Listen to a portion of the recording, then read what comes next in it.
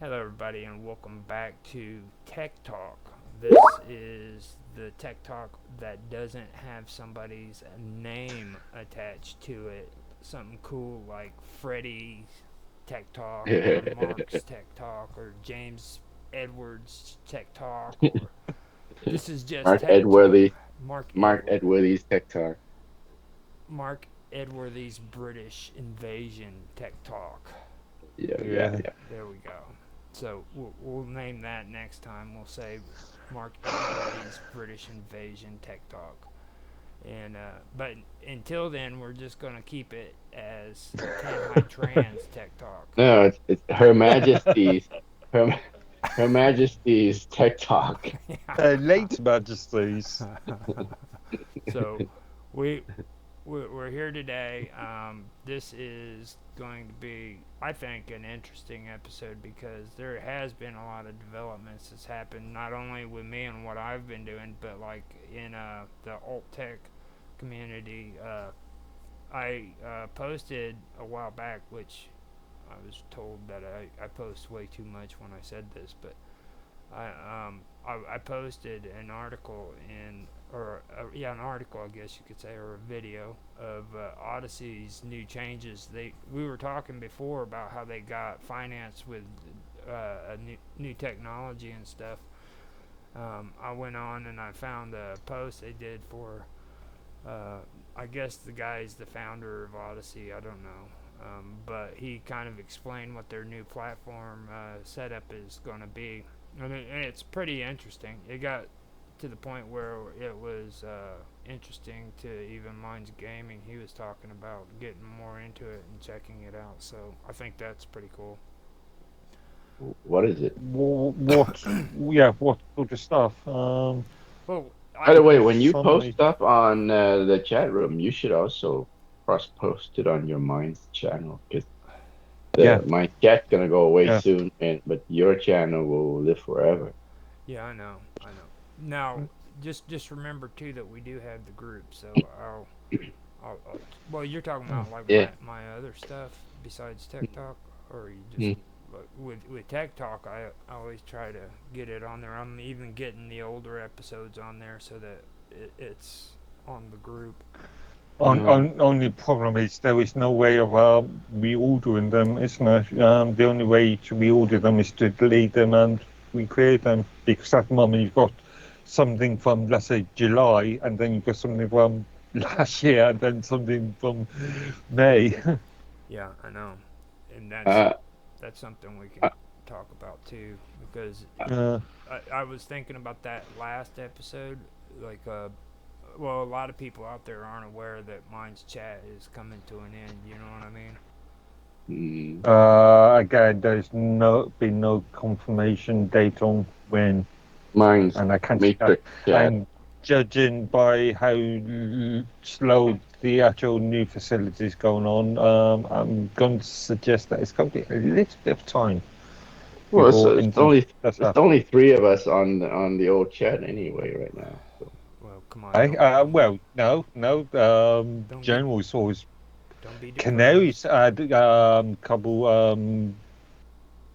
bit of comments added to it earlier today, and that's been the first time in a couple of days. Chipper up, Dan. Don't get all depressed and stuff. It's not just story mode. I know it's upsetting. You know what I mean? Because I have noticed that the general chat has slowed down, but Yeah, yeah. just to be fair, man, it's like that everywhere. You know what I mean? Like I've had to turn around and have like Summer Todd and Austin, her son, take a break because I didn't want them burning out. And another reason for it was because like you could tell by their behaviors that they just weren't into it. It's something about this time of year. People want to go out, see the sun. well, yeah, Oh, duh, summertime, vacation time, Yeah, yeah, whatever that is. getting Can't the remember sun what a is vacation important. is.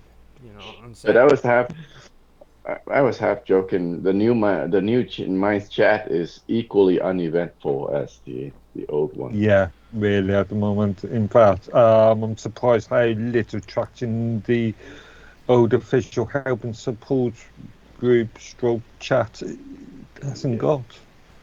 that's indeed. something else that I actually wanted to bring up too, and you would know this, Mark. Did Bashy tell them to stop freaking supporting the Canary chat? Yeah, they've been less There's active. been You a mean form. the old Okay, okay. Matrix Canary, right? This isn't to do with Barshi per se. This is an ongoing thing that's been going on for years, ever since the new or version chat version 2 element chat happened. The staff have been known to be quite lax on providing information at times. Sometimes they are better than others, but quite often, yeah, bit lax. Okay, so this The is community effort.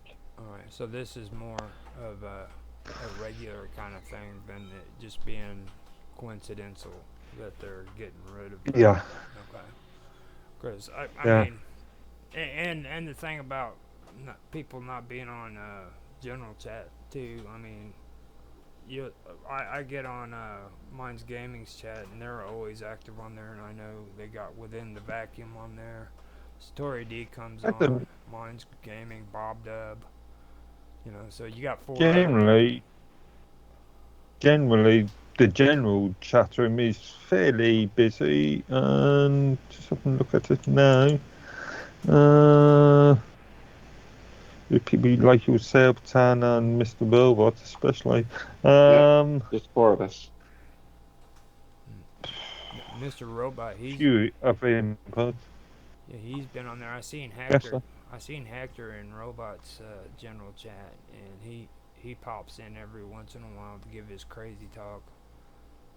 Uh, Hmm. So I not know. heard from him for a while. I haven't heard from him since I gave him a little bit of a warning in Canaries for inappropriate content Yeah. back in it was last year's 4th of July Hmm. or Independence Day. Well, Well, of Yeah. course he's gonna say something bad about on Canaries on the 4th of July, dude. Come on, he still thinks that frickin' the United States is gonna invade Mexico. yep. You know, I mean, Well, nobody wants Mexico. now that you're an ex, Roger, you should hook up with him. No, No, well, no. you're the one that brought him up. I thought you Uh, miss him. Well, Actually, I miss some of these long rants on I don't know. generals. I don't miss those long walls of text, man. It's well, horrible. But now Roger Hanson is just coming up. well. See, Yeah. the thing that about him was at least he was saying shit. You know what I mean? But it's like even now today, it's not the same Hector. He's gone nuts. Like he's Mm, literally gone nuts. He thinks that Uh, Mike's has banned him or some shit. mm, mm. And it's not that they banned him. What happened was is he got mad and he left. No, no. JB banned him.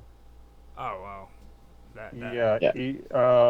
he was banned from the generals room for reasons that I still do not agree with, but he's been Mm, banned from that room anyway. I gave him a warning in Canaries last year, which was the last time he put it in there, for inappropriate or for getting inappropriate content, and not heard from him since.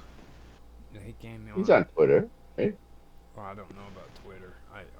Yes. Yeah, That's yeah, but he's still in the Minds chat. There's quite a few other rooms that I'm a member of, and I think he's a member of. Now I believe he did a Mine's general chat post. He said, "Well, heck is what he's going by." He goes, "Geez, man, another thing I openly comment on Mine's has become true. Censored for telling the future." in a supposed free speech dead platform. So what was his prediction? Probably about Trump. You know how Okay. like, and then he Yeah, goes, yeah, yeah, yeah. No. if I was right God. again, I would go check out what other predictions I left in general chat, and then he put LOL. Guess the next one is that nuclear explosion in Texas. Sounds kind of shitty because it affects me. I'd be making a run for Mexico. I thought he was in Mexico. What's wrong with this dude? He's at the north border. I think it's at the border of Texas and Yeah. Mexico. He's sitting there in Texas talking about freaking the United States invading Mexico. Anything's possible, I suppose. Only on I think mines. he Only. went to school in the States, right? And then he came back Did to he? Mexico. I'm not sure. Don't know. See, only in mines. That's all I can say. Like, you're not gonna find this kind of stuff, this quality content on on any other platform but mines.com. Are you reading? Where were you reading from? From Mr. Robot's chat room? Yeah, from Mr. Robot's chat room. Uh, It's the I only don't. place he can go to and say whatever he wants to, and he won't get banned. Uh, I And don't know if I left this room or something. I don't see it on my list. he probably did. Oh. It gets pretty hectic in there. Some guy keeps going in there and posting videos all the time. Mm. So now, It is one. I can't find it, but it is one of the rooms I'm subscribed to. It's one of the rooms I've got on silence. hmm cut it Notification. off there. Well, pretty much with robots chat, what happens is when you guys kick them out of general chat, he goes. They usually go over to robots chat room. Okay. So all the people that you banned from general chat are in robots general chat. I doubt all of them are, and Most of there them. was I banned quite a few poo coin scammers. Coin scammers and Um, stuff. Yeah. So uh, yeah. Oh no, yeah, I see it now. Oh yeah, that was just yesterday he left a message. Mm-hmm. See, so I know he's still around. He's what is lovingly referred to as a lurker. He's a lurker. He's a lurker. He wants to find out how many of his predictions came true. All right, anyway, back to our tech talk. What are we going to talk about? Well, we were talking about Minds chat coming to an end soon, and then you started talking about inactivity not only on the general chat and Minds chat, Mhm. but also on the actual platform. Yeah, on the new chat, I again, was saying it's yeah, also very again, I inactive. won't say that the second version of the chat is going to come disappear anytime soon. I'd be very Yeah. surprised. Be very surprised. Now you do And understand. besides, and besides,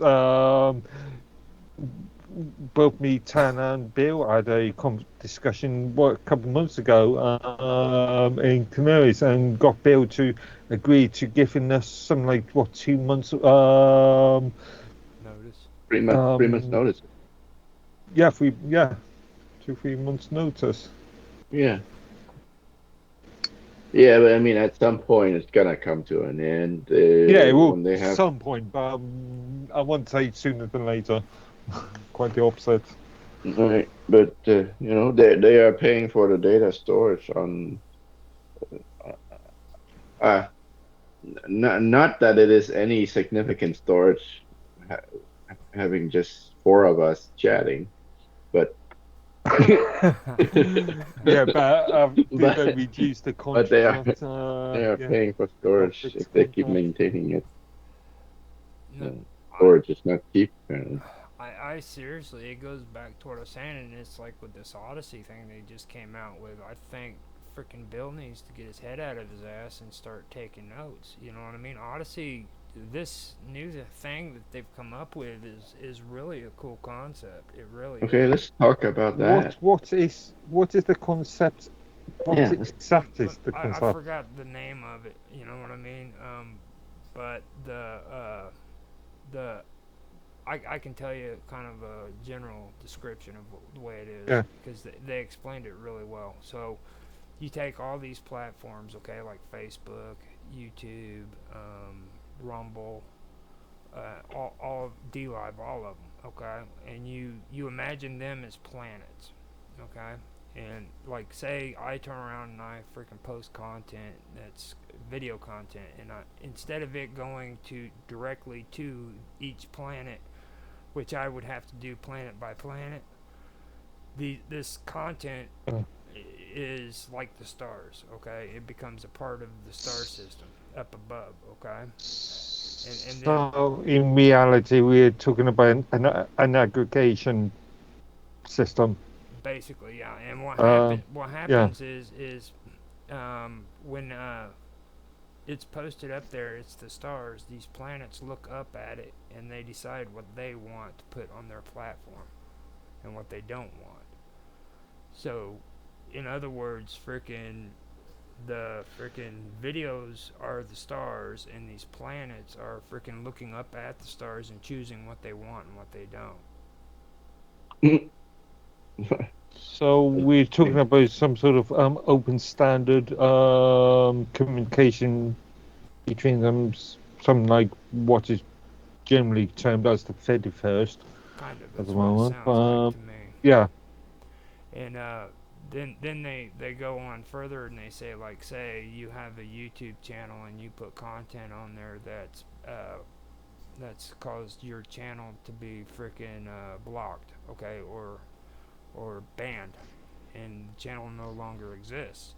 What happens is instead of you losing all the content that you've got on your channel, that channel on YouTube is emulated and it becomes a part of this system where it has all the data and everything right there. It's just not YouTube anymore. Oh, much like how mine just so it's mine's done the YouTube integration thing by making duplicates of content that let's say is on your YouTube channel, and then yeah, that the content's being on whatever platform, Odyssey in this case. Mm-hmm. So But it's a duplication system. yeah, and it's literally the entire channel.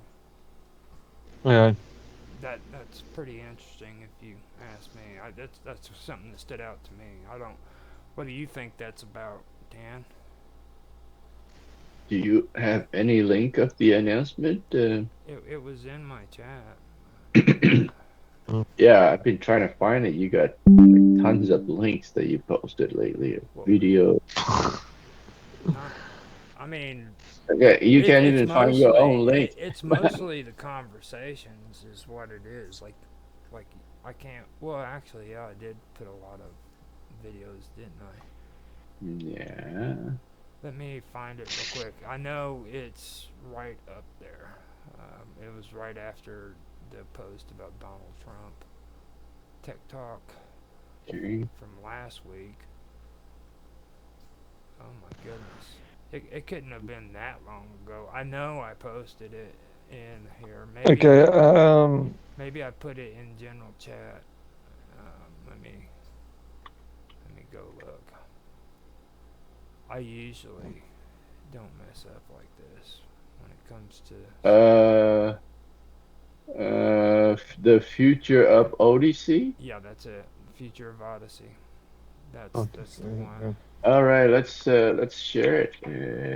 Well, Let's share it. if What you want it to be on here, you gotta share. I can't do it because it'll show I can you. I can share it, but any licensing issue on YouTube? I yeah, I can see it could be a license if it's more than 2.5 minutes. okay. So how long is it? Uh, I'll just share it. I mean, if nothing else, we'll just block it out like we had to do with those glasses. You know what I mean? So don't Yeah, worry. yeah, yeah. You know, fuck YouTube. Can't copy. Straight from the tech talk. Fuck YouTube. Didn't hear that. Didn't hear that. This is those expressions are not shared by the Yeah. The views expressed by the host is not shared by all members of the panel. Screen. Well, if you're coming to this channel for mental health reasons, you're stupid. That's all. Oh, I'm free. Finally. Oh yeah, I remember that. Watch Oh, this. hi everyone. I'm Sam Tucker from Odyssey. Yeah. And you've probably been wondering why we've been silent the past few months, as if we've been frozen in some carbon neutral carbonite. Well, it's because we've been doing some reflecting. You see, our original mission at Odyssey was to offer creators freedom through a decentralized platform that would be immune from outside pressures, social, ever economic, and all that decentralized? stuff. That's a bit However, marketing, the my technology bad. Libra, we were right? using just Libra. wasn't able to fulfill this dream. But Yeah, now, but in the platform 2024, itself we've wasn't discovered the decentralized. secret Hold techno on, source Rebel. Let that will not only revolutionize Odyssey, but the entire global digital media industry. Introducing Odyssey AI. Okay, no, it's not AI. Oh, Go well, on. Ladies and gentlemen, I'm Thank so you. happy Almost to say gave Mark a that heart attack Odyssey there. will be using Arweave technology. There it is. And that is what we've been working on. But we couldn't tell you because we wanted to wait until the time Didn't was mind just right. use that, And attempt when to the use that back along in the Perma Web project. And they dropped Perma it. Wasn't that Yeah, I like think year? they dropped Perma it Web a is not year very or old. 2 years. Yeah, they dropped it about 2 years ago. It's probably because of money reasons, though, because, like, Bill Altman's pretty cheap. You know, he'd actually have to invest in it and make an effort at Isn't it. Perma Web isn't it an open standard thing? No, Actually, Perma Web is I think Perma Web was just a marketing brand that our Reavers actually came up with. I remember looking at white paper documents when Minds implemented that, and yeah, it looked like it was mainly marketing terminology. Okay, Really. lawyer said we could. And so join me as I describe the intense complexities of this decentralized media ecosystem. Let's go. We put this space plane so far away. So the current Can't tell many internet times looks you a can little say bit like a decentralized solar on system, adverts. where each platform has their own little planet, such as X has Twitter, Twitch has Neptwitchtune, and YouTube has YouTube Uranus. And creators have to fly over to each planet to drop off their videos YouTube or Uranus. whatever other content they have, and then pack up and fly off again to a different planet to put their content there, which is a little bit time consuming. And so realistically, there's only a few planets people bother visiting, usually the big players that already have the audience. And so it's pretty tough for new and smaller platforms to compete, like little Pluto here. Hi everyone, it's me, Pluto. People don't think I'm a planet, but I totally am. Shut up. Join me today. Well, they have to compete with the resources of the big planets and maintain their own websites and hosting and everything. Shut up. And if people do end up going to Pluto and it does get popular, well, it could end up just getting blown up by a giant Death Star at any time. And the system's not that great for creators either, as it limits your reach to just a couple of platforms. And if you get kicked off a planet, then you lose the audience you built there. And then you're just floating in space, like Kanye West's career. Start to at sound Odyssey, like they knew there had to be a better way. Activity Puff. And after Anything. much meditation, they hit upon the answer. What if, instead of uploading to individual planets, what if you uploaded to the stars? This is the Arweave network, where each little star is a little piece of content. Like, look, here's a cat getting fat. Oh, and there we have an article about a farticle. I might read that. It all exists here in the decentralized open source star system. You see, in this new system, rather than planets each hosting the content themselves, instead, the planets just look up to the stars and choose what content they want on their platform. Then they essentially suck it down to their planet using this, the vacuum of space. And this decentralized media ecosystem, where the content is separate from the platforms, is very robust and works out great for everyone, such as for creators. You'll no longer be at the mercy of just a couple of really big, powerful platforms. Because now, if a creator gets kicked off of one planet, well, that's fine, because their content has probably already been sucked down to a bunch of other planets, thereby increasing their reach and making the creator very happy, because they're getting sucked all over the universe. Plus, creators, you get to set the terms of how your content shows up on these planets, whether you need to be reimbursed for it, or whether it's free, or if there's some platforms that you don't want to show up on. It's all under your control. Let's talk about platforms. It's great for them too, because if one of your platforms does get shot down by a Death Star, well, that's no big deal, because you can spin up a brand new planet with all the content the old one had. Because again, the content didn't exist on the planet that got blown up, it's in the network. And so the new planet can just suck down the content the old one had, and you're back in business.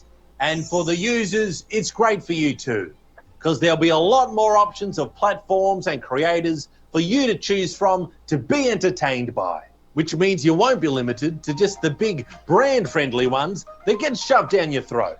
And so that is where Odyssey is heading. Big ideas, and all it'll take now is a buttload of button pressing. So we've got some work to do. Follow on the journey by following the channel as we build the future. Future. Ooh. I take that back too. It's a mix between Mark Edworthy and Rapid Glitch, and he's Scottish. Now get off that before All right. you do another. Now you can't avoid my voice. Yeah, hurry up. Wow. All right. I get applause from one in guy in that the front. video. Thank you so much.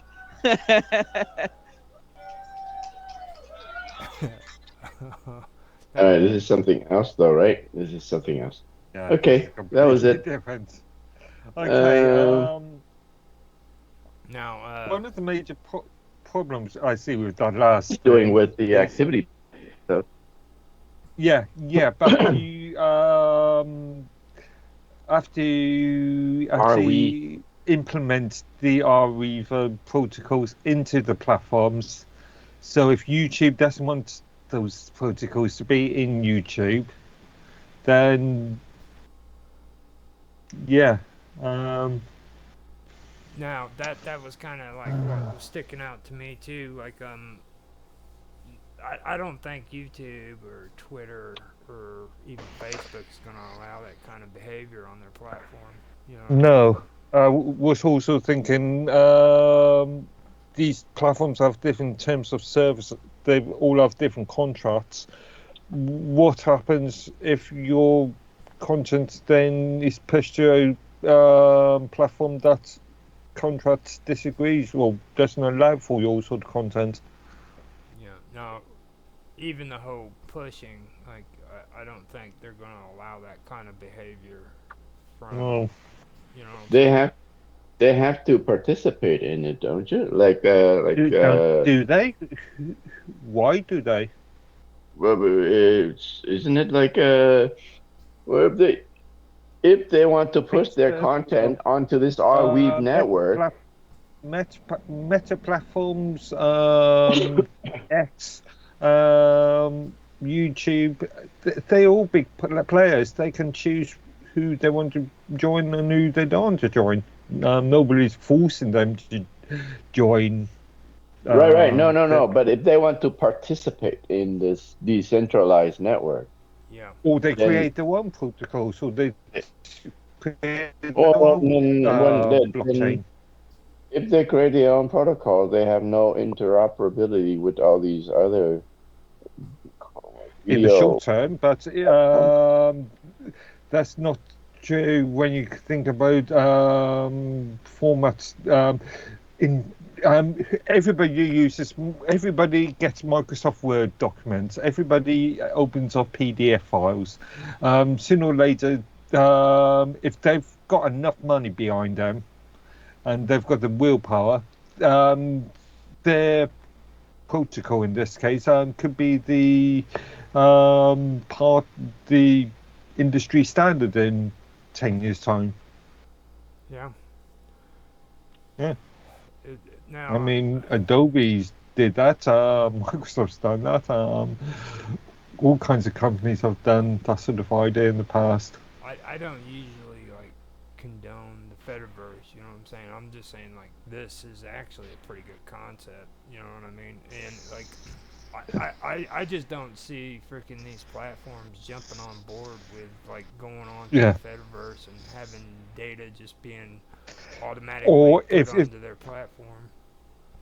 Or if it is, if they do want to join the Fediverse, another term I really don't like, but if they want to join that, then there's no reason why they can't create their own protocols, create their own frameworks. We are talking about big software companies that have been around for decades now. They've got money. They should have the experience. The big question is have these big platforms joined the Fediverse? I don't know. Well, create allowed for some sort of big it's tolerant technology. Let's back up a little bit. Let's find out what this Arweave is about, because I don't know. Do you know what this is about, Roger? I haven't. Yeah, had time to check into I had a long discussion about this back a couple of years ago. I'm just trying to think of the network, just like Bitcoin, but for data. It says. Yes, it's not a bit decentralized storage. Is it? Yeah, it's not using traditional torrent technologies. It's coming around to this idea in a different manner. I'm just trying to remind myself. Well, I'm on the airweave.org website. Yeah, sorry, I wrote a lot about this a couple of years ago in one of my private in the MCOSI's administration room. Just trying to remember where the messages are. Mm-hmm.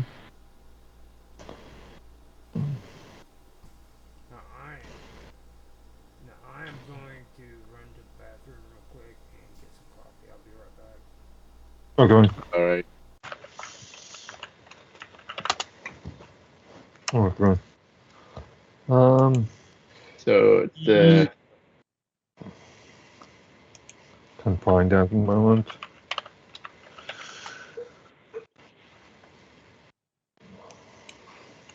How to use Airwave is being used in countless different ways. Your first step in the power of permanent data storage is by uploading a file, making your own homepage on the PermaWeb, or simply learning more about Airwave and its ecosystems. Save a file forever. So is this like a decentralized file storage system, basically? Yeah. Mm-hmm. So they have a wiki. Yeah. Just trying to remember the.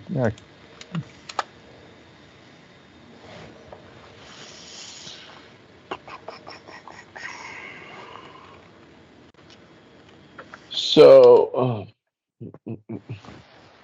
I mean, if you have a video server that implements the Airweave protocol, you can potentially link it up to Odyssey and have it shown on your channel. I've seen people use I've mainly seen people use the old PermaWeb Minds thing to share images. Hmm. And posts, or mainly images. Yeah, because that's You know, permaweb is an old thing, isn't it? It's since '99 or something. Even because when back when we had blogs and stuff, I think there was a perma link yeah. thing. We're talking about Minds introduced this, I think, back in 2018. Okay. And then I think they quietly dropped it year before last. Why is that? You know? Lack of use, I'm presuming. I'm not sure. Okay. Maybe it was. Yeah, there was some issues with it. Last time I looked at it was it wouldn't. If you were creating a post out of it, I don't think it was transposing the text content. It was. If you added an image to the content to the post, it would only be displayed. It would only transfer the image. Okay. I think.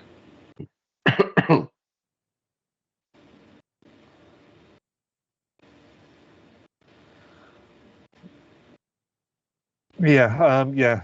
I wrote back in 2022 actually. In fact, as a reply to Herc, I was talking about on Arriva Paramount it's not a blockchain Right. per se, but it's a technology that allows for data to be stored in the graph of blocks rather than the opposite way around. If that makes sense. Yeah. So that what makes it a bit more It strange than traditional blockchain. it replicates data across different servers, basically, isn't it?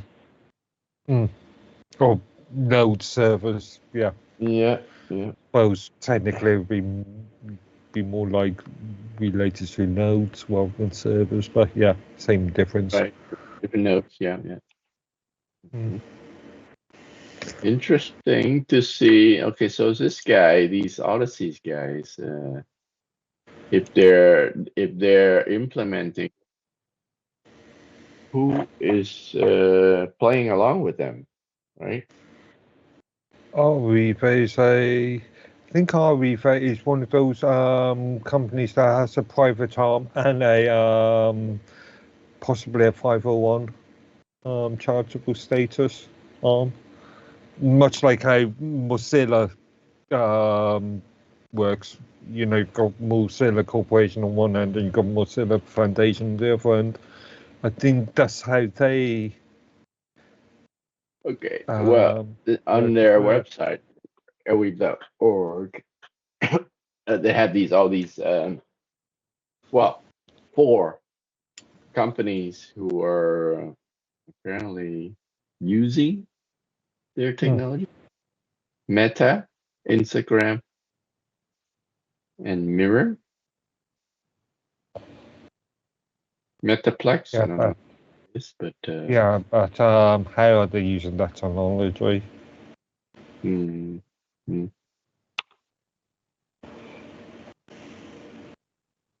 There's something you're not going to find there. They're using that technology, but how?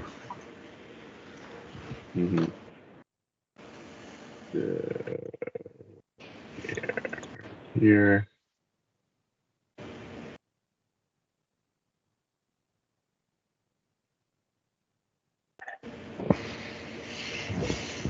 Yeah, so this was is this a fairly recent video, July 10th? So, I mean, Okay. It's just they are these Odyssey guys. They're probably in the middle of doing something. They don't have anything out yet. They are going to be one of these companies that's going to trickle news out. Mm-hmm. Yeah. Or doubtfully. Just judging by the video, yeah, they're a company that likes to trickle news out. Mm. And YouTube Odyssey. you guys They have can hear me another all right? one. Yes. Okay. Hmm. So yeah, I mean, I checked out some of the stuff when it comes to that, but I didn't get too deep into Hi. it. So, Uh, with the whole wave thing, I mean, how old is this actually? How far back does it go? our wave, at least to my knowledge, was at least 2017. I would have to do some research, but yeah, possibly 2016, maybe earlier. So they're about the same age as when mines actually went public. Well, depends on what you mean by public. With mines, that's a bit more complicated. Well, they actually came out of Oh, you mean funding? The second course of funding. when they came out of beta, right? Yeah. Again, the Mines has used the terms alpha and beta as a marketing ploy, no more. Well, maybe with the exception of adding alpha to the current new chat facility. But back then, they were using the term beta as a marketing um, term. I've got a blog article that I created back in 2018, 2019 that partially criticises them for the inappropriate use of the word beta.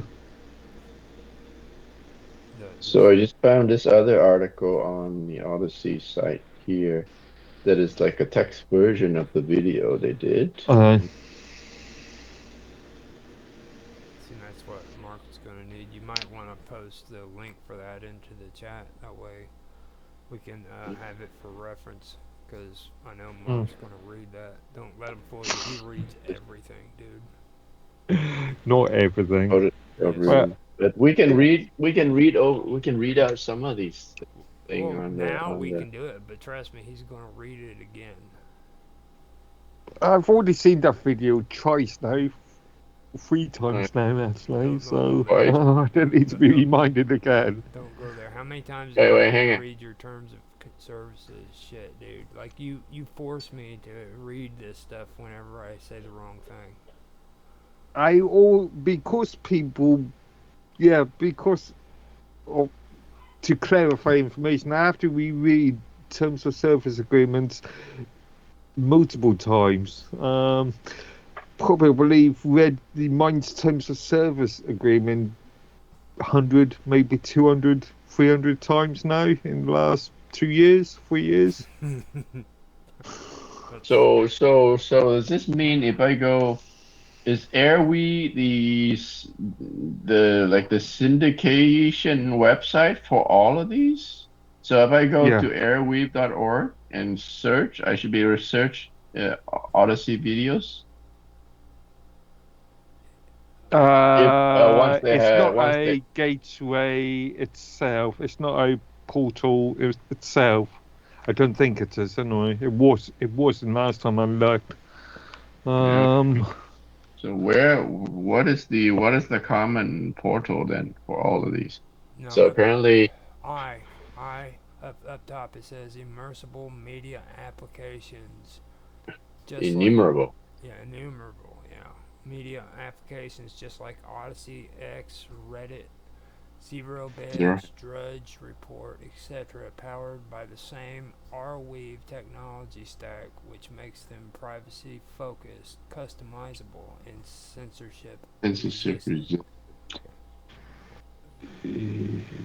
Okay. All these applications can be launched in a matter of moments, complete with all the contents available within the DME to be surfaced as the content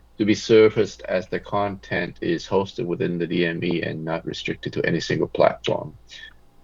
And no single Yeah. point of failure. Well, of course, it's decentralized. So where's the common portal where we can access all of these? There Any of these isn't. platforms. I mean, if they cooperate, There isn't interoperate. a standard their own common No, right there. Right portal. there. It's just a protocol. You've got to have to find third party Scroll up real quick. I seen um something too. purposes. It says there's no need for creators. Okay, a creator no longer needs to build their community on numerous platforms, nor do you need to follow them everywhere. Everywhere. The creator's Creator data. data is same across all applications within the DME. So it's duplicating all of it. Yeah. Who But I just again, I cannot see it mentioned meta platforms and a few other platforms. I cannot see those platforms actually wanting to push their content out to third-party platforms. X Or and Reddit apparently. Well, you also got to remember like BitChute. Like we were talking about that before. They got this mysterious freaking thing now that's automatically posting my content from YouTube onto BitChute, and okay, I never gave them any kind of authorization to do that.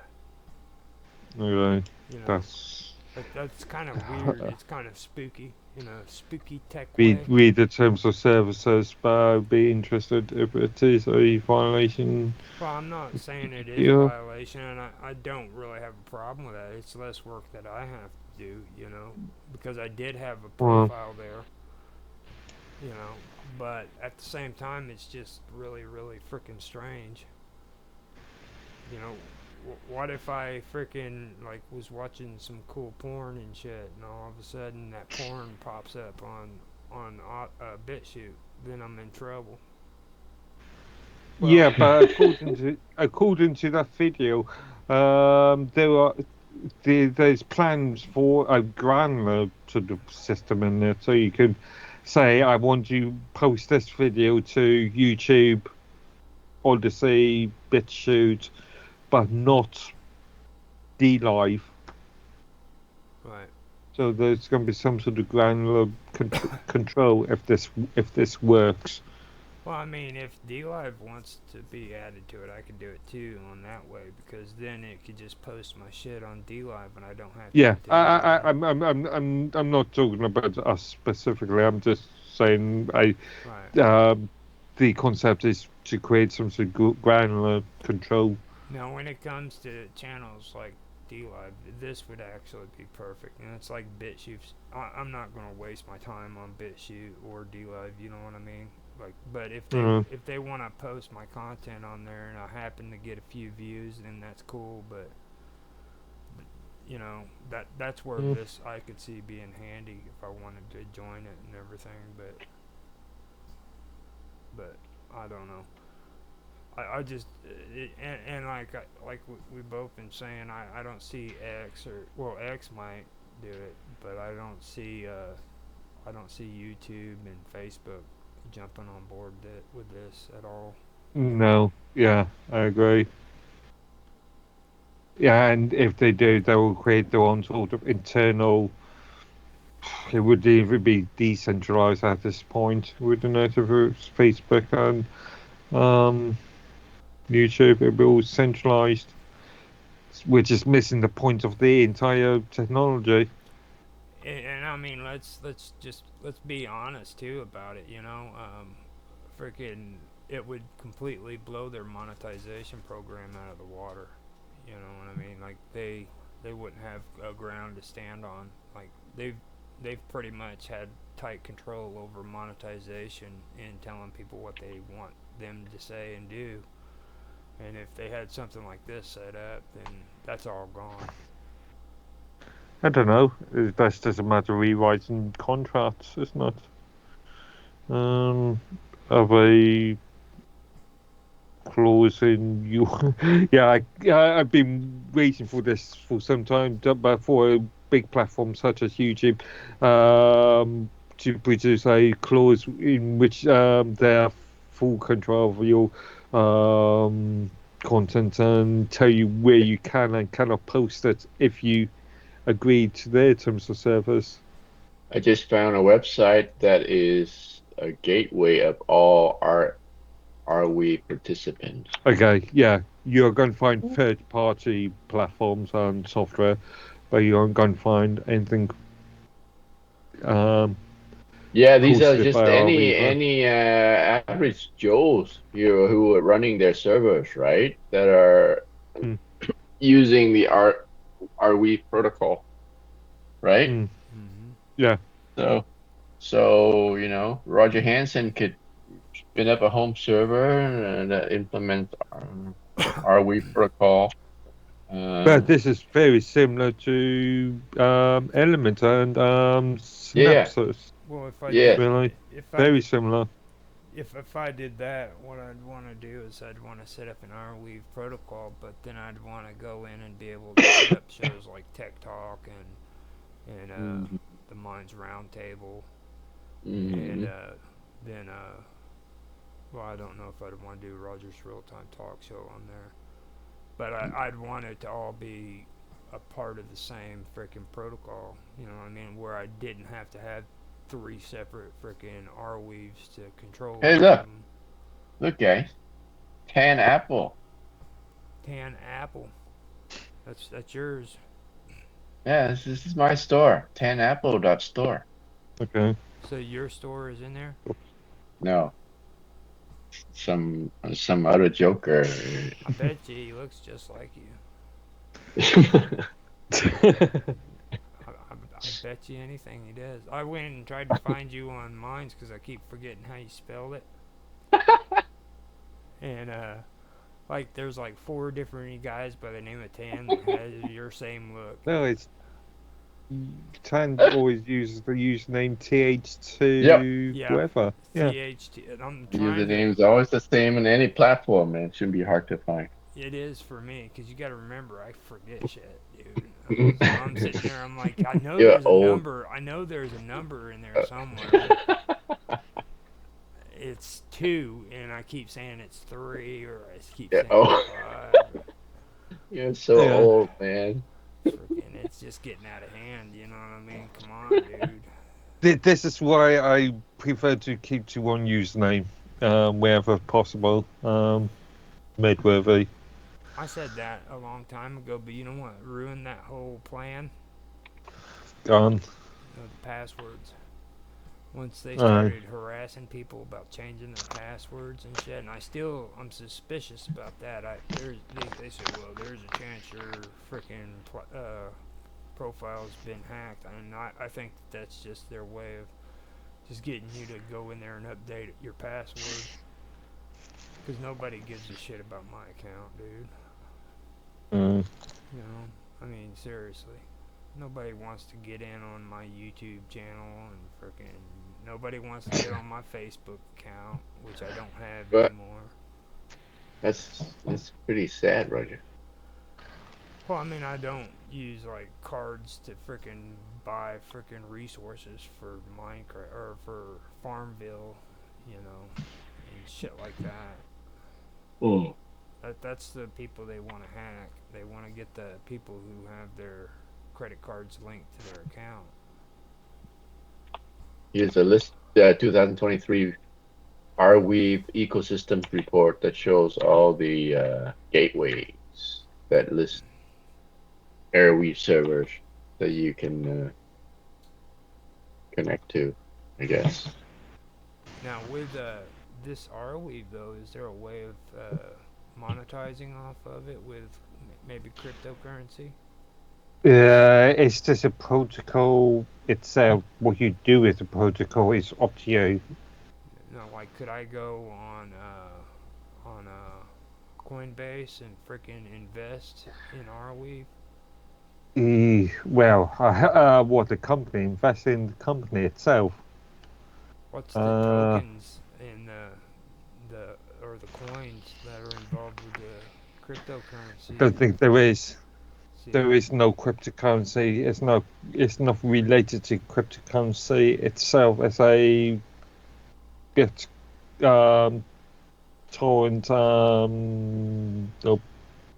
Like, yeah, it's like a BitTorrent Yeah, kind of a yeah, thing, yeah. isn't it? It's what you do, like It's Tor. So basically, HTTP protocol. yeah, it's a It's Tor just a protocol. protocol. What you do with it, it's up to you. Yeah. So it's all ran through Tor. No. Its own. It's It's like uses. BitTorrent, but it's not. It's its own. Uh, Again, it's much like if Synapses and Element is set up correctly. Okay. How that could handle Yep. where you could have multiple home servers and the content is pushed from one server to another server. yeah, it's unlike BitTorrent in the sense that it's not peer-to-peer, right? You set up a server Yeah, it's as a based node on the that will node participate in the concept. Yeah. network. Yeah. Okay, what's this? In May 2023, Redstone announced its annual round of financing, including investors like Stani Kolochov, founder What of. year are we talking about? It's right there on the post. And then Sorry. This is the is this just like extras at the bottom? And then it says Sandeep Nelwell, co-founder of Polygon. Yeah, Polygon that stuff. sounds old So, news. Yeah, that is old news. so these are the people who are investing in this technology. Yeah, no, founder of Polygon. Ye- Polygon is a cryptocurrency.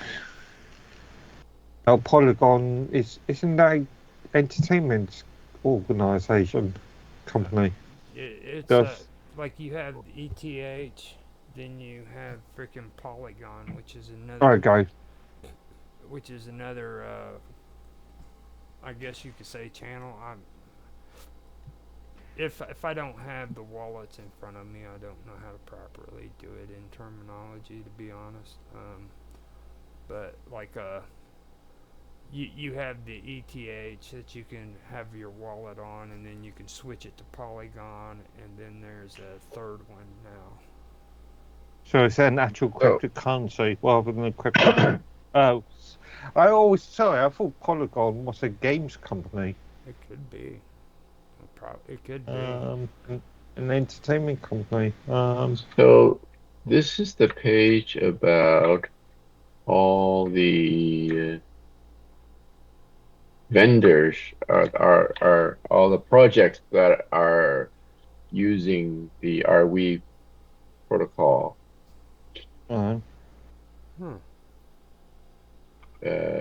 So we got that thing that Roger was just reading about was Redstone oracles. All right. Redstone is an oracle providing apps and smart contracts for L1 and L2 blockchain networks with rapidly updated, reliable, and diverse data feeds. Redstone utilizes Arweave as its data availability layer, greatly reducing the storage cost of data by bundling and uploading to its Arweave network. Additionally, Redstone not only periodically uploads information to the blockchain, but it also supports projects in retrieving data from Arweave as required. That's cool. That is cool. It's not a single blockchain though, isn't it? Redstone. It's not a universal blockchain. It's a I don't know much about Redstone. They're also mentioning Avalanche too there, and it says and Arbitrum. That's pretty cool. So this might be something that Minds Gaming would be interested in, because like he's doing all of his projects with MintMe right now, and the alternative, more popular. What is it?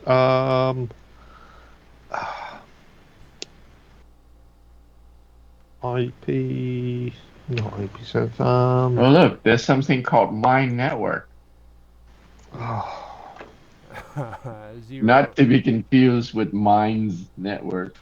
Where does it say that?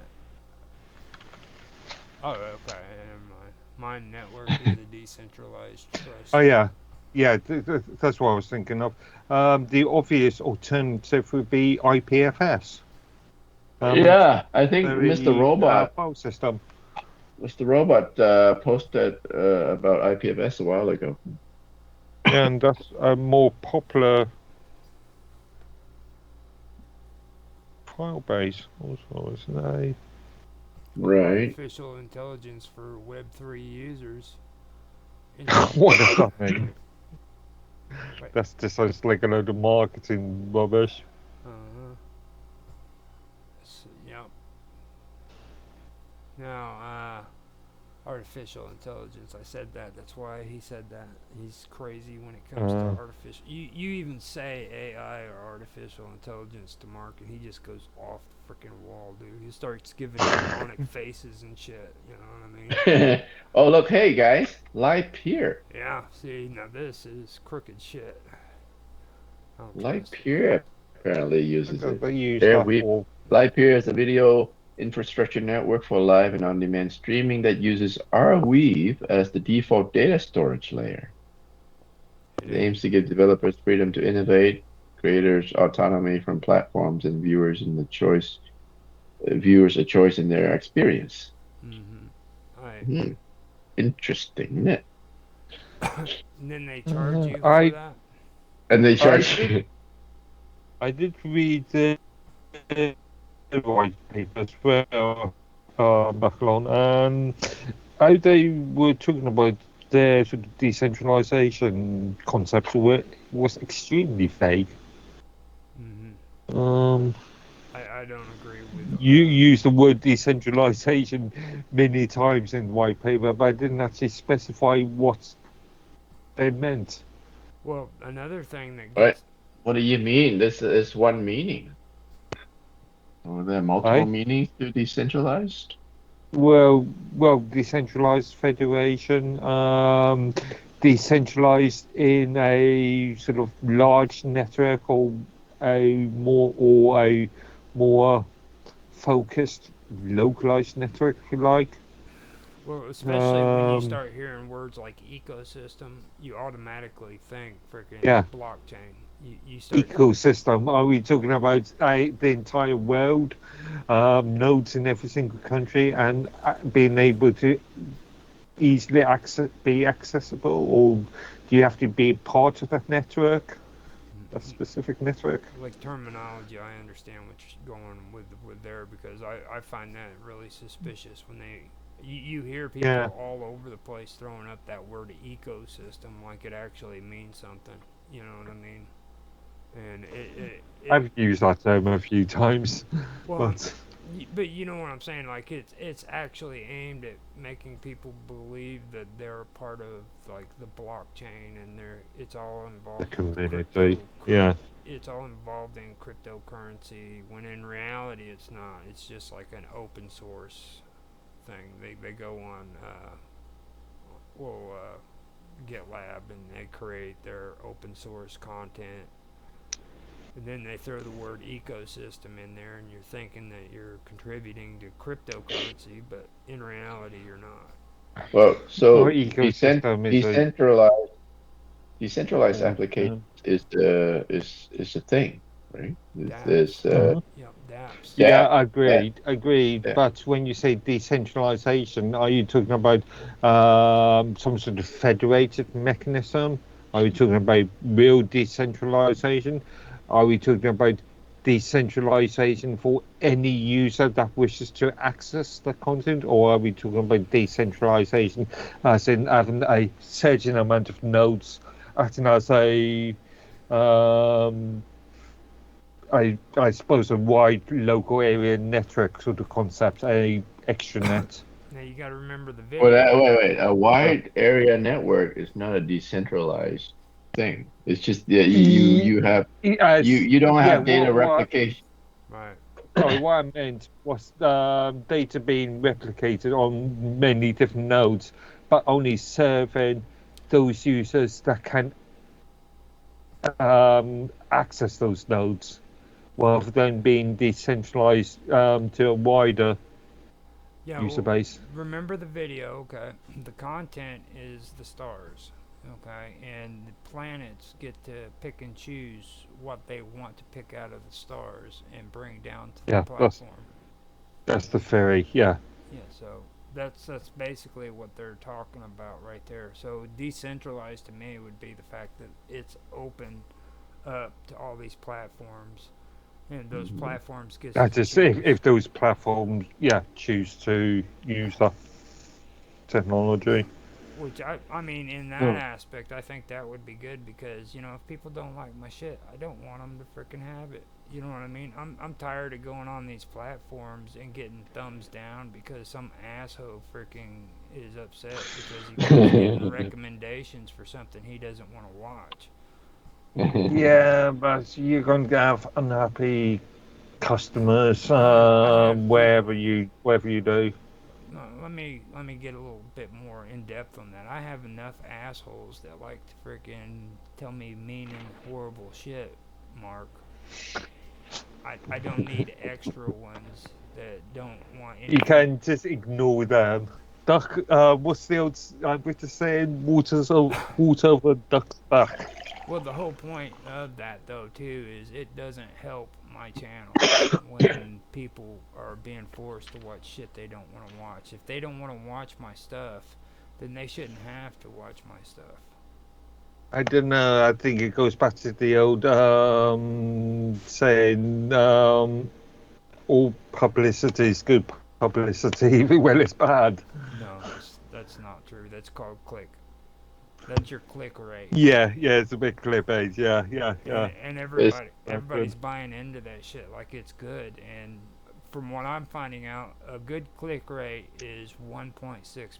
If you are getting a 6% click rate, then you're in trouble because you're going to get the trolls, you're going to get the thumbs down, you're going to get so much shit. And there's people that are even higher. They think because they have like a click rate of 50, they're doing great, and they're not. But in theory, especially when it comes to YouTube, the theory goes that the more views you are gaining, then the more opportunity for YouTube to advertise your content. They're going according to click rate, and click rate It's and a views. circular sort of thing. Click rates and views are two separate things. Okay. Right. Now click rate is good for YouTube, but actual views are good for me. Like I want actual views of people who really look, watch my shit. look here, guys. This the I s- rweave.app is rweave wallet is the looks like it's something that allows you to set up. No, is that Uh, for monetization? no, it's No, setting. Well, I don't know, but there's currency thing in Currency, here. Redstone Finance. Aw, dude, that's sweet. It looks like it allows you to set up like a node to store your data on. Yeah. Onto Airweave servers. And then what do you do with it? I don't know. Now, You can monetize with it. can you get more information from that currency section without Yeah. actually like? This section, not much.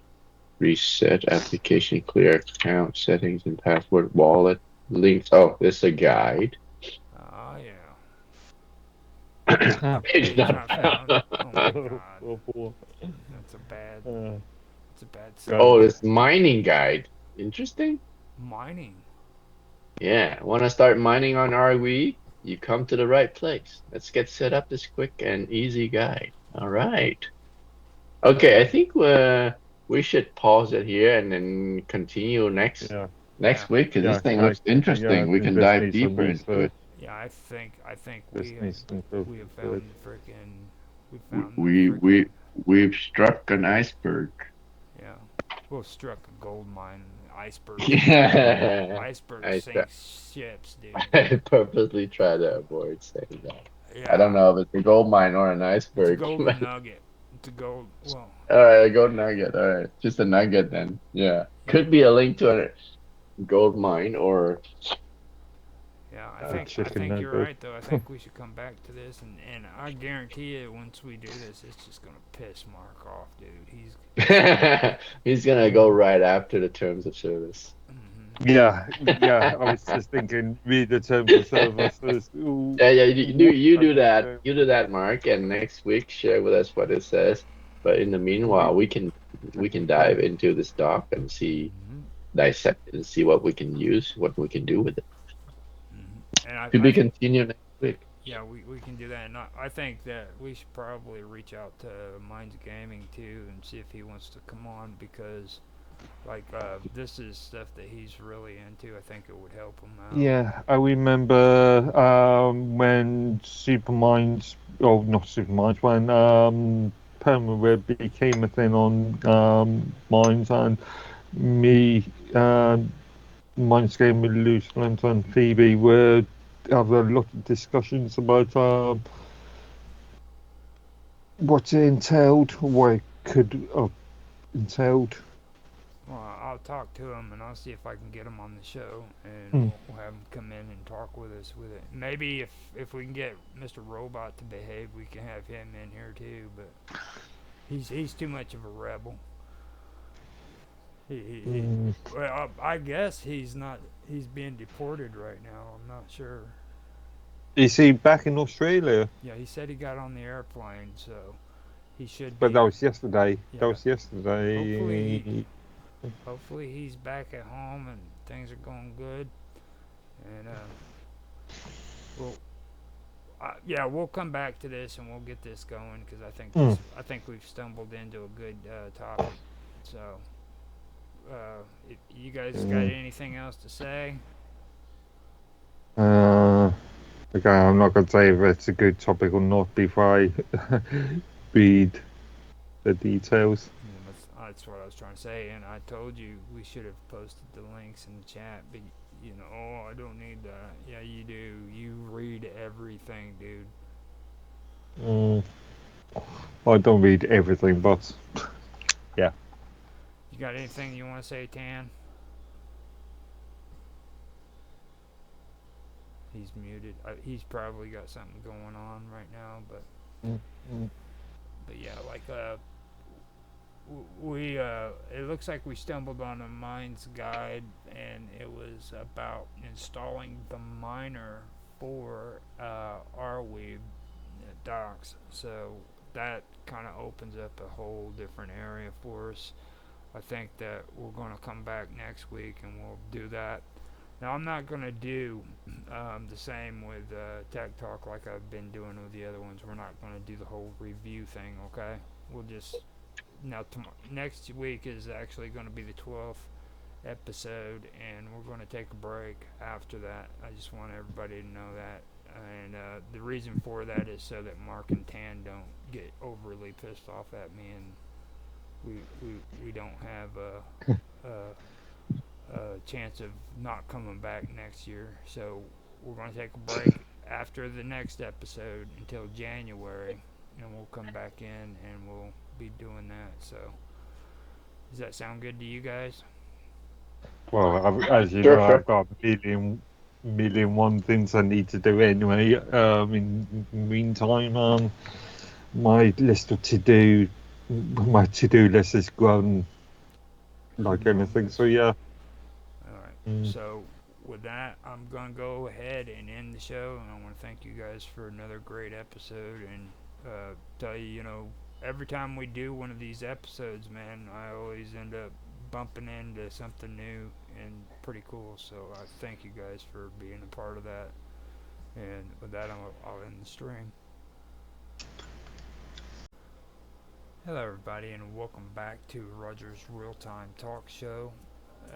This is Roger Hanson, and I am here with Mark Edworthy, and we are getting ready to do the final episode for season 2 of Roger's Real Time Talk Show event. Welcome back, Mark. And, Aye. and today I want to point out that his mic is working properly. Eventually. Yeah. And I'm glad because just before we started this, I was telling him, this is about England, and he's from England, so it just didn't seem right that we didn't have his lovely voice on here to get us started.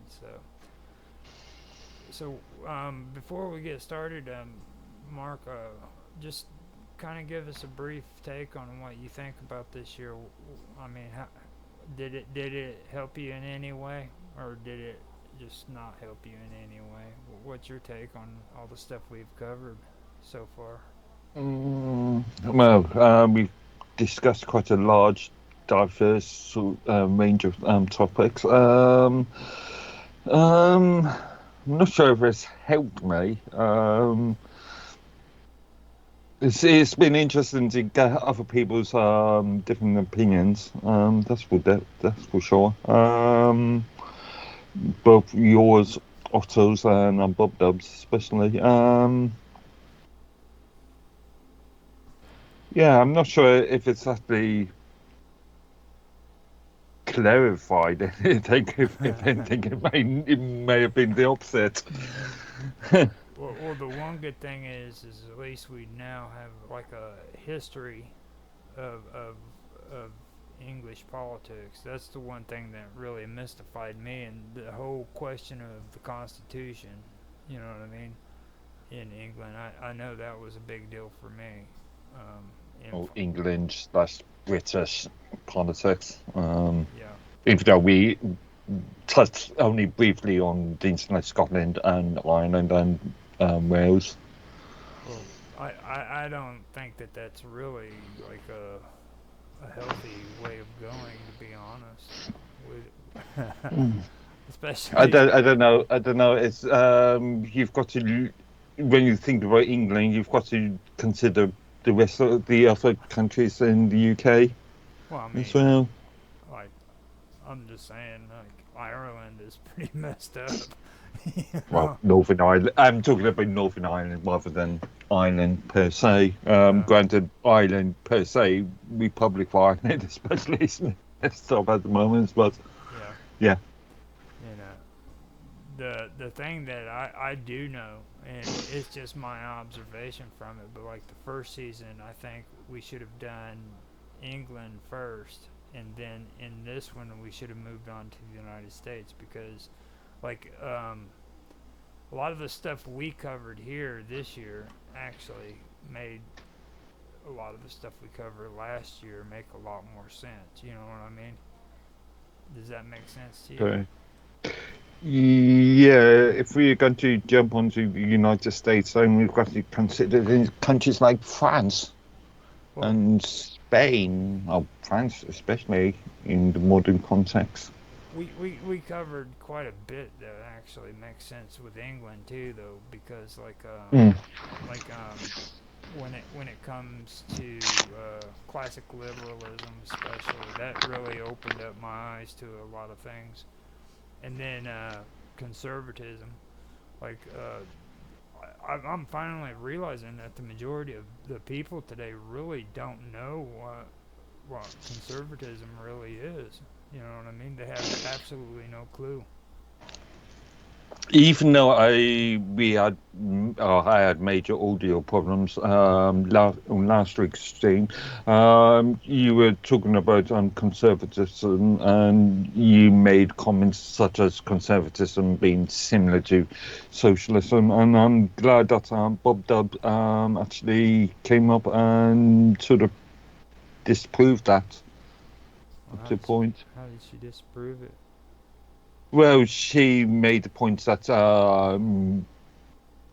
conservatism is about bringing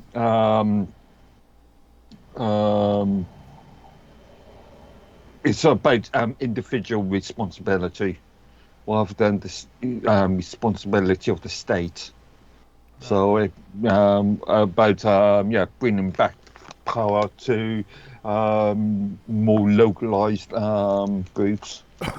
Well, see, you said the two. You said two key words. Responsibility is conservatism. Mm. From what I've learned, Or individual responsibility, yeah. okay, and it's not. You don't have a decision when it comes to freaking it being a personal responsibility. That's just the way you do it according to traditional conservatism. I'm gonna try to keep saying that, but you know what I'm Yeah. saying? Like like it's your responsibility. Like if and that's the one thing I pointed out, which I do agree with on that. Like, you know, when it comes to classical conservative, that's what I'm finding. Like, as a group, it is your responsibility. It's not your choice. It's not your decision. It's your responsibility. You know what I mean? And then the second one you said was group. Okay. Now, they conservative conservatism does believe in the group, and they're really sticklers when it comes to individualism, especially excessive individualism. They despise it with a passion. You know what I mean? Um, and that kind of went into what I was talking about with on Roger's Real Time Talk Show about radicals. The reason why the conservatives and the radicals freaking fought tooth and nail with one another was because of that individualism. You know what I mean? And well, I should say the Tories actually. They're the ones that really had a problem with it. And that those are the two things that I noticed just here recently, going back over everything. You know what I mean? Like, that's really what pinned them up. But like, even with National Socialism, though, National Socialism is kind of like conservatism, but on steroids, kind of hyped up. You know what I mean? Because Again, there's the issue of degrees, sir. I mean, we could talk about National Socialism as in Mussolini's fascist state, or the Nazi state, or we could talk about socialism as in a very light touch socialist state. when when I talk about like National Socialism, basically, when I was talking about it, it's kind of a little bit of that, but in all degrees, like you said, you know, but it's more of people working for the state. You know what I'm saying? And and then they're talking about reform, and they're talking about all of this stuff. Which, don't get me wrong, conservatives do that too, but then they want you to be a part of their their group. You know what I'm saying? They're like, don't worry about your individual rights. Come and be a part of our group, and freaking you'll be stronger, kind of thing. You know what I mean? Yeah, the socialist idea. Yeah, I mean, if you want to look at light touch socialism, in theory, the UK NHS is light touch socialism. Even know how it's manifested over the last 30, 40 years, 50 years, you can argue that it's extreme national socialism. But in theory, the NHS is light touch. If it wasn't for the bureaucracy. That's another thing.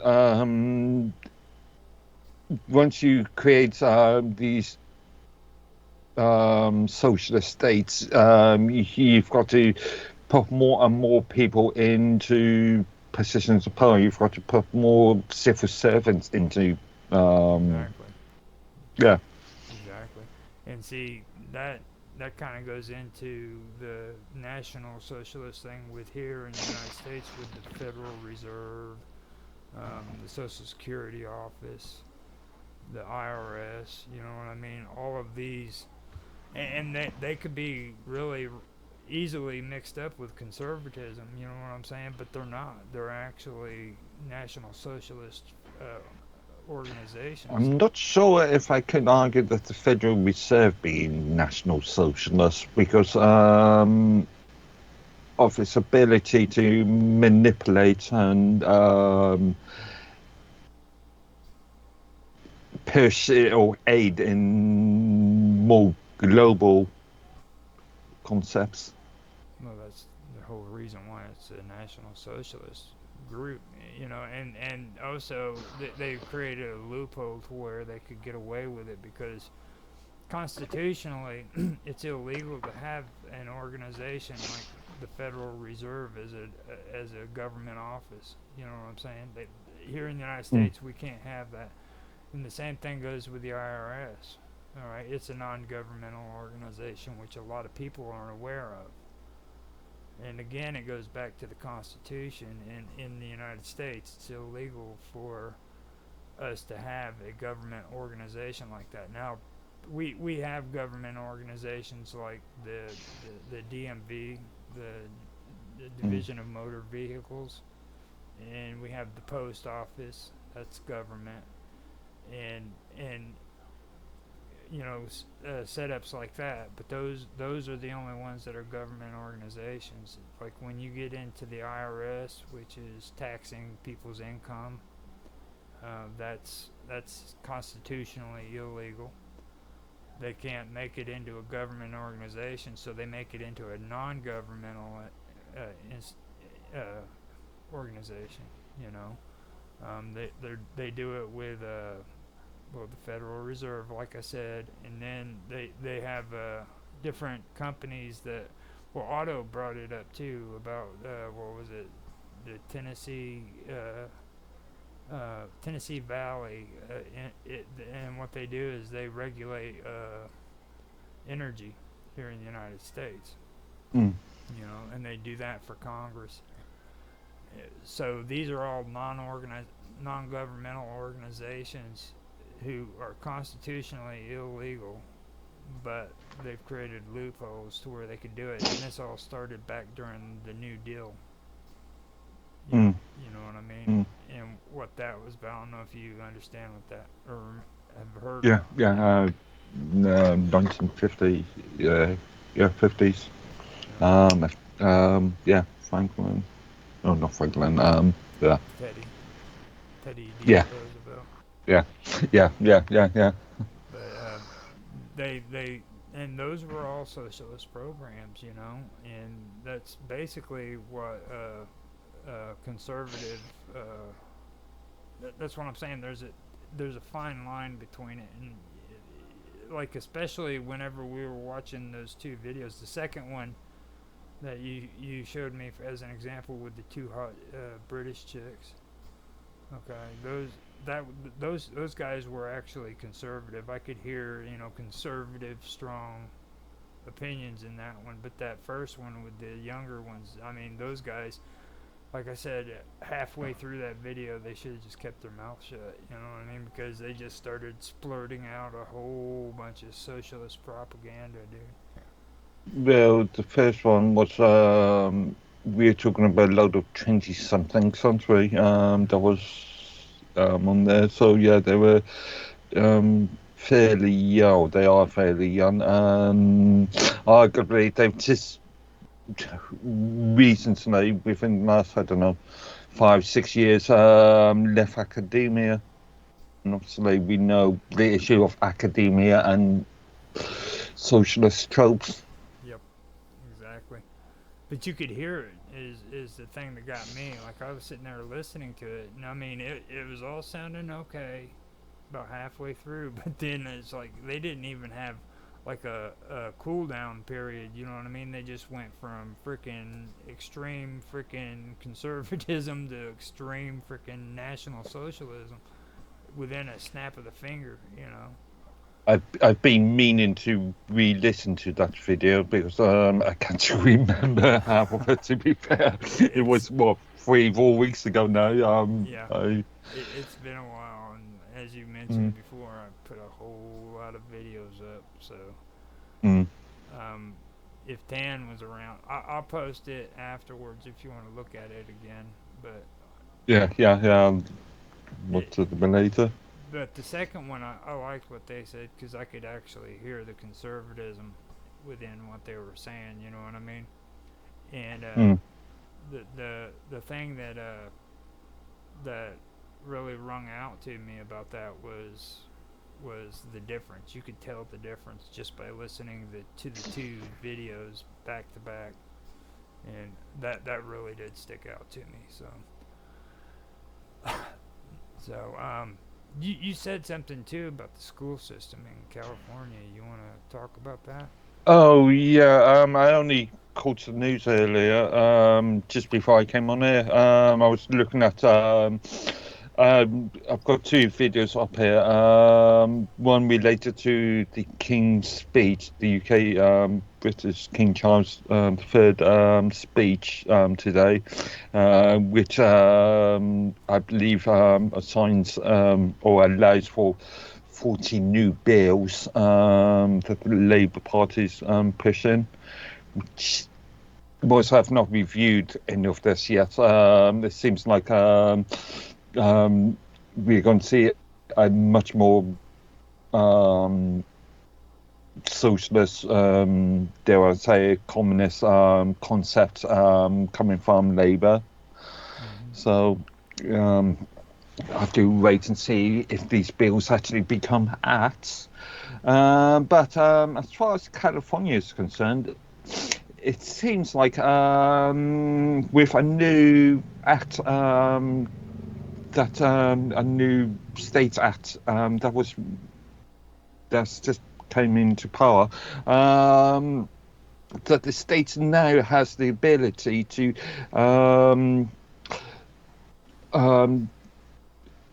push DEI, diversity inclusion blurbs, onto children or via schools, push the notion of changing genders, and they don't have to inform they don't have to inform the parents, and if the parents disagree with any what's happening, that the state has the ability, from what I can see, has the ability to be able to remove those children from the parents. Yeah, and see that's something that's going on. Well, not to that degree, here in Illinois. My sister actually had a situation where her and a bunch of other parents found out that they're wanting to teach sex education to first graders here in Mm. Illinois. Well, my sister and a bunch of the other parents, mostly female by the way, went up to the parent-teacher conference that they have up there, and they spoke out against it. And they ended up going to the school board and stating their opinions about it too. But they were trying to do that here in Illinois. Now, if it gets to the point where there's threats of having kids taken away, I'm sure that's going to cause some serious issues. Um, Yeah. I, So, just to confirm, first grade in the US is from children from 6 to 7 years old. exactly. Yeah. Yeah, Okay. and they're wanting to teach kids sex education in first grade. Well, sex education, depending on how it's handled, can be a good thing. But this idea that the state can now take away children from the parents just solely on a political ideology. Well, I've been going on Naroki Five's show too, and he was talking about that conservative rally that they had up there in his neck of the woods, and um, I, I went in there and started doing a little bit of a research thing there, and they had people that were, well, here in the United States we call them family services, but they had a different name for them. But they were there at the rally, and I brought it up. I was like, it seems odd to me. Why would those people be there? And it goes back to what you're saying right there, and I've mentioned these organizations too, also when it comes to the welfare state and things of that nature. You know what I mean? Um, they've overstepped their power and they've taken advantage of it. You know what I mean? Because I guarantee you, those people were there at that convention because of the same reason. They were looking for reasons to take those kids away from their family members. You know what I mean? There is an issue that's been happening in Wales, in the UK, within the last couple of years, in which schools are being pushed to teach all this DEI stuff, and not informing the parents. And I believe that there is a court case happening at the moment against parents and the Department of Education See, that's the in thing. the UK. That's the thing about socialism that's really getting me. And um, the thing that I noticed too, since we are talking more into the liberalism side of things, or liberal now, like classic liberalism, I did a little bit deeper look because on one of Jaffe's shows, he he made a comment that I checked out, and when it comes to like the United States and what we live by, it was life, liberty, and property here in the United States. Okay, Mm. that that was supposed to be the natural rights here. Um, it was supposed to be the natural rights of life, liberty, and property. Well, that's classical liberalism here in the United States. But then when I started checking it out with liberalism in the UK, I noticed that, well, first of all, I found out that it was between 1680 and 1850 that the Whigs uh, fought for power against their rivals, the Tories, right? And then they eventually became the Liberal Party when the Whigs merged with the Peelites, and we've gone over this. Now, I was making a mistake here because what the deal is that Liberal Party was actually your guys' classic liberalism. It's not the new liberal parties that we see today. You know what I mean? It's got Liberal Democrat or on there. It's, yeah, Yeah, it's yeah. the old classic liberal parties. And what's interesting though is between the time John Locke came up with the whole concept of life, liberty, and property to 1850, the UK changed what you guys consider classical liberalism to life, liberty, and what you actually uh, it was liberty and equality and fraternity. Okay, that's what it Mm. actually became. I guess that would be all over Europe. Even it was actually liberty, equality, and fraternity. Much like, well, yeah, you see those words being bandied around by US from last. No, we have life, liberty, and property. I don't know. I've heard the Now, term fraternity used in.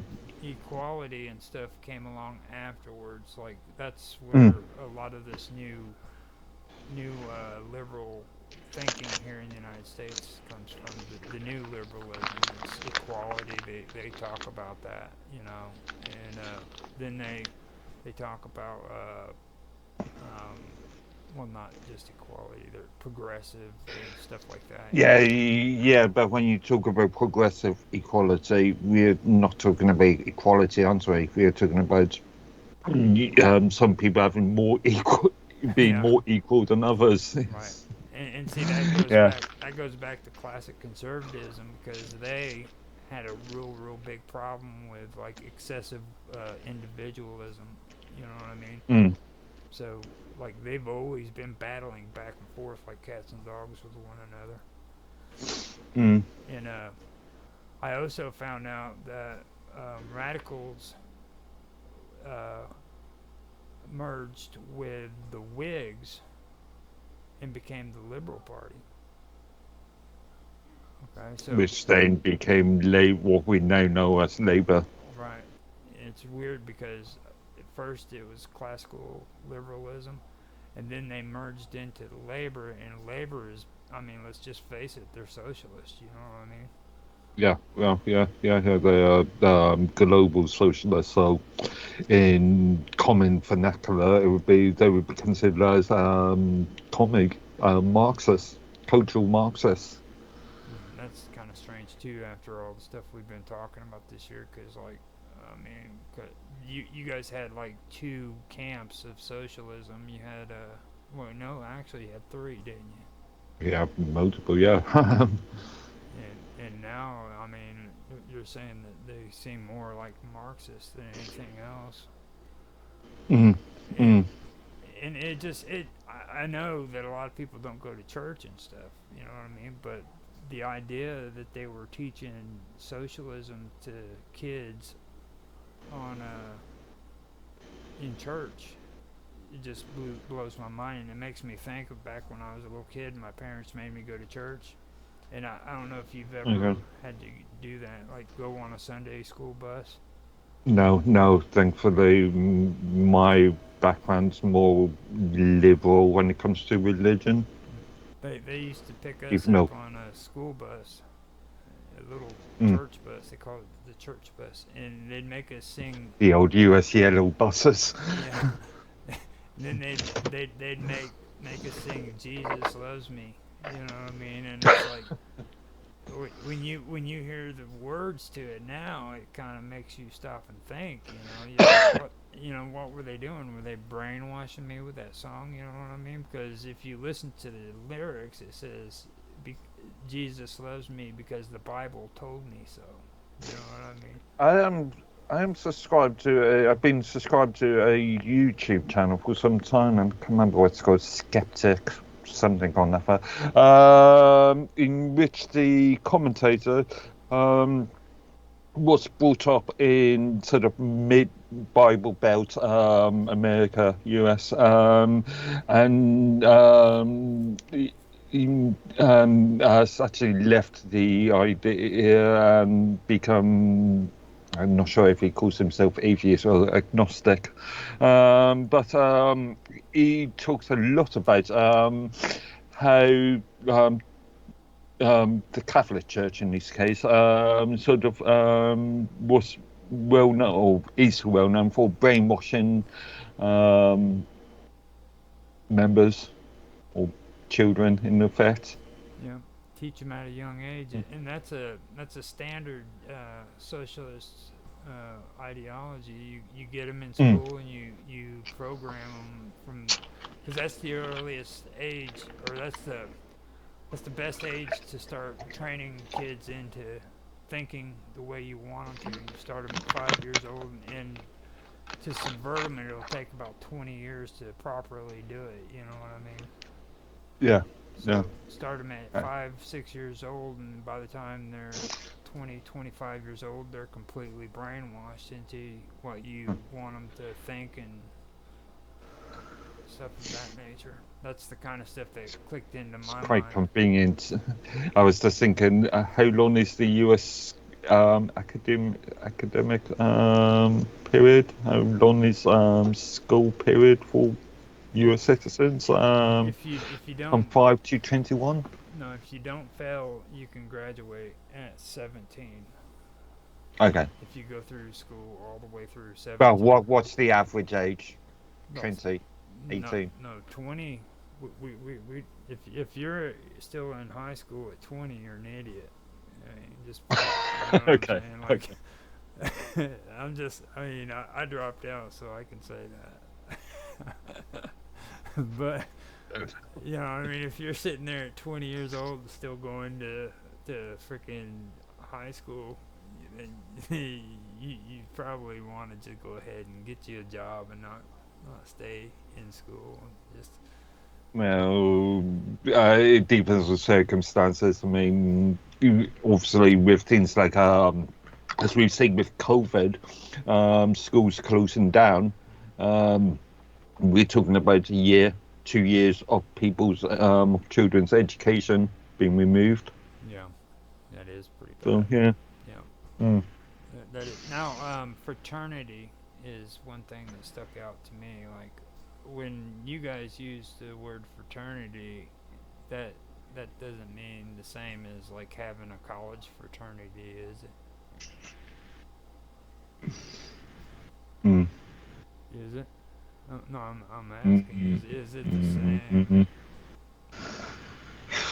You're gonna have to define the two concepts. It says liberalism began to emphasize individual freedoms, equality, democratic governance, and was noted in the Enlightenment ideas of liberty, equality, and fraternity, advocating constitutional government and the protection of individual rights against arbitrary authority. So when they use fraternity there, what are they referring to? Well, it's collection. It's a agreement between a group, isn't it? Mm-hmm. I think would be the dictionary's definition. Uh,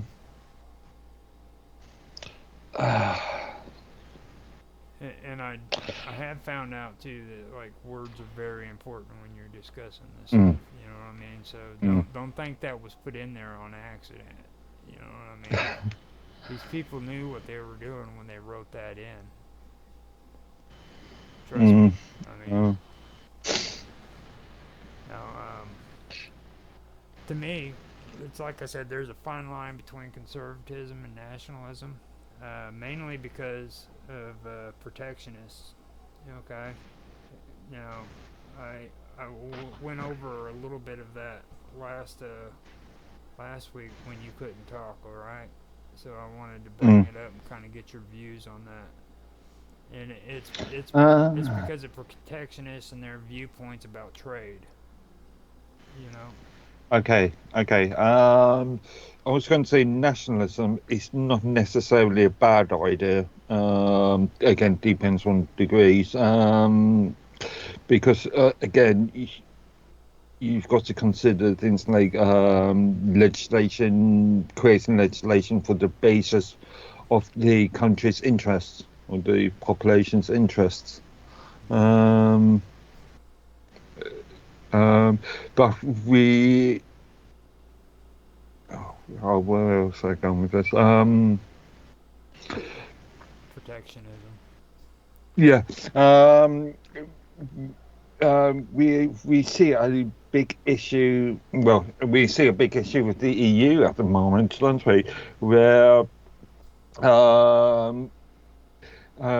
you can trade internally of the EU, but any external trade has to be agreed by the EU. So if you are a country, let's say you are England, UK, or maybe a bad example at the moment. Let's say you're France. You're France, and you want to start implementing trade deals with Australia. That needs to be approved by the EU. So your national interests, the EU's interest trumps your own national interests and the interests of your population. Mm-hmm. Now that is something that we're having an issue with, not with EU, but now I know everybody's real big on this whole idea with Trump and the whole tariff ideas, but like I think a lot of people here in the United States has a misconception about tariffs and what they involve. Like they think that if they put tariffs on goods coming into the United States, it's going to make the price higher just for the countries that are shipping it. But that's not the case. It's also higher on the people the consumers here in the United States, Mm. and both parties, the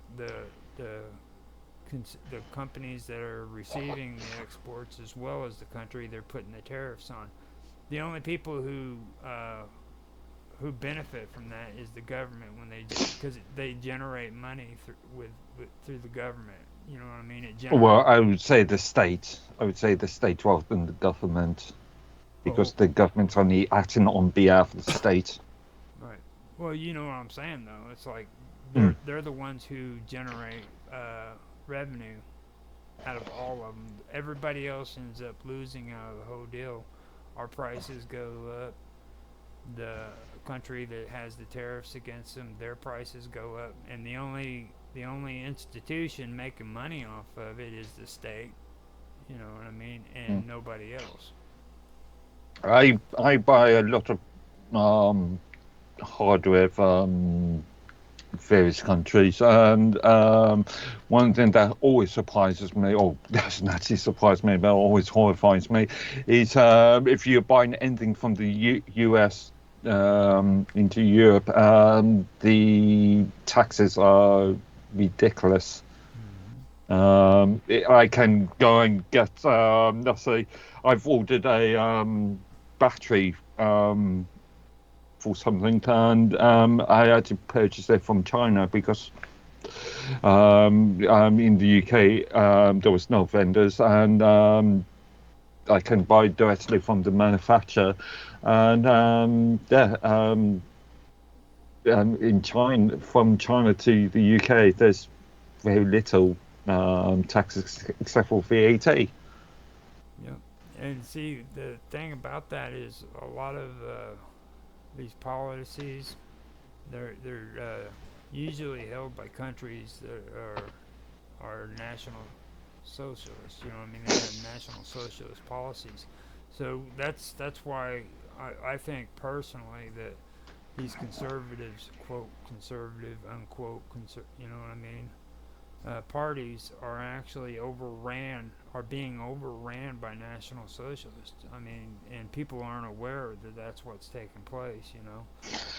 I'm not so sure. I would argue over the last 10 odd years, we've seen conservative parties being overrun by global socialists and Marxists. I mean, the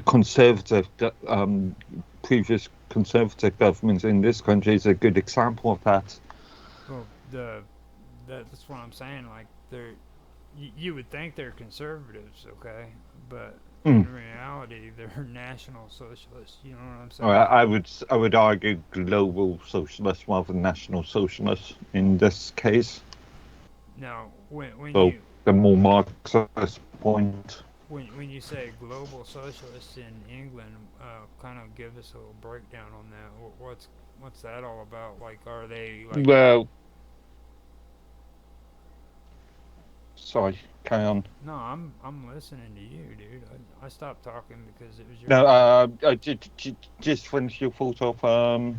Now, kind of give us a little feedback on global socialists when you're putting it in that context. What kind of give us a little bit more feedback. Well, on that. Global socialism, as we would call it, would be communism.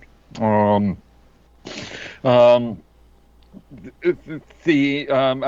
a good example of this, the concept of pushing the UK back into the EU, having politics being controlled by the European Union, which in effect are elected members, but they can only vote upon things that is being presented by the European Commission, which is a non-elected organisation. No, I was under the impression Labour was the one pushing that. Yeah, but again, we've seen, as I've called it in the past, the long march with institutions, where you see much more radical globalist socialism being pushed into things like the Conservative Party.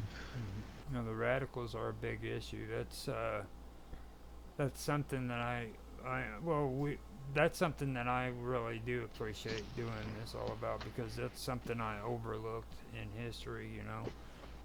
There was actually a party, a movement that involved radical, the radicals, radicalism, whatever you want to call it. And that that to me is probably what happened with the actual classical liberalism. They got overran by these radicals, because there is a difference. Okay, like you had the ideas of John Locke, and then like the form of classical liberalism that you guys had, but then you had these radicals who believed in constitutional governments, and they didn't believe in small government. Like, and that's another key that you need to watch out for too. Like a classical liberal political party believes in small government. They don't believe in big government. When they start talking about reforms and referendums and stuff like that, what they're talking about is freaking radicalism. Okay, so they're going to come into the party and they're going to take it over, and then all of a sudden it goes from being a small government to all of these regulations and these reforms and everything. You know what I mean? So that's where I see that when it comes to the liberal parties and what happened there, because it's obvious here in the United States. And it's even gotten to the point that they don't even care about hippies no more. You know what I mean? And the hippie movement used to be the big deal here when it comes to being liberal. 1967. Something else to think about is when we're talking about big government, we're not necessarily talking about a big civil service, because in the last, I don't know, especially since Blairism back in '97, we've seen more and more private sector organisations acting as arms of the government, as arms of the state. The state outsourcing certain responsibilities to crangos, in effect. Yeah. Here in the United States, we'd call those non-governmental organizations. Yeah, NGOs, crangos, yeah. Mm-hmm. And that's exactly what I was just talking about a little while ago. That goes right into your guys' government. What they do is, okay. My best way to describe it is this: there's issues that are social issues that need to be addressed. Don't get me wrong. Like, child abuse needs to be taken care of. All right, I'm not saying that it's not, but it needs to be taken care of by the law. It needs to be taken care of by the criminal court systems. All right.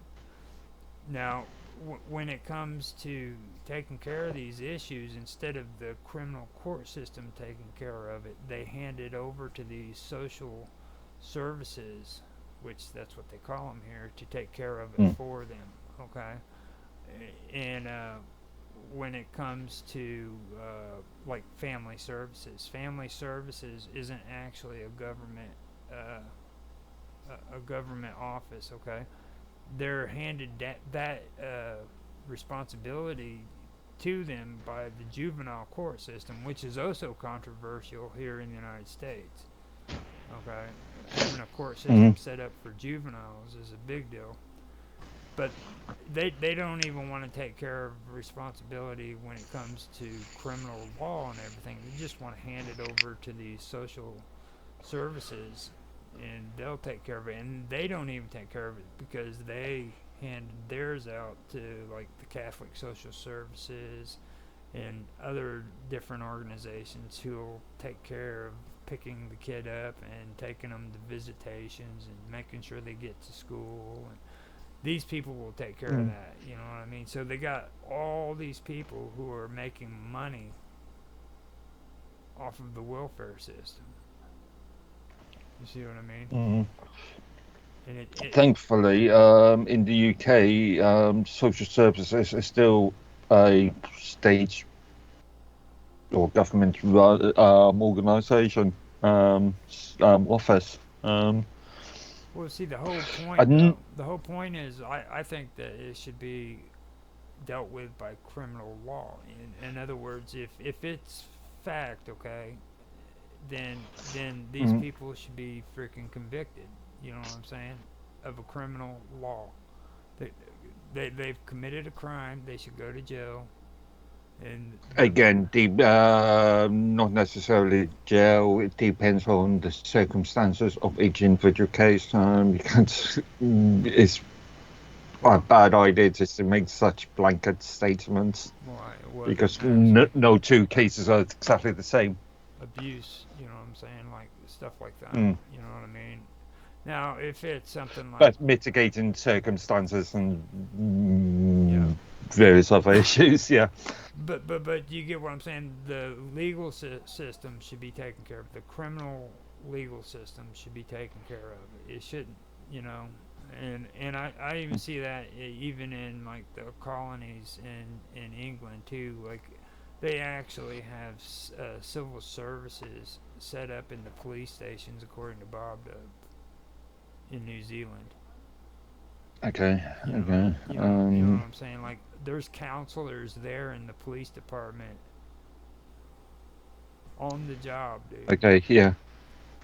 Yeah, I think in this country they treat it as two separate arms. Of course, there's communication between the various departments. Obviously, um, another factor I've been thinking about is that in the UK there are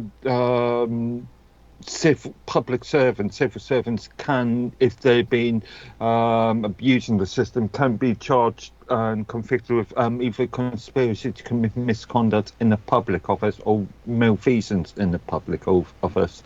And those two are criminal acts. And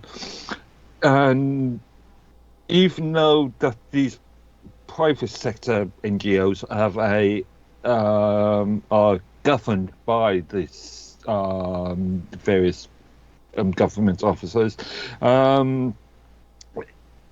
If we get an issue like there's been some sort of malfeasance happening, it's harder to actually prosecute the private or the NGOs or the individuals of the NGOs underneath that, where it's much more, in theory, much more easier to convict the civil servants of that activity. Well, I mean, with here, like with our police officers, we do the same basic thing. Mm. You know what I mean? Because like a cop, when a cop puts a badge on, he takes an oath Mm. to the public. You know what I mean? So like if a cop is, well, say, I'll use an example. If a cop is going in and breaking into a suspect's house illegally, and say that suspect tries to freaking shoot at him, and in the process of freaking trying to get away, he freaking shoots the suspect, then he can actually go to prison because he was in the process of an illegal act. And, Mm. you know what I'm Mm. saying? And he gave an oath not to do that whenever he became a police officer. So automatically, that's prison time here in the United States. If convicted, yeah. Yeah, if convicted, you know, and that's they do that here in the United States. Mm. So and I think we had a woman here in this town. She was working for a township, and she was supposed to be doing the books. And come to find out, she was taking the money and pocketing some of it and putting it in her own bank account. And they ended up busting her. And there's another Mm. guy in another town just a little ways off that was doing it too. And they're going up on criminal charges as well. So It happens everywhere. Okay. You got a lot of them, and I think that that's the way it should be. You know, Mm. but But again, yeah, I was going to say again, if you are creating using NGOs, then you create a further, I don't know, blockage to that sort of system. I like to call it a proxy. They're Mm. proxies that Mm. you know what I mean, because that's what it is. It's like so that they don't get in trouble with constitutional law. They can create these proxies to do their jobs for them. You know, Mm. like the IRS. Like people always talks about the president pardoning himself or other people, but they don't understand Congress can do the same damn thing. Mm. Okay, Congress has the right to tax people, and they can set any limit they want. All right. Now, what they did is they have what they call plenary powers, and they can actually extend their plenary powers out to different organizations, and that's where the IRS gets their power from. You see what I mean? And then Mm. Yeah. Yeah. The Social Security Department, the same way. So in effect, they don't have it on their own. That they're being that they're having their powers given to them by Congress through plenary powers, the same way a president can pardon himself. But presumably, if these organisations have these powers, then there is a group of civil servants that's monitoring them, or a body that's monitoring them, That would be and yeah, that would be within that they have their own departments, I guess you could call it, within Congress. Like you have the Energy Department, which is a group of mm. congressmen that watch over energy, and then you have a group that makes or watches over taxes, the IRS, and you know. And in theory, in theory, it should reduce the amount of civil servants that need to be there. But in reality, the more NGOs you've got, the more civil servants that you're going to need to monitor them. Right, exactly, and that's what it's all about. Mm. It's they want that bigger government. You know what I mean? Mm. Mm. Instead of small government. And the thing about like here in the United States is like a lot of people, like I said, don't they have misconceptions. They think the United States was built off of conservative ideas, and they weren't. We actually fought against conservatives to freaking get our independence. You know what I'm saying? Like it was the classic liberals who who are the ones who founded our country, and our ideas are founded off of classical liberalism, you know. But even Well, arguably, a lot of America or the US ideas come from things like the French Revolution, and that was a um, we were first, dude. yeah. We were first. So The French got their ideas from us. yeah. No, Okay. we got our ideas from good people from your country, like John Locke, Yeah. Yeah. Yeah. Yeah. who the conservatives exiled because they didn't want to hear his shit. he died in exile. A lot of people don't know that either, you know. Like he didn't write all this stuff sitting in London, okay? He wrote this stuff out, and they said, you gotta go. We're done. You're out of here. So I think he went to Denmark to finish his writing. I can't remember exactly what I country. can't remember. Yeah. But he was exiled, and didn't stop him. 70 years later, I think it was. That's when we had the American Revolution. And if you take the writings that John Locke had and you set it right next to the Constitution, and you don't see any kind of similarities, then you're either freaking dumb or you're just dumb. You know what I mean? It's that similar. I mean, the dude pretty much wrote our Constitution before we wrote our own Constitution. Also, when you're talking about John Locke, you still got to think about Adam Smith as well. He's sort of major detractor. Well, Adam Smith, I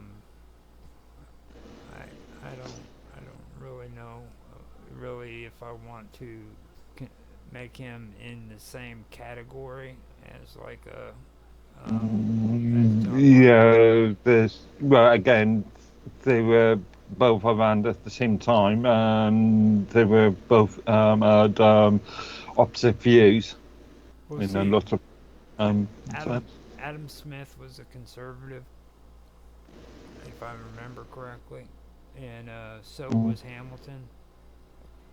And Hamilton was the one who wanted to push the radical ideas. He's the one who kept going back to Europe and learning about the European banking systems. Okay, and he is the direct reason why we have the Federal Reserve today was because he started incorporating radicalism into our form of classic liberalism. You know what I mean? So it was here too, and that's one thing that I just recently figured out. I found out that he was Hamilton and freaking Adams were both radicals. Now, I found out Benjamin Franklin was a pervert. Why? Hey? Now, this is a good story. This is for all you perverts out there who like to listen to pervy shit. Which, you know, old Roger Hanson knows to tell you guys about. Yes, he does. Have you Coming from the horse's mouth. Have you heard of the Hellfire Club? Rings a bell. Okay, the Hellfire Club. It was several exclusive clubs for like high society individuals over there in Britain, in Ireland too, and like during the 18th century is when all of this was going on. They were notorious for things like for being how can I say they first of all they were blasphemous. They would do like rituals and shit that was mocking God and things of that nature. But then Mocking God or mocking a religion. Yeah, mocking religion basically. It's just Okay. mocking the religion. And then they were hedonistic. You know what hedonistic is, don't you? Technically, isn't that love of the earth? Love of the earth, love of the animals. They're okay with animal love and bestiality and all kinds of weird sexual practices, and then nudity. Well, you know. Okay. I found out that our nice little freaking Benjamin Franklin was very into freaking this Hellfire Club. And he, you know, little glasses heavyweight guy, you know, running around being hedonistic and loving on animals and shit, you know. So that, and then there's also a couple of other people. Have you ever heard of Sir Francis Dashwood? That's right. Again, rings a bell, but The Order don't pinpoint the name. The Order of the Friars of Saint Francis. Yeah, that rings a bell, but It's supposed to be in Wycombe. okay. And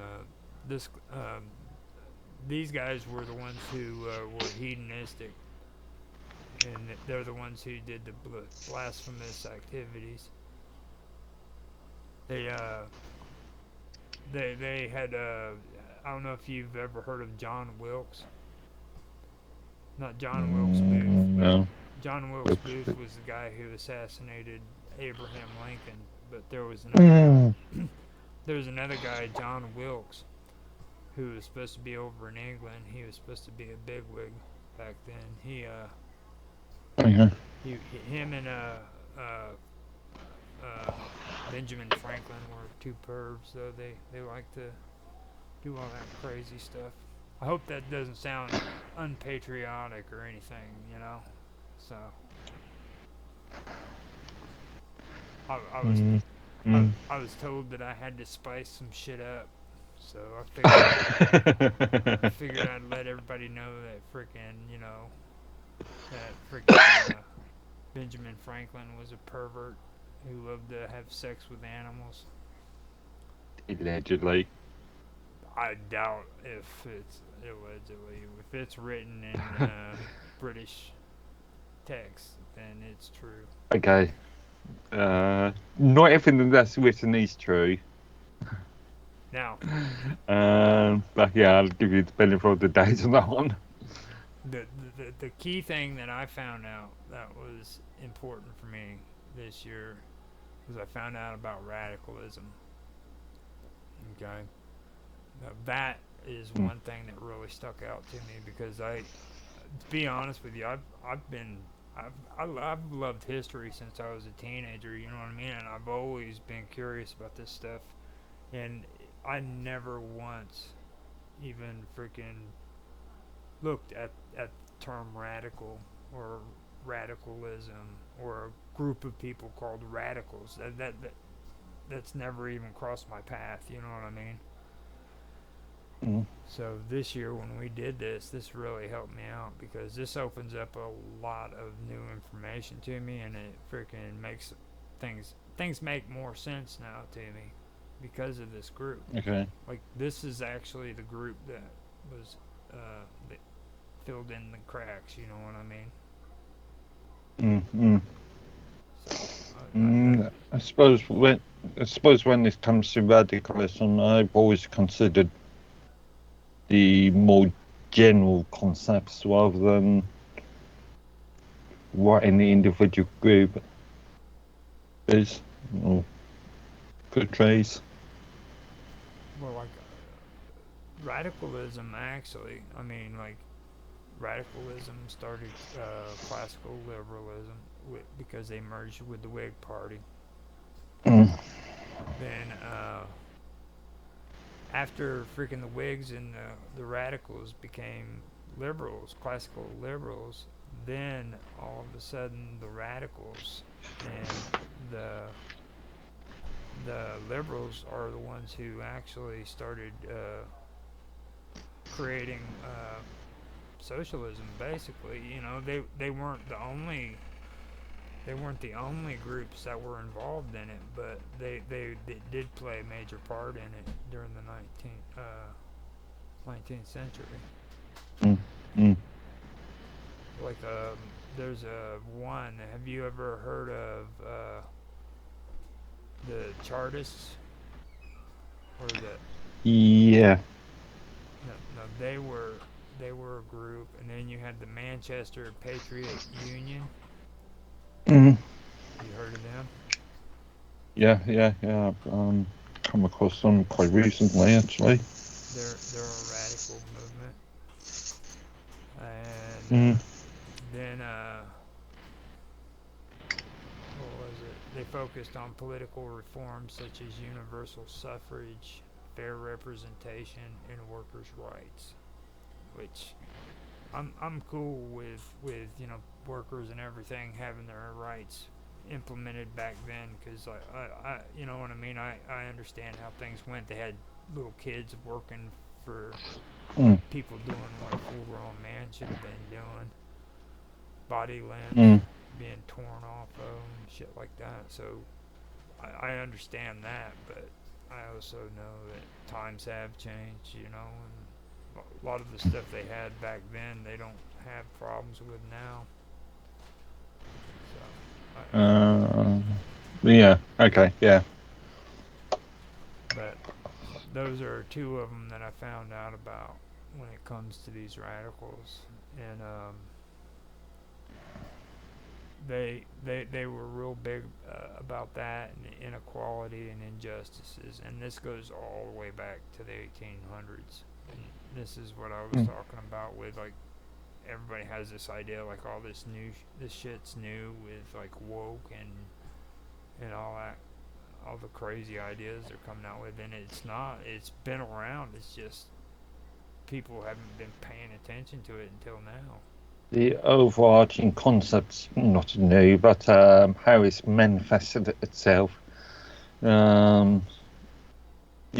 as you say, society changes, and new issues come up. And I seriously think these guys are. Well, I think that socialism in the UK evolved from a lot of these radical roots. You know what I'm saying? That's where you guys get your socialism from, I think. And don't get me wrong, you had the Fabians and all that too, which I agree that was a big factor. But then Still is. even in the beginning when we were talking about it, you had even anarchists who were involved in all this stuff too. You know, anarcho desilarium does a frosium, Yeah. however you pronounce that. And but that's basically what I found out about it. When it comes to the radicals. So I found out that the radicals influenced your guys's your conservative party. You guys had your conservatives, which were the Whigs, and they merged with the radicals and became the liberals, and the liberals became the frickin' Labor Party. And now you have a whole bunch of stuff. That is the right order, though, right? Like, Yeah. Yeah. I was just thinking of the split off groups such as the SDP in the early 80s and the new Labour concepts of Blairism. But yeah, in effect, yeah. So when they start talking about those frickin' labor unions and shit, to be on the lookout for those socialists. They're creeping around there somewhere. When it comes to unions these days, the original concept was for the unions to act as parties that will take the interest of the employees first, or take interest of the employees and take interest of the wider society. But as we've seen, especially with the doctor strikes in the UK recently, the unions are only interested in the interest of their own power. Within the wider political concept and the interest of the employees, ignoring the interest of the wider sort of demographic. Yeah, that's the way it usually is. Though they all become corrupt. That's what was the name of that one guy? They said that he vanished. They can't even find his body now here in the United States. Oh God, he was a union leader. Okay. They think he got buried in concrete somewhere. He Okay. He was a big union leader who I cannot believe I forgot him. But yeah, we were talking about John Wilkes. He was a reformist, in North Britain, He was MP, and he was seen as a radical at the time. But his support dropped off after the massacre of St. George Field. Have you ever heard of St. George Field massacre? No, this not to my memory. No. It was in 1768. John Wilkes was supposed to be giving a speech, I believe, and he ended up doing his speech. I believe it was. Well, actually, let me read it. John Wilkes was a prominent English radical journalist and politician known for his outspoken criticisms of the government. Oh, yeah, I remember this. I'll go ahead and keep reading it though. Of the government and advocacy for civil liberties. He was first elected to Parliament in 1757 and became a key figure in the fight for the rights of voters over the decision of the House of Commons. Despite being expelled from Parliament multiple times, Wilkes continued to fight for his seat and became a symbol of resistance against government oppression. In addition to his political career, Wilkes was known for his libertine lifestyle and association with the Hellfire Club, a group infamous for its debauchery. Debauchery, I tell you, Mark. Debauchery. He also played a significant role in securing the right to publish parliamentary debates, contributing to greater transparency in government. And see, there's that word transparency. Transparency in government. Wilkes' legacy includes his early efforts towards parliamentary reform and his support for the American colonies during their struggle for independence. However, his later years saw a shift towards more conservative policies, which alienated some of his radical supporters.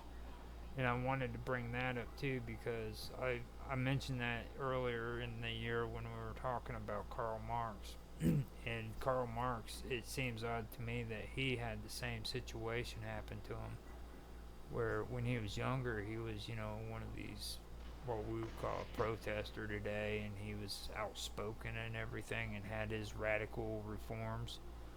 But later on, he ends up being some freaking stuffy old conservative sitting in a freaking coffee shop talking about the economy. Which that's what happened to Karl Marx, by the way. Like he wouldn't openly say he was a conservative, I'm sure, but that's what happened. He ended up being one of those guys that sit around coffee shops talking about the economy. And the same thing happened to this. Well, yeah, he was talking about redistribution of finances, which is really the basis of socialism, isn't it? The idea of being able to give power to the people. Take it away from those horrible banks that are trying to control you. Make you pay bills and shit. So that right there is what stuck out to me though. It's like later on in their lives though, their whole attitude about things got more conservative and they calmed down. That's something I did read about Karl Marx. Now, the Massacre of St. George Fields occurred on May the 10th, 1768 in Southwark, London. And the tragic event unfolded when government soldiers opened fire on a crowd of demonstrators protesting the imprisonment of John Wilkes, a radical member of Parliament. John Wilkes was known for his outspoken criticism of King George III, which led to his arrest and imprisonment. His supporters gathered at St. George's Fields to demand his release.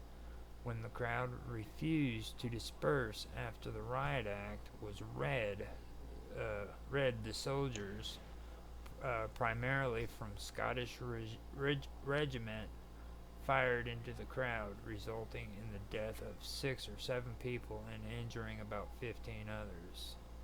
This incident not only highlighted the tensions between the government and its critics, but also contributed to the enduring phrase, reading the Riot Act, which means a government, no, which means to give a stern warning of reprimand. And I noticed here they wanted to blame it on the Scottish. It's like, yeah, but it wasn't the English that did that. It was primarily Scottish. Yeah, but the troops that are involved are not relevant. It's the people that gave the orders. Well, why would they say that though? You know what I'm saying? They're trying to throw the blame off of the English for. Not really. It's factual that these were done major by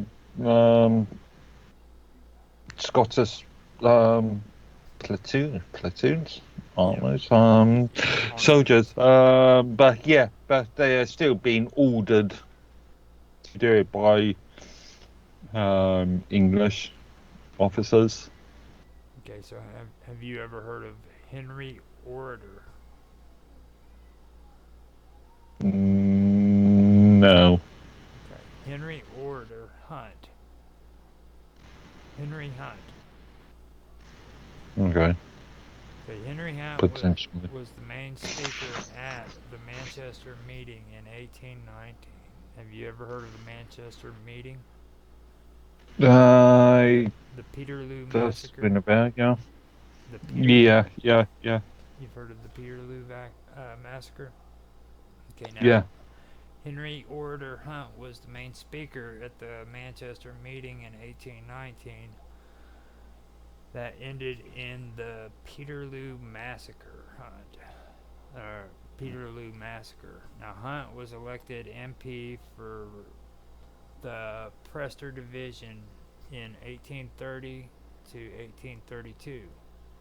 The root and branch of the reforms which the adjective radical suggests, and at the time still strongly in concept denoted by reference to all its previous main uses, is the British Constitution.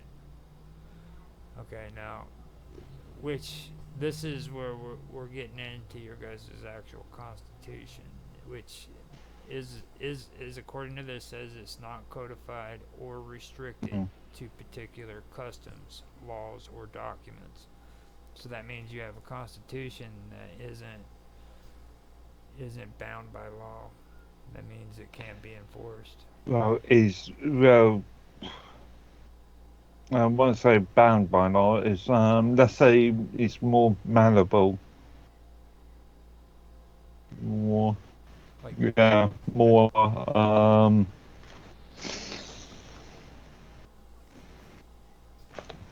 diverse. Is that the word you're thinking of, Mark? No, more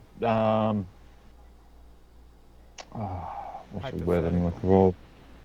Hypothetical. It can be manipulated, can be altered easier. Yeah. Now, see, that's what I was kind of wondering with the codification and why it's important that our Constitution in the United States be codified. And I haven't gotten to it yet, but I have a feeling that's what that's all about, because once it's codified, it's basically written in stone. Yeah. Once it's written, it's on paper. I've yet to find this out, but with Labour government and today's King Charles speech, there has been a theory about, or well, there's been a theory since Blair time about creating a new Bill of Rights, British Bill of Rights. I'm curious to see if the speech, if King Charles' speech today, says anything about the concept of creating a new Bill of Rights. Just suspect it will. It's interesting. So an actual documented, yeah. No, I do have a curious question, and you most likely will be able to answer this because like the St. Peter's Field massacre, St. Peter's Field in Manchester, and then you had the freaking St. George Fields. Okay, now when they say fields, are these like the freaking front garden areas of these kings' residences? No, I presume, maybe not. It's fine, but no, that these fields are just public spaces, parks, in Okay. effect. That's what I was wondering too, because well, it specifically goes to St. George, and they were they were protesting against uh, George uh, George the Third, wasn't it? Yeah, Yeah. King George the Third arresting John Wilkes, and then down here it was um, what was it?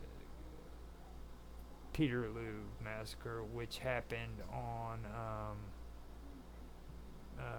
freaking King somebody else. What was it? Something Fields. Yeah, here it is. St. Peter's Field. Okay. I'm curious to know if this is after George III became mad, because there's this theory that he was, in his latter life, he just became insane, didn't he? Yeah. And Mm. this was 1768. This would have been Yeah. this would have been almost 10 years before the well no yeah almost 10 years before the American Revolution, and he was the king that we were having problems with when it came to taxation and shit. So in theory, at that time, he would still be relatively sane. Mm-hmm. He's Yeah. he's the one where that fairy tale about feed 'em the cake came from. Like Americans think that story applies to us when we ask for, because according to the story is they went and sent a request to the king asking that he lowers his taxes, and the king said, "Let them eat bread." Well, that I think you're getting, well, yeah, that's the internet, that's the comment that internet is meant to have stated. no, that's not the Or internet. let them eat brioche, to They, be they more accurate. they were saying that kind of crap back when I was a kid, dude. Mm. I mean, Yeah, but that's been attributed to internet. yep, exactly. Yeah. And that's another thing that we discussed on here that I really like. I like the fact that we brought that up because that was a good point. Because a lot of people in America think that's what King George said to us, and that's why we went and Right. did the Boston Tea Party. Mm. So because King George was So yeah, I'm not sure how accurate that is, but again, I'm not so sure how accurate the internet comment is. yeah. I don't think that it would tell you anything good about it. You'd probably have a bunch of people saying that it was true. Yeah. And I agree with you. I guarantee you it was probably something they stole off of Antoinette. Now, Peter Relu, massacre occurred on August 16th, 1819 at St. Peter's Field in Manchester, England. It was a significant and tragic event in which in British history, where a peaceful rally of around 60,000 people demanding parliamentary reform turned deadly. Now, first of all, 60,000 people in freaking 1819 was not peaceful. That shit just did not happen. Okay, not in England at least. 60,000 people. That's a mob. You know. I don't know. 60,000 people these days is a relatively small population, but yeah, back then, yeah. 1819. Yeah, that's what I was getting ready. Mm. Like Mm. today, maybe they could do it, but not back then, man. They were rowdy back then. They were. But okay, let me just keep reading. The rally was organized by Manchester Patriotic Union and by the Manchester Patriotic Union and featured prominent radical speaker. No, featured prominent radical speaker Henry Hunt. The crowd which included many women and children, gathered to protest the lack of representation in Parliament and the harsh economic conditions following the Neoplatonic Wars. Local magistrates, fearing the large and enthusiastic crowd, ordered the Manchester and Salford Yeomanry to arrest Hunt and other leaders. The yeomanry, along Yeoman, yeah, as in yeomans, yeah. the yeomanry, along with the 15th Hussars, charged into the crowd with sabers drawn. Okay, now into a crowd of 1,600 people, they ran with sabers flying in the air, dude, and they're saying that this was an accident. You know, that's what when I first read this. That's the first thing that came to mind to me. You know, you don't cause an accident when you're running into a crowd that big with freaking sabers. You know. Okay, the initial order, you could argue, has been an accident, but the outcome. Yeah. Resulting in chaos and bloodshed. Bloodshed for the English. Okay. Yeah. Estimates of the casualties vary, but it's believed that 18 people were killed and between 400 and 700 were injured.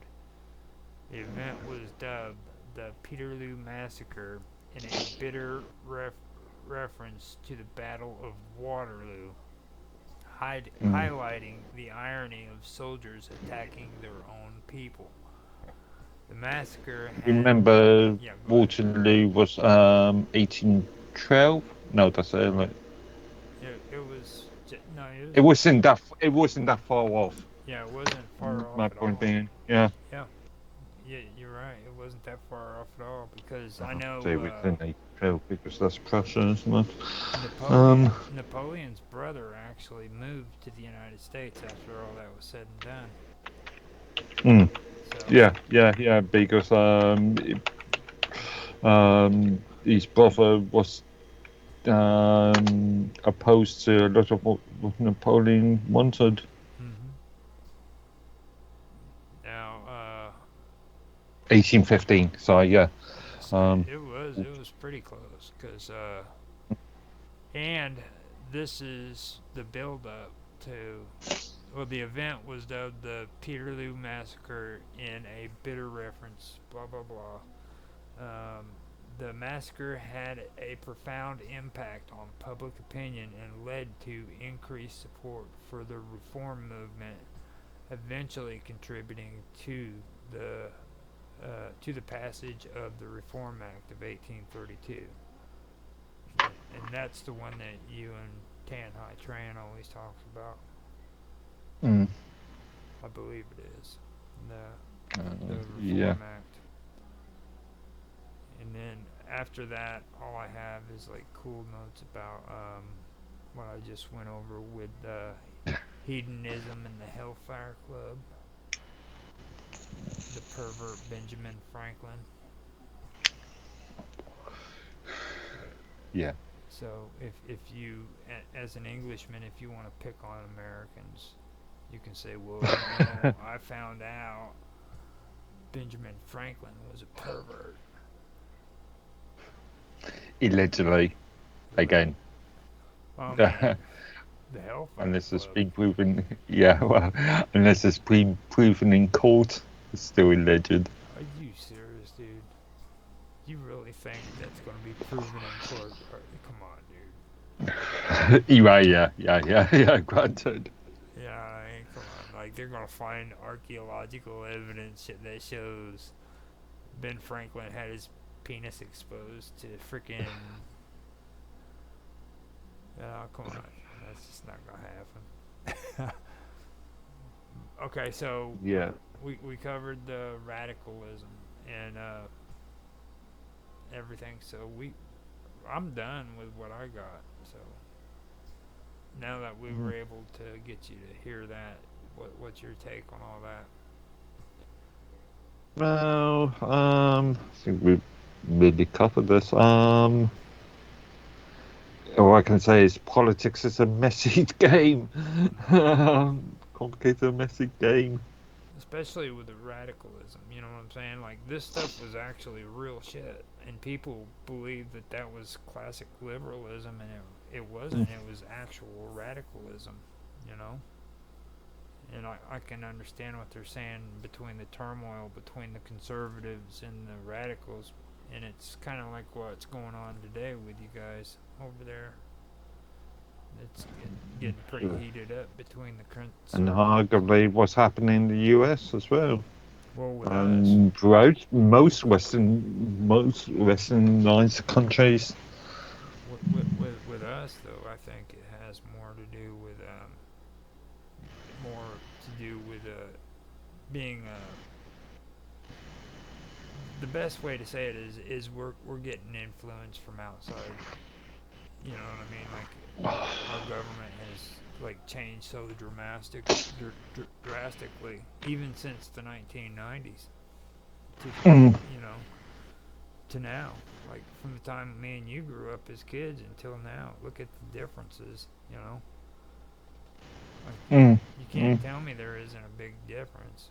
Like, you actually freaking liked Margaret Thatcher and shit, you know what I mean? How many people could tell you today that they like Margaret Thatcher?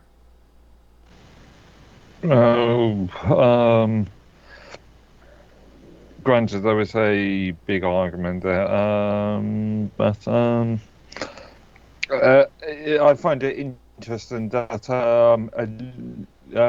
we're hearing criticism of Margaret Thatcher from people that weren't even around at the time. Well, the same thing goes here with Ronald Reagan. They do the same thing. You got kids that are like freaking 30 years old thinking they know everything and shit. It's like, you weren't there, dude. How the hell do you know anything, you know? Like, I remember how bad the 80s were. I was a kid, and it was bad, you know? You didn't freaking get everything handed to you. It was hard to, if you remember back in 1980, we had the fuel shortages and shit. And then before that, they were trying to tell you to turn your freaking electricity off and turn your thermostat down so you could save on energy. Yeah, but in the UK, that was related to Labour. Was it Wilson? Cameron? Yeah, but it was all related to the sort of 3-day working week and various issues in relation to employment and who and controls. I remember there was a lot of we were moving away from a sort of coal producing country to more financial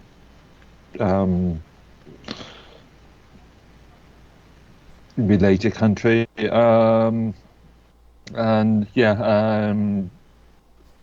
and we had things like the unions being abusive Yeah. in effect. Well, they knew that their times was coming to an end, because I remember back then was when the fight started with against the coal companies, and also the oil companies.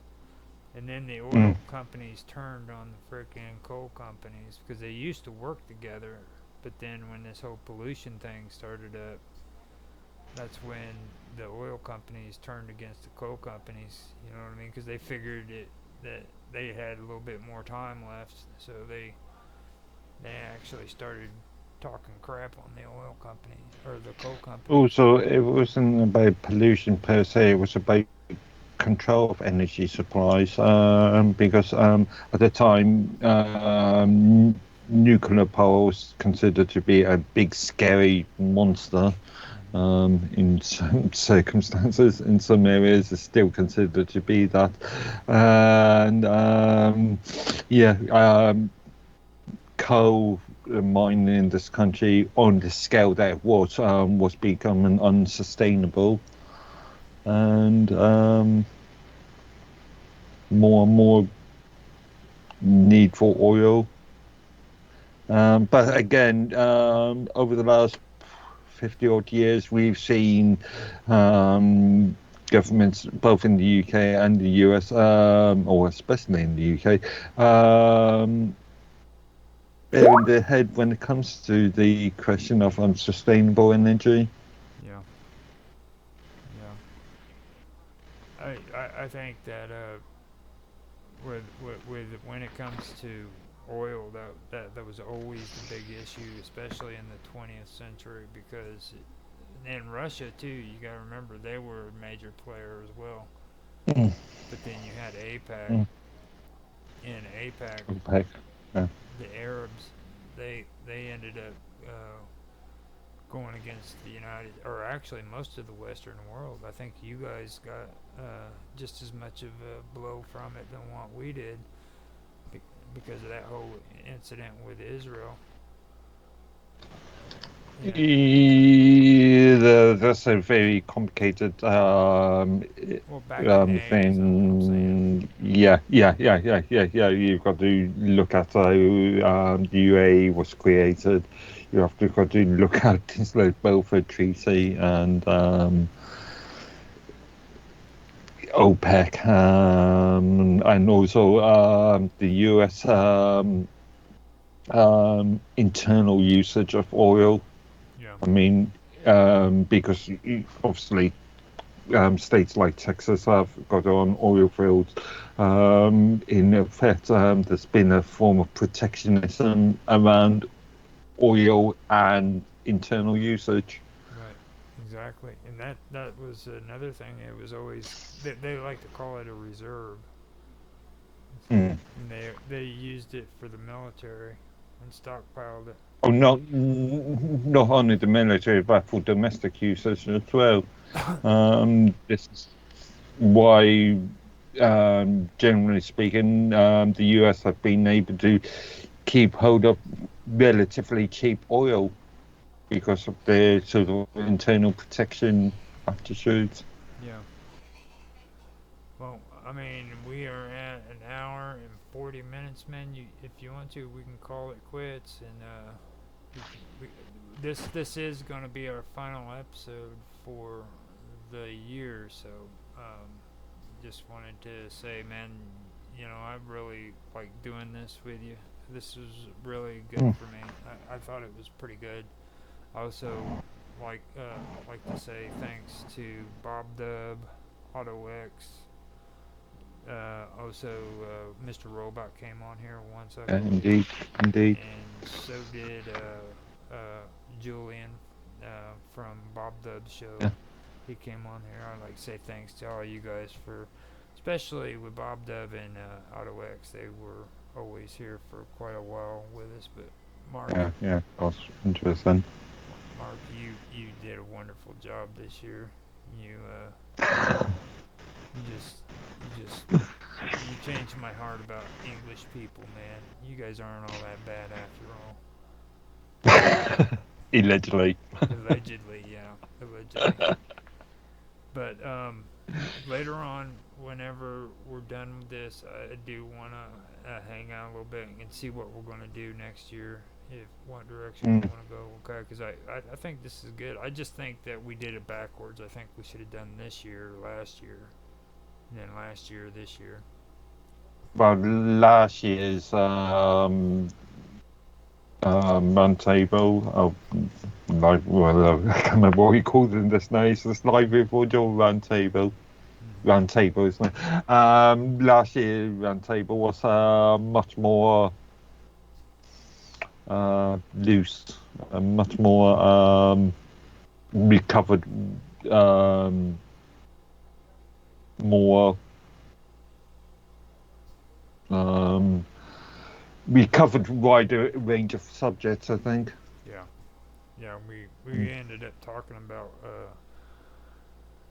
like constitutional law, and then the three branches of law, and we ended up getting into like the Supreme Court and the court systems and all that stuff. So yeah, we did have quite a bit. We were even talking about statutory law and everything last year.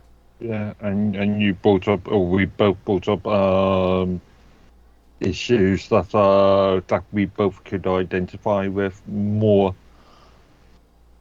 Well, or more relevant to today's. Well, I won't say more relevant, but more identifiable.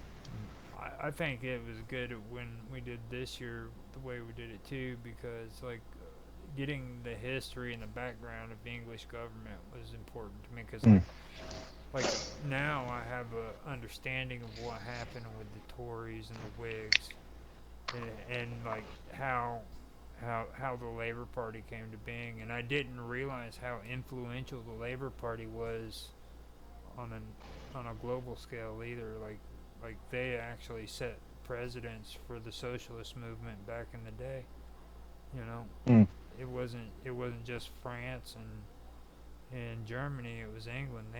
They had just as much of an influence on it. And I can also see like with socialism now, it wasn't just like an epidemic. It was like I said with Bob Dub. I mean, I think it was like the next step in evolution when it comes to politics. Like it was bound to happen. You know what I'm saying? Okay, yeah. Yeah, like there's no way that you could have avoided it because of the political parties that were already in place and the things that they were talking about and doing. I mean,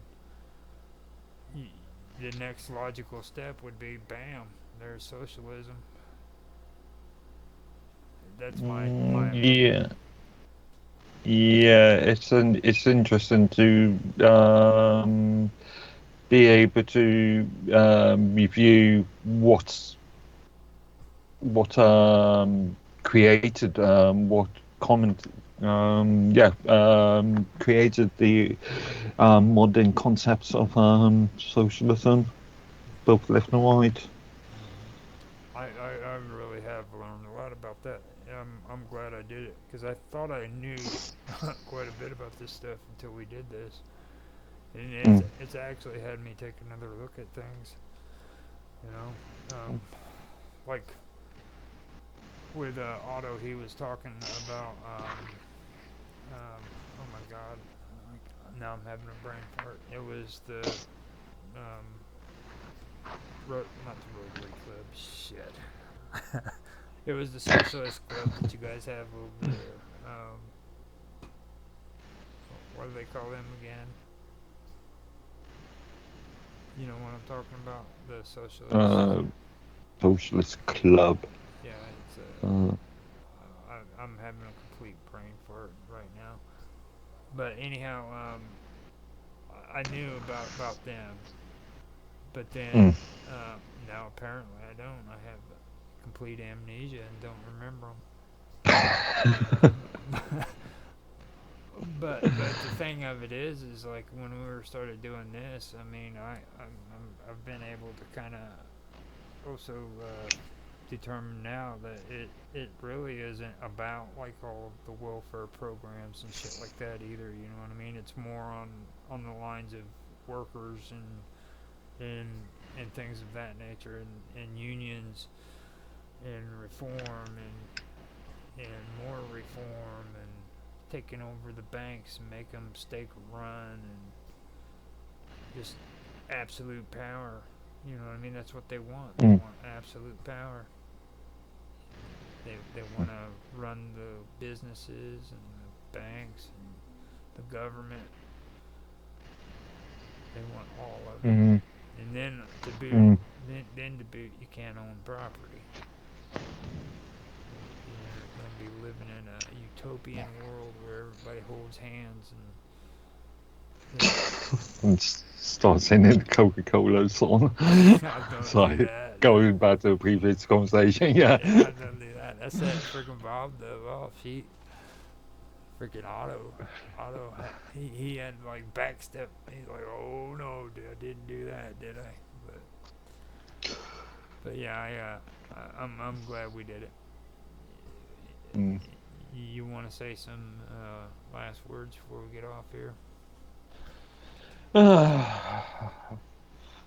Well, as we've been saying, the last, the series has been an interesting series, and yeah, we've got to now gather notes and look forward to the next series. Yeah, and like I said, I do have these notes. I'll try to see if I can find the ones from last year. I'm pretty sure I still got them, but if I don't, I can probably find them. Well, I don't know if I can find them, but I'll be able to pull them up. Loose.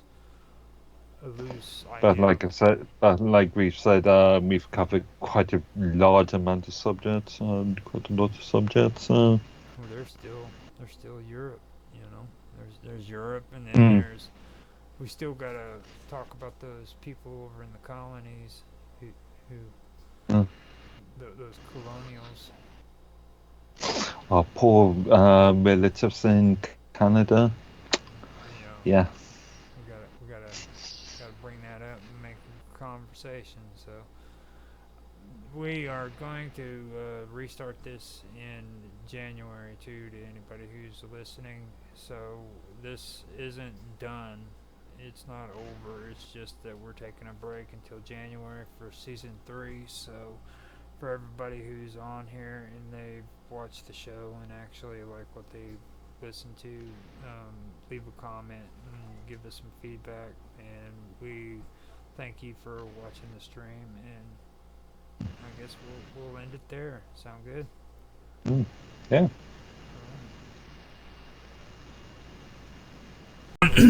Zach showed me some pictures the other day, and on the 25th anniversary, the stuff that they did to Cinderella Castle.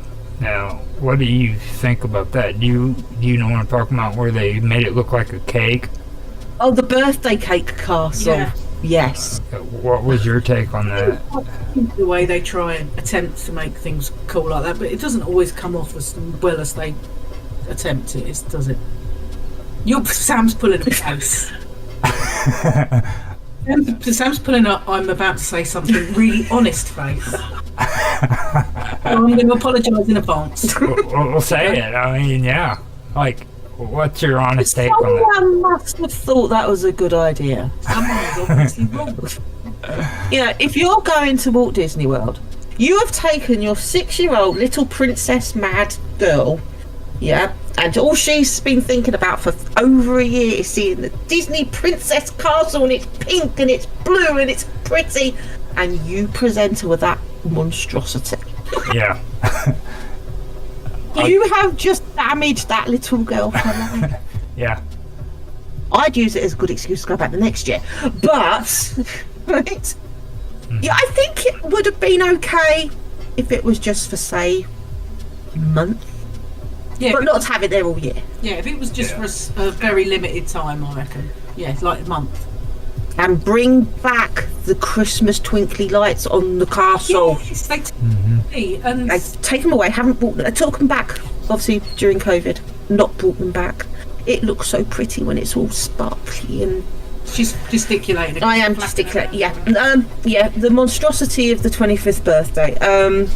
Yeah, I said it would have been good if it was up for say a month, not a whole year. And I think, but then I think it's a bit like Marmite, isn't it? It's like you either love it or you hate it.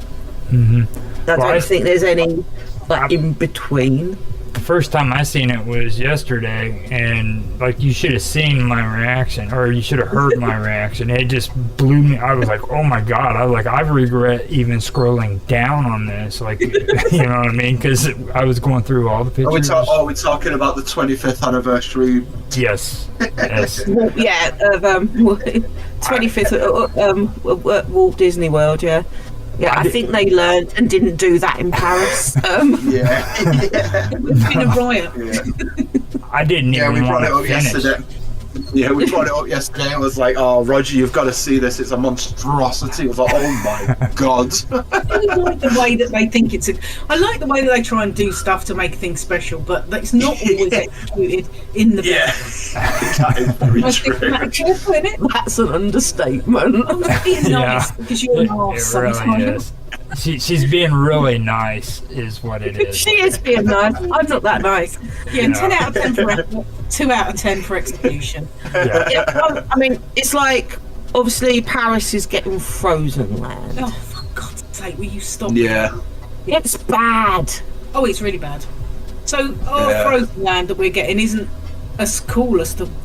I use cool in inverted Dr. Evil quotes because I don't think anything. Ew. $1 million. Yeah, I mean, we have Paris has the smallest park. The Walt Disney Studios in Paris is the smallest Disney park in the world. Yeah. And thrown together by a shit budget by Michael Eisner, but okay. They had no money. Yeah, they did. Michael Eisner used it all. He was at the end of the Disney decade. He was like, we need something. We promised them 2 parks. We'll give them a bit of land with a ride on it. Right, so even with We'll give the them some blank buildings. We'll pretend it's a movie set.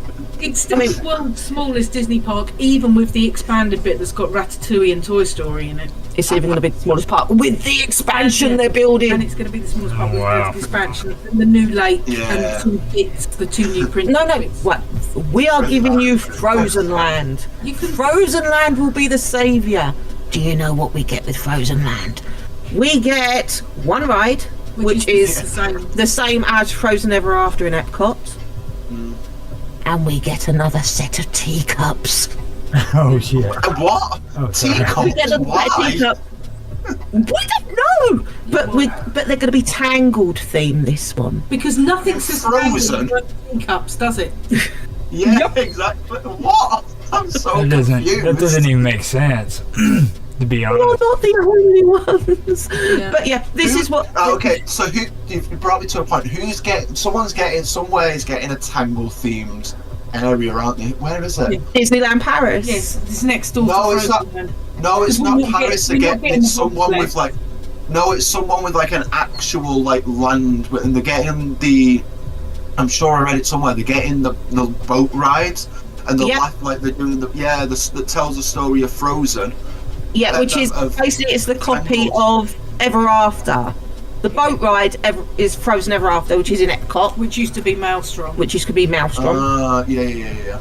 And then in Paris, so you're going to have that, and then you're going to have next to it, so in the entry into Frozen Land, so on the way in, as you cross over the big lake, you'll have the Tangled teacups. Yeah, so there's going to be a little bit of Tangled themed stuff going on in one area, and the rest of it's going to be the Frozen boat ride, and we get a restaurant as well, a Disney princess, probably bloody Frozen themed. So we're not even getting like the Matterhorn, like they've got in Hong Kong. Not getting that. Well, Hong Kong's Frozen Land, it looks so pretty. I don't eat like Frozen, and I'd go on the Matterhorns. Yeah, it does look so pretty. Oh, the runaway sleigh type thing. It's basically the Matterhorn but reskinned. It looks like Big Thunder Mountain, similar to Big Thunder Mountain. So yeah, Oaken's sleigh thing. Oaken sleigh, sleigh ride. Yeah, Oaken's sleigh ride thing. That but it just looks so pretty, and it looks, pretty. you know, and we're like, this is Disneyland Paris. We are going to get a half-assed effort. We were promised galaxies. They really shit the bed with Disneyland Paris, don't they? They really do. Like, I feel like they have done ever since it opened. Like, it's just... They do some things so well. Like the Avengers Drone Show is the most magnificent nighttime show. Oh yeah, that looks good. Yeah, that does look good. Yeah. And I'm looking forward to the new drone show that they're going to have, which celebrates the electrical nighttime parade. Yeah. Yes. Yeah. Because I love that parade. I think that's my favourite. That and the Christmas parade, like 2 favourites of all time. Yeah. Oh yeah. So when they released the clip of the music this week, that says, and it's like, it's the music from the nighttime parade. It's exactly the same music. It's like, I was so happy. That's so good. Then it's like Avengers Campus. Seeing what they've done with it out in like California. Yeah. You come to Disneyland Paris. You've got Web Slingers, which is the best ride ever. It's like now up there top 3 for us. Yeah. But our Pim's Kitchen is a buffet. Oh really? That is basically cool. has a giant burger. It's like very limited food range compared to what Pim's Kitchen in California has, where you've got a menu and you can choose what you eat. Yeah, we've got the buffet with a very limited selection. I would take a buffet. I'm a skinny boy. I'm a skinny boy, okay? But like when I eat, like the powers of freaking, I don't know how to explain it. Like an abyss just opens up and I just suck stuff down. Double it in. Yeah. I have Roger a 19-year-old son. My son is 19. He's got hollow legs. He's 6'1", the skinniest thing you've ever seen, but boy can he eat. And I've been that way all my life. You sit me down in front of good food, man, and I will just eat and eat and eat, and I won't even throw up. I mean, I'm jealous, man. I'm jealous. I want that metabolism. I have no idea. I just look at a cake and I gain like 3 pounds. Like, man, like a buffet, you put me in front of a buffet, I mean, if I had a choice between a buffet and having to pay for certain things, I would take the buffet because I can get more. I think that's the thing. I love the Disney buffets in like Walt Disney World. I think that's some of the best foods. They really, pay attention to the details on their food as well. Yeah, they do. Yeah. And the buffets in Paris used to be like that. Yeah, they're not anymore. They're not anymore. Is that since Disney rebought it back then? No, it's been good 10 years. They've been going downhill, and said where one of our favourite buffets was Inventions, which was in the Disneyland Hotel. Yeah. Obviously, the Disneyland Hotel has been under what seemed like a 5-year renovation. And when it reopens, they are getting a buffet back. But it's like when it reopens, it's only going to be available to hotel guests.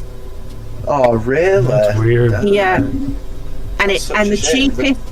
the cheapest room out of season midweek is £958 per night. Oh my god! And that doesn't include breakfast. So yeah, when it reopens, the 2 restaurants that are in the hotel will be for hotel guests only. Damn, so it's like that's so bad, man. It's like you've taken away. At the moment, they've only got 2 character meals at Disneyland Paris.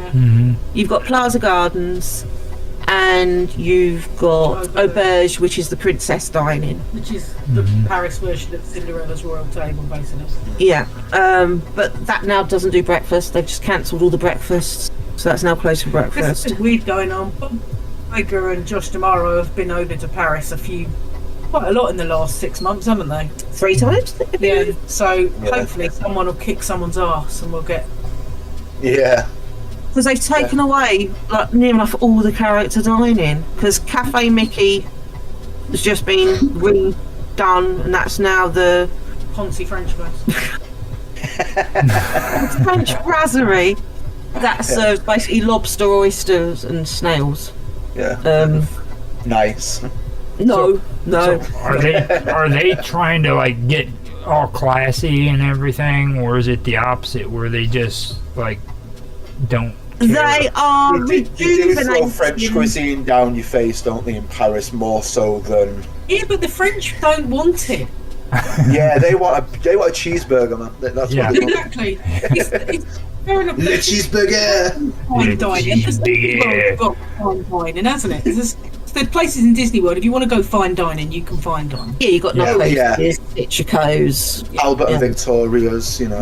You've got... My dream. I watched a Tim video of that. Oh my gosh, it looks insanely good. Very, very pricey. It's like the most It's like expensive $400 restaurant per person. Yeah. But then again, it is like, I'm pretty sure it's like the highest Michelin-starred restaurant on property as well. It is, yeah. It's, what is it, like 3 Michelin stars, something like that? Yeah, it's really like. Really I mean, I actually was really lucky and got to have a look inside when it wasn't open. Ooh. And it's only got like 15 tables or 12 tables in there. Yeah. I'll grab a cheeseburger. But yeah, I mean, I understand. Obviously, the Disney Village doesn't have character meals, and it's doesn't anymore. All like independent. No, Disney Springs, sorry. Yeah. Doesn't have character meals. It doesn't have Disney restaurants. There was like the Disney Village did have obviously Cafe Mickey, which used to be character dining. Yeah. Where they're rejuvenating the village and giving it a whole new look. We've lost Planet Hollywood. That's gone. Yeah. We've lost the Wild West show. That's gone. Oh no. That's been done. Oh yeah, Wild West show closed before COVID. Yeah.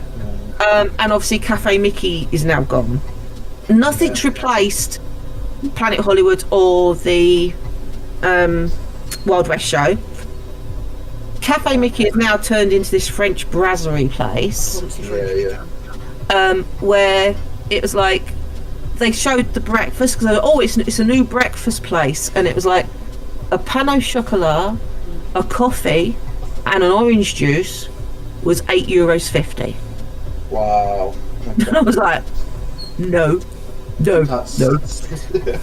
That's and then you've got what was King Ludwig's is now the Royal Pub. Yeah, it's basically like a Weatherspoons rip-off, but it's more expensive. Yeah, it's like an expensive Weatherspoons. Oh no. So we're like, okay, and then you go into the parks, and the only 2 character meals because there's.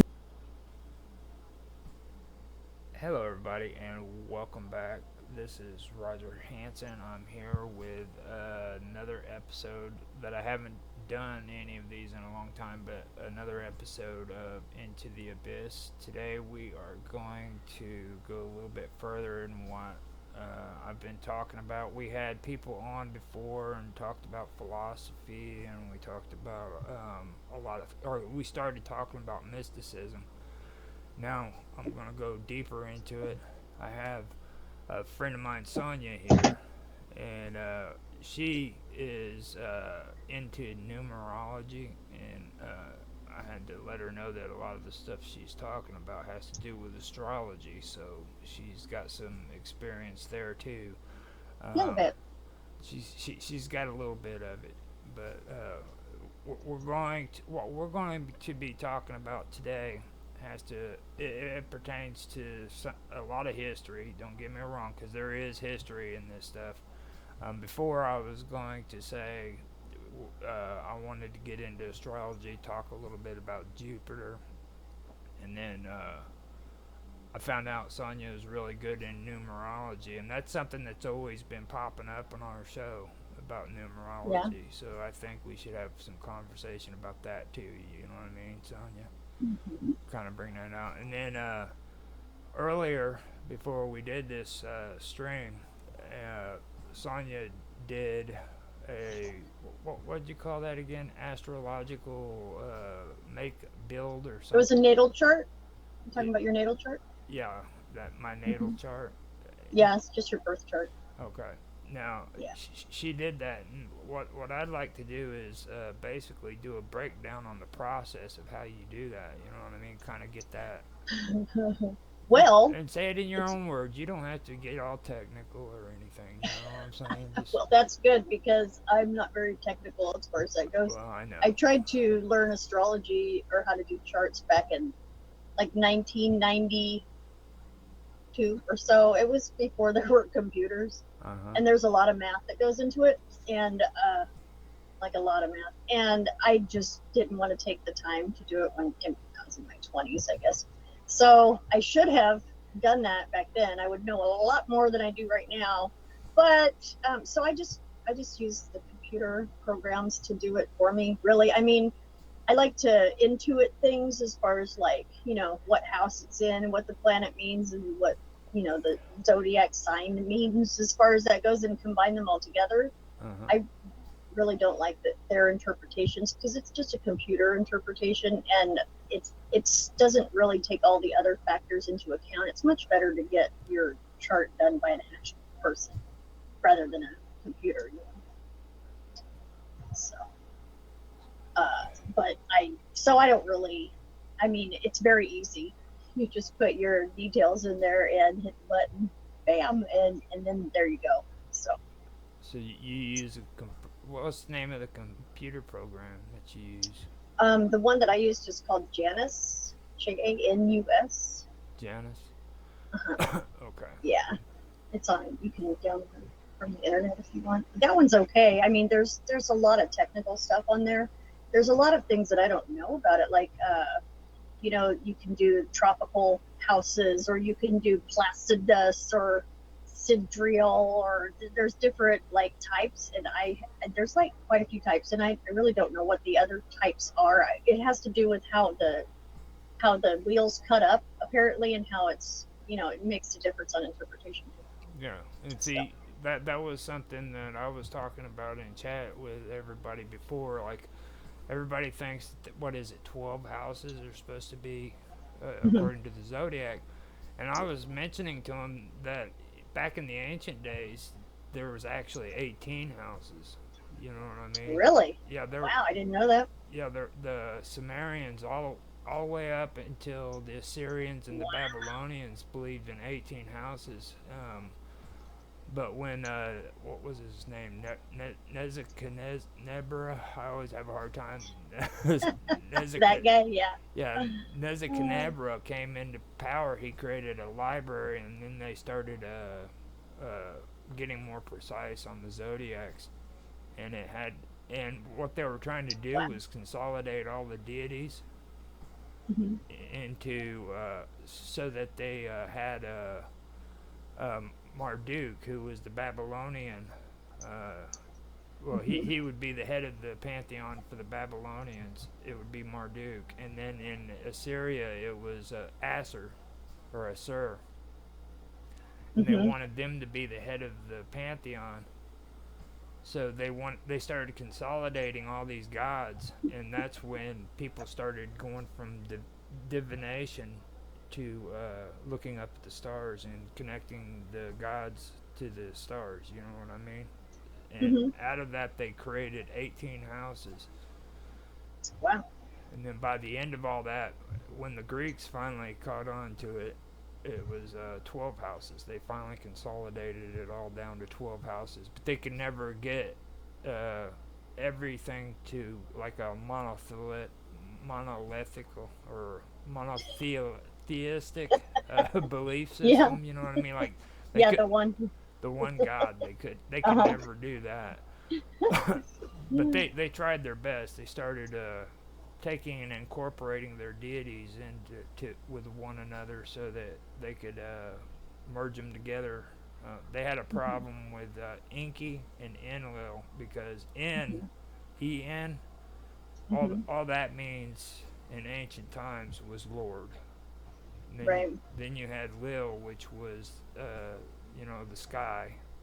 So Lord of the What's sky. the L mean? The L means something, right? In Lil, L is actually The L. That one's a weird one. Yeah, that one's actually a generic Phoenician word for Lord. Yeah, okay, that makes sense. And there's a really strange connection between the Phoenicians, the Amorites, and Babylon. And I'm still kind of going through all that, trying to figure it out because, like, Christians say that they smited the Amorites.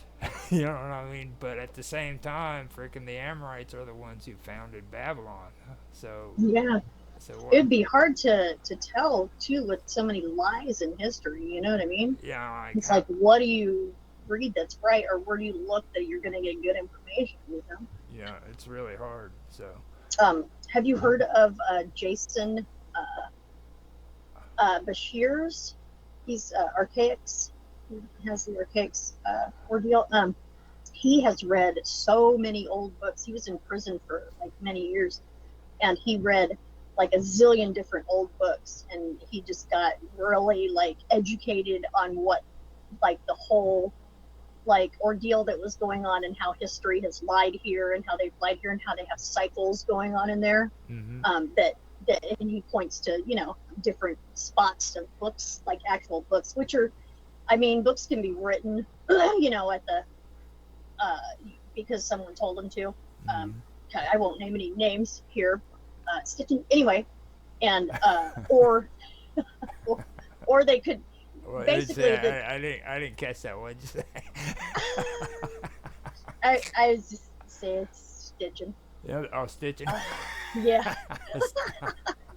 Yes. But it's less likely that you're going to find false information in a book that someone wrote rather than, like a history book or something like that's from the official sources, Yeah. So, I find his information very interesting, and he's probably, I mean, I'm not too into the older type stuff like that. I mean, I know a little bit about it, heard about it, but I'm not so interested in that as other stuff. But I bet you would love to hear what he has to say about all that stuff. You'd probably get a good amount of research done. Well, and he actually gives us stuff away for free, so yeah, pretty much. I would. I mean, wasn't it you who I was talking? No, it was somebody else I was talking about, like divination and how they used to do stuff to livers. Man, they would. Yeah, that must have been somebody else. Back in the day, man, they would practice divination through sacrificial animals, and they would use the liver of these sacrificial animals, and they would observe it because if so gross, they thought that if that through observations they could see what was happening with nature. And back in the day, that's where divination was all about. It was about nature rather than the stars. You know what I mean? Yeah. And at some point, Babylon started changing from observing nature to observing the stars. They started connecting them together. So I mean, yeah, I love that shit. I've always loved it. And people think I'm weird about that, you know what I mean? But weird. Why? I have no idea. It's like, this is our history, you know what I mean? It's like everybody likes. Well, it's interesting. I like to get to the root of things too. Like where did it start? You know what I mean? Like what's the very bottom of it? It's interesting. I mean, that's how you find out everything else, really. Well, you watched the first episode of Into the Abyss, okay? Every single person that was on there that you watched did not want to do this topic at all. Okay. Probably because they don't know a lot about it. You know, Well, it I might be mean, intimidating. the whole thing about it is they knew that I was going to be talking about sacrificial livers and divination. Yeah. You know what I mean? Yeah. It's like it's one thing to sit around and talk about philosophy when it comes to Pythagoras and Porphyry and all of these guys. You know what I mean? That's just philosophy. But when you start dabbing into the truth of what was really going on, you know. Nobody wants to hear that stuff. They don't want to hear that. Yeah, that's gross. Yeah, Man. that's I mean, horrible. and a lot of that sacrificial stuff was, I mean, who knows if that's, I mean, because I wasn't there, so I can only go by, you know, and so much of our history is bullshit that I'm like, you know, I don't know. But if even so, that would be like, in a way, like promoting that sort of thing as being like normal, at least back then, I guess. I don't know. I think it's just meant to twist people's heads, really. If you know, all in all, like overall, really.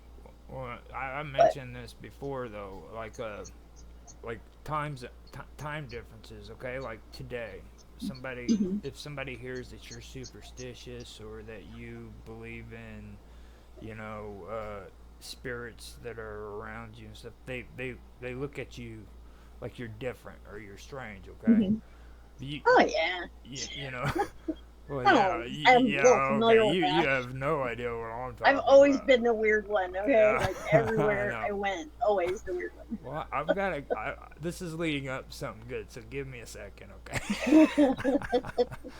but but like back in the ancient days, that wasn't the case. All right, everybody believed that.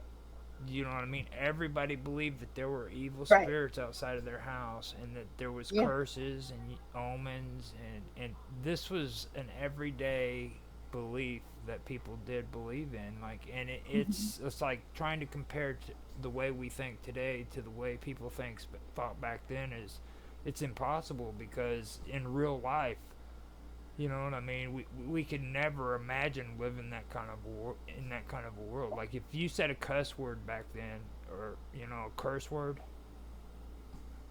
they Right. would they would probably stone you to death Wow. because and curse words back then were different. Like we say, I'm sure. you know what I mean? We say shit and stuff like that today. That's not a curse word. You know what I mean? Like. When I turn around and I say something that's evil towards you, that's cursing you. It doesn't matter if it's got the word shit in it. You know what I mean? That's a curse. Right. You know, so and these are different ways. People acted different back then than what they did today. So Oh, I'm sure. you know, so today it would be kind of distorted and screwed up that people would be out sacrificing a deer maybe in public. You know, if you seen that in public, you would probably flip out. You know what I mean? Yeah, right. Like, what the fuck are you doing to that deer, man? you'd If find you out. want it for dinner, why are you doing that? You know, I mean, like, yeah, they but isn't today. that what they do in like I guess Israel or wherever, where they had that, you know, recently they had the golden calf thing going on or something, and it was because, or the Red Bull. Oh Is yeah. it the Red Bull? Yeah, where they sacrificed it. Now Anyway, that would be actually a good conversation to get into about the bull because you're into the zodiacal sign, right? yeah. Okay, you know what the bull represents, right? Uh, well, it's like a bull, like ramming things. You know what I'm talking about. You know, right? And bullheadedness, stubbornness, kind of thing. I mean, as related, it's just like the like the archetype of the bull, I guess, right? Or Yeah. are you talking about something different? Now, now, let me. I can pull it up real quick. The zodiac. I actually have the charts of them all. Now they have they have what they call the Molopen, and these are ancient ones, but the Molopen was the more updated and revised version of it. But then the first actual astrological zodiac was called the Three Stars Each, and the Three Stars Each, the first it was the first formal compendium of star lists, and that was from the 12th century BC. And they represent a tripartite division of the heavens. The northern hemisphere belonged to Enlil, the equator belonged to Anu, and the southern hemisphere belonged to Enki. Now, I've already went over Enki and Enlil. Now, Enki, by the way, yeah, sorry. Enki, by the way, Ki stands for Earth. A lot of people say that he's water, but that actually, the underwater or the underworld, fresh water, whatever. But that was later on with the Babylonians. He did become Ea, and but before that, his name was Enki. He was the Lord of the Earth, and Enlil was Lord of the Sky, and then Anu is On, and then his name changed to Anu. And On is actually, he represents heaven, period. Like heaven. You know what I mean? So that's where Walmart got their name from. Probably. For all their electronic devices. Maybe. So, wouldn't be surprised. Let me see. The boundaries were at 17 degrees north and south, so that the sun spent exactly 3 consecutive months in each third. The enumeration of stars in the 3 stars each category included 36 stars, 3 for each month. The terminal glyph for constellations or star in these lists is Mul, which is MUL, originally a pictograph of 3 stars, as it were a triplet of on signs. That would be, e.g., the Pleiades are referred to as a star cluster or star of stars in the list written by Momo. Okay, now Momo was the guy who did all this stuff. That's why they put MUL at the beginning of it, because he's the one who started it, and he went by Momo. Okay. And the thing that I found out that was so weird was Pleiades. Okay. This kind of takes you back to a lot of the stuff people talks about with aliens and stuff, and that's one thing that really stuck out to me. I didn't realize that Pleiades was actually associated with the constellation, the astrological constellations and stuff back during that day. And that kind of gets me to rethinking a lot of stuff that Stitchin did, you know what I mean?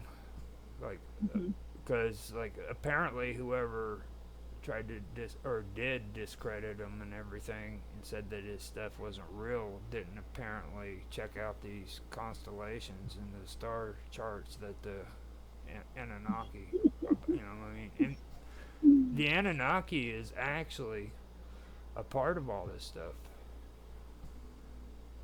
I would imagine. The word Anunnaki is actually a part of all of this. I was going through there and I was checking it out, and then what threw me off is Pleiades is directly related to it, and originally a pictograph of 3 stars, as it were a triplet of on signs, which is heaven, e.g. the Pleiades are referred to as a star cluster or star of stars. So they consider Pleiades the star of stars. Okay. So that kind of, I know that's weird, but it kind of makes sense to me when it comes to like having to listen to a lot of people talk about UFOs and then about aliens and stuff like that. Why a lot of people focus in on the Pleiades. That's probably where Right. it all started from. Maybe. I know they make a pretty big deal about it now, but that's just because It's popular. they make it trendy. Yeah, It's trendy. trendy. I say that all the time too. I got I forgot his name. He was on Jaffe's show, but he was always getting on there drunk and everything, and he got mad at me. He got mad at me because I told him, freaking, David Icke is never gonna come on anybody's show, and we got into it, and I told him, no, I mean, David Icke, he goes in, and he fills up a room full of people. Yeah, David Icke's pretty high guest as far as like people watching goes. Shit. Yeah, A lot of people know about him. if you turn around and look at it, like he's filling rooms in stadiums. You know what I mean? Yeah, the Wembley or whatever it was called back when he was doing his tour. There's a lot of people that went there, which was cool. I mean, if you want him on your show, you're going to end up paying him like freaking. Probably have to pay him, I would imagine, because he's busy. He's a busy guy. He's got other shit to do, Yeah. Well, you seen the books he's written, right? In his office, he's got like a whole freaking shelf full of nothing but videos. Yeah. Yeah, I've read a few of his books. Yeah. Yeah, I've learned a lot from him. He's his mind was like really out there whenever back in the day. You know what I mean? Like when nobody knew about what was going on, he was like talking about these things that were crazy, really. That's what everybody thought anyway, but I was like, that's what I'm talking about. I need to know about that stuff, Yeah. So yeah. Very interesting. Now the second one that they had was called the Mulapin, which is MUL from that Mall guy, and then Apin, APIN, and it's a pair of tablets named for their incipit. It's corresponding to the first constellations, or the first constellation of the year, the Mulapin, and the Mulapin means the plow, or isn't it PLOUGH? That's the plow, right? Yeah, but is it a certain kind of plow? That seems, or did they just spell things different that way? It could have been from another country. I can just look it up here real quick. Because take care of that. Because when they spell stuff here, you can always tell the difference. Like these guys always spell color COLOUR. Yeah. You know right. What I mean? Yeah. Stuff yeah, they have a little bit different. An S and advertise instead of a Z or whatever. Now it's identified with triangulum plus gamma Andromeda or Andromeda. Yeah, it's a plow, and it's an alternative name for Ursa Major, the Great Bear. The Great Bear, yeah, and the bear is actually mentioned in this. Now it's identified with triangulum plus gamma Andromeda. So now we have Pleiades and then and Andromeda. So that's kind of cool right there. Right. So the list is a direct descendant of the 3 stars each list. It was reworked around 1000 BC on the basis of more accurate observations. Because you got to remember, these guys were up there or down there staring at these stars, and they were taking observations. And as time went by, they just got better at it, Sure. So let's see what it says. They include more constellations, including more circumpolar ones. Do you know what a circumpolar constellation is? I do not. And more of the around a pole. is Circumpole? that could be including most circumpolar ones and more of the Oh. zodiacal ones.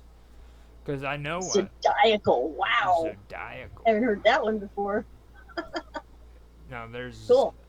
zodiacal constellations and circupolar constellations. Mm-hmm. Okay, so the Babylonian star catalogs entered Greek astronomy in the 4th century BC via I hate this, Eudoxus of Cnidus and others. Cnidus. See, and this is why I had a problem because these Greek people, they had all these weird names, and the Phoenicians had really bad names too. Like, and trying to pronounce them is something that I've always had a problem with. Yeah. Speaking of Greek, I found a Greek, I think it was a encyclopedia, and it was from like 1703. So I downloaded it, and it's in Greek. I can't read it. No, I was all excited thinking, wow, this would be cool, and look up all kinds of stuff, and then no, I can't really do that. Now, if you take that and you put it on, well, go and like take it. Is it a file on your computer? It's a PDF, yeah. Yeah, take that. I think it's like pictures. It looks like it's, you know how they take pictures of books and do it that way. Now, if you open up your browser, okay, and you take that PDF and you grab it and you pull it over your browser, it'll open that PDF for you and allow you to read it. And you'll see it in Greek. Really? Yeah, you'll see it in Greek, but right-click on it and translate to English. Sweet. Okay, I'll try that. I didn't even think about that. Yeah, you can. Awesome. Now that's the one thing that I'm good for. I know how to like do. You're good for more than one thing, Roger. I'm sure. That's what that's what they tell me. I just don't know for sure if that's true or not. Now, a few of the constellation names in use in modern astronomy can be traced to Babylon sources via Greek astronomy. Among the most ancient constellations are those that mark the 4 cardinal points of the year in the Middle Bronze Age. Now, do you know anything about the cardinal points? I do. I know a little bit. The first thing I thought of when you were talking about that is the circle with the cross, which is, the Indians would use it. A lot of different cultures use that, and it represents the 4 corners kind of thing, or the 4 directions kind of thing. Yeah. Yeah. And then they've got in astrology, there's the cardinal, the mutable, the air, and then there's the elements too that are like that. So pretty much every culture has that kind of 4-way thing going on, if that's what you're talking about. Okay, so this is where we get to the bull. Okay, and we took a long walk to get a short distance, but I'm glad you're patient with me. I'm glad that you've been around me long enough to know how I am. So. Oh, it's interesting. It's all interesting stuff, Okay, now the Taurus. Okay, the Taurus is the bull, and he is the steer of heaven. All right. Okay. Marking the vernal equinox. Then you have Leo. Now, these are all according to not only Greeks, but the Babylonians as well as the Assyrians. So you have Taurus the bull, the steer of heaven, marking the vernal equinox. Then you have Leo the lion, which is the lion, and he marks the summer solstice. Then you have Scorpion, and he is the scorpion, and he marks the autumn equinox. Now this is some weird stuff right here, okay? Capricornus. Now, Capricornus is goat horned. Okay, everybody's used to the whole term goat horned, but he's also referred to as goat fish. Wow. Okay. Now, I'm not really surprised, actually. Now he's marked with the winter solstice. Now Capricornus. Now Capricornus is a mythical hybrid depicted on boundary stones, okay? And this goes from before like 2000 BC. And it was used as a symbol of Ea, who is actually Enki. Okay. So that's probably where the whole thing about Enki being evil is, because a lot of people relate the winter solstice as like death, you know what I mean? And things of that nature. So that's what I'm thinking of. So, Taurus, what do you know about Taurus, young lady? I know that I am my moon is in Taurus, I think, or Venus is one of them. And actually my ascendant's Gemini, but I've got some Taurus in there. I was surprised about that because I dated a Taurus when I was a kid, and he was kind of an asshole and very stubborn type thing. So I don't know. I don't know too much about it other than I believe it's an Earth sign, right? And I'm not really looking to hang out with Tauruses. They're kind of boring, actually, or like mundane kind of thing. Yeah. As far as I know, I mean, that's just from my perspective. So. Now. Yeah, I don't know much. The one thing that really sticks out about me is the Steer of Heaven. This goes all the way back to like the epics of Gilgamesh. Like you remember hearing the story about Gilgamesh, didn't you? Or have you?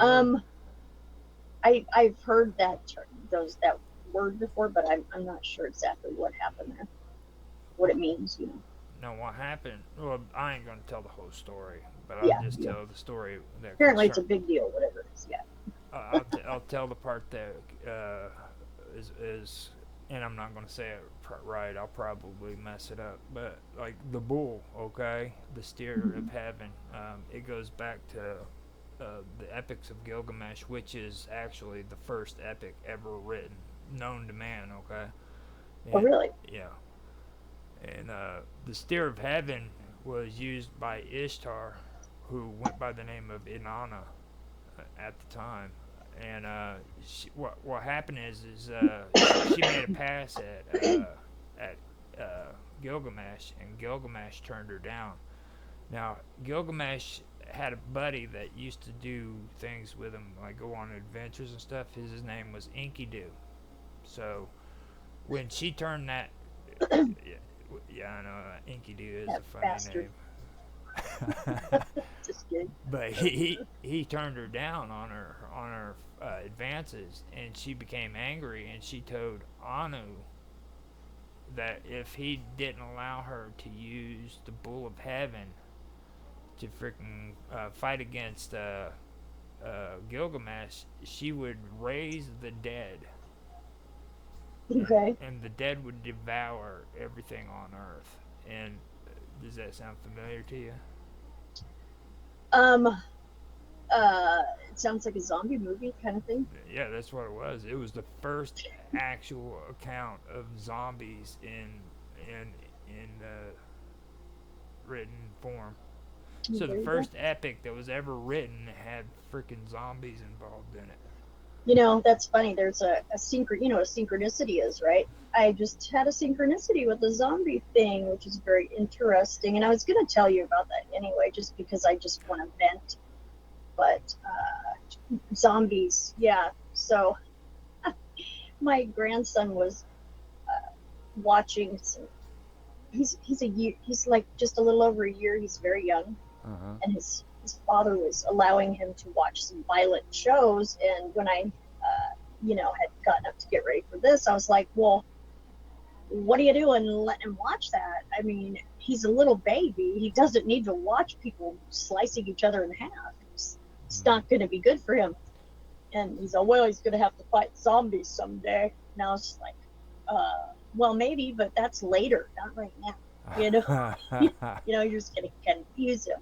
So it's just interesting that the whole zombie, and then we have this epic, which is like, that's just really, really odd. Yeah. And then people are kind of becoming zombies a little bit.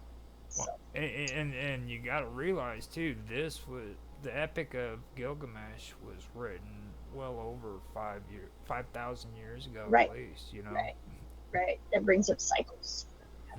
So the weird part about it is like well, I'll tell you. In the end, what happens is Gilgamesh doesn't die from it, but the Bull of Heaven actually fights and kills Enkidu. So that takes him on to another adventure where he tries to find eternal,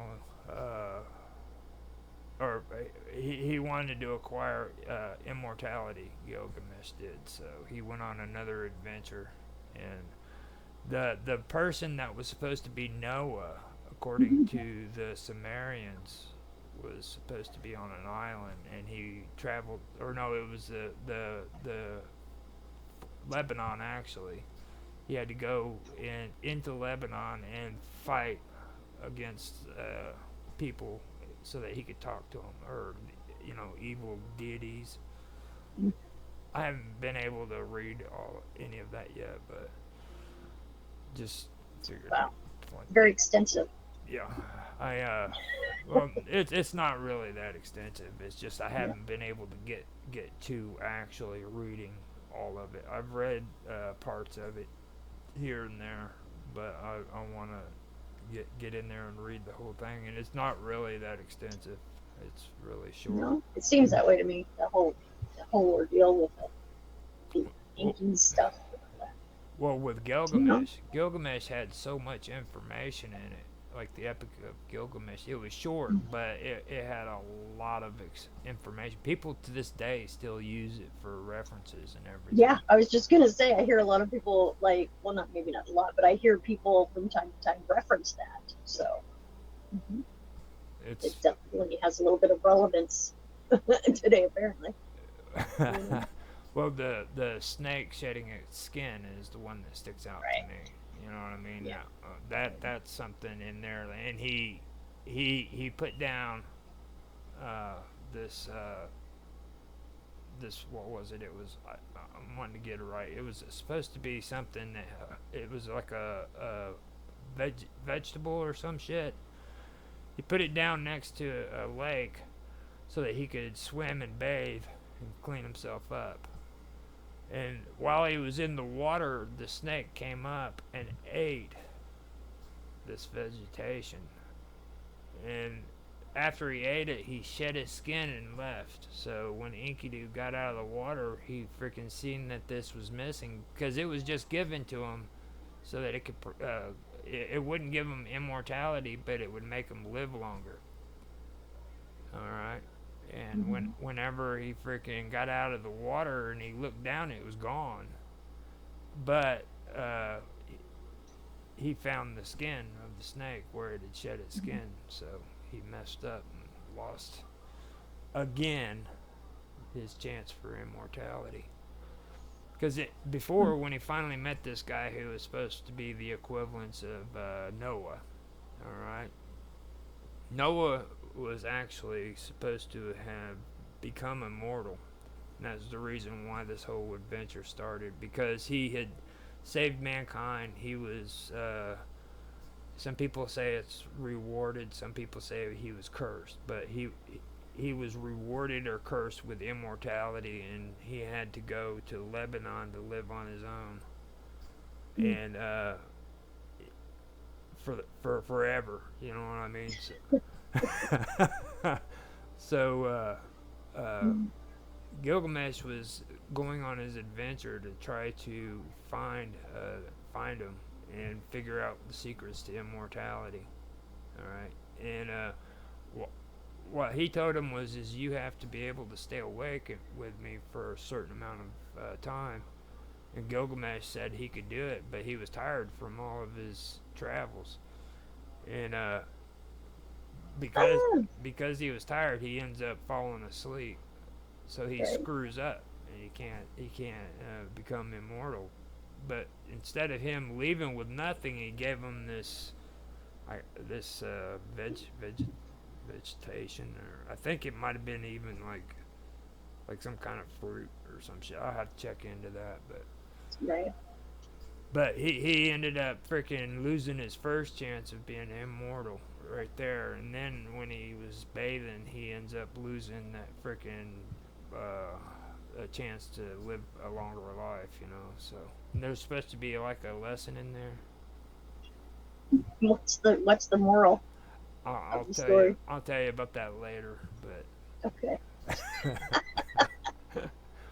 But that's what the steer of heaven and the vernal equinox reminds me of whenever they say the Taurus, you know what I mean, or the Taurus. So now Leo is mine, Leo the lion, okay, and that one is because I'm on July the 29th. I'm just at the border, like I'm just barely crossing into Leo. And that marks the summer solstice. So, what do you know about the summer solstice? I really, I don't, I don't really know that much about the summer solstice. Jeez. And if I do, I'm not supposed to tell you. No. Apparently. I'm just kidding. Apparently, man. You sure you don't need a cup of coffee, man? I've got one right here. I had to drink 2 cups of coffee just before. It says leftist tears. That's funny. Now, yeah, I don't know much about the solstices really, except for they cut things in half and the time changes. You know, as far as that goes. What about the seasons? Do you? Yeah, right. It's the light half and the dark half, right? And then the other one, the autumn or the winter solstice, right? That kind of marks the other point, right? As far as other than that, you can do like meditations during those times. Yeah, there you go. You know any good meditations that go according to seasons and stuff? Not necessarily, but I can tell you that I can feel when the seasons change. Can you feel that?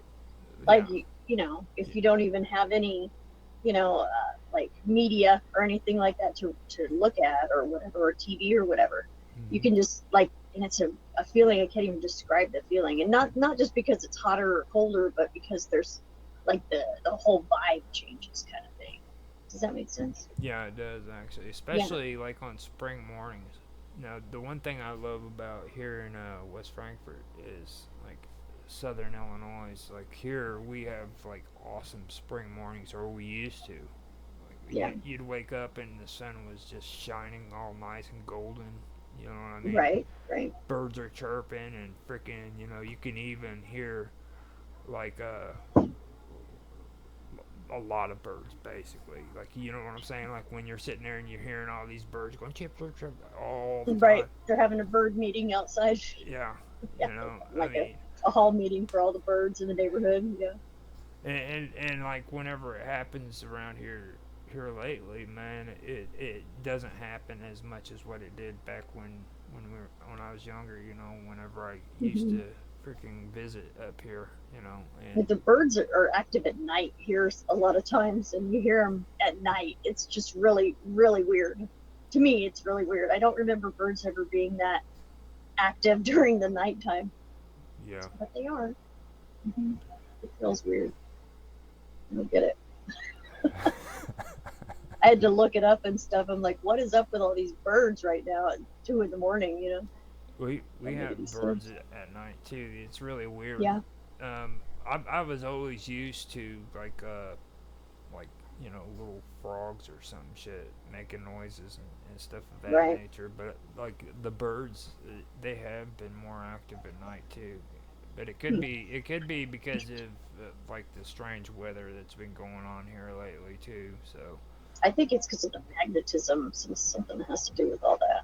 I'm pretty sure. Just like the cattle that was going in circles. It was a while back, but remember when everybody's like, why are all the sheep going in circles or whatever? And they're just walking in circles, around in circles, and it like all over the earth they were doing that.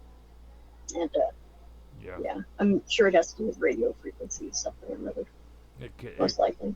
Yeah, I agree. I forgot all about that, to be If you honest. turn your phone on or make a call to a phone where there's like bugs, like ants or whatever kind of insect you would like to use in the experiment, but they'd be walking by, they'll all start walking in a circle around the phone when the phone is ringing. Then once it stops, they'll just keep going like normal. So I'm pretty sure that's probably the same effect on the cattle too. You know? So with all of that, I'm gonna move to the next one. We covered the Malapin, and this one is another part is called about the Malapin, and it says it gives a catalog of 71 stars and constellations of the three ways of the three stars each tradition. Now the ways is interesting, okay, because that is what was termed for Enki, Enlil, and Anu. You remember how I told you where they were placed in the stars and stuff? They were called the way. Okay, and I find that interesting because, like, when you turn around and you look at like Christianity, they do the same thing. They use the term "the way" when it comes to Christianity, Yahweh. Right. You know what I mean? That's what Yahweh means. Yeah. Right. Okay. Yahweh. I know a little bit about that. The Yahweh thing, anyway. Oh, what do you know? No way, Yahweh. No. That. Well, this is from what I have gathered.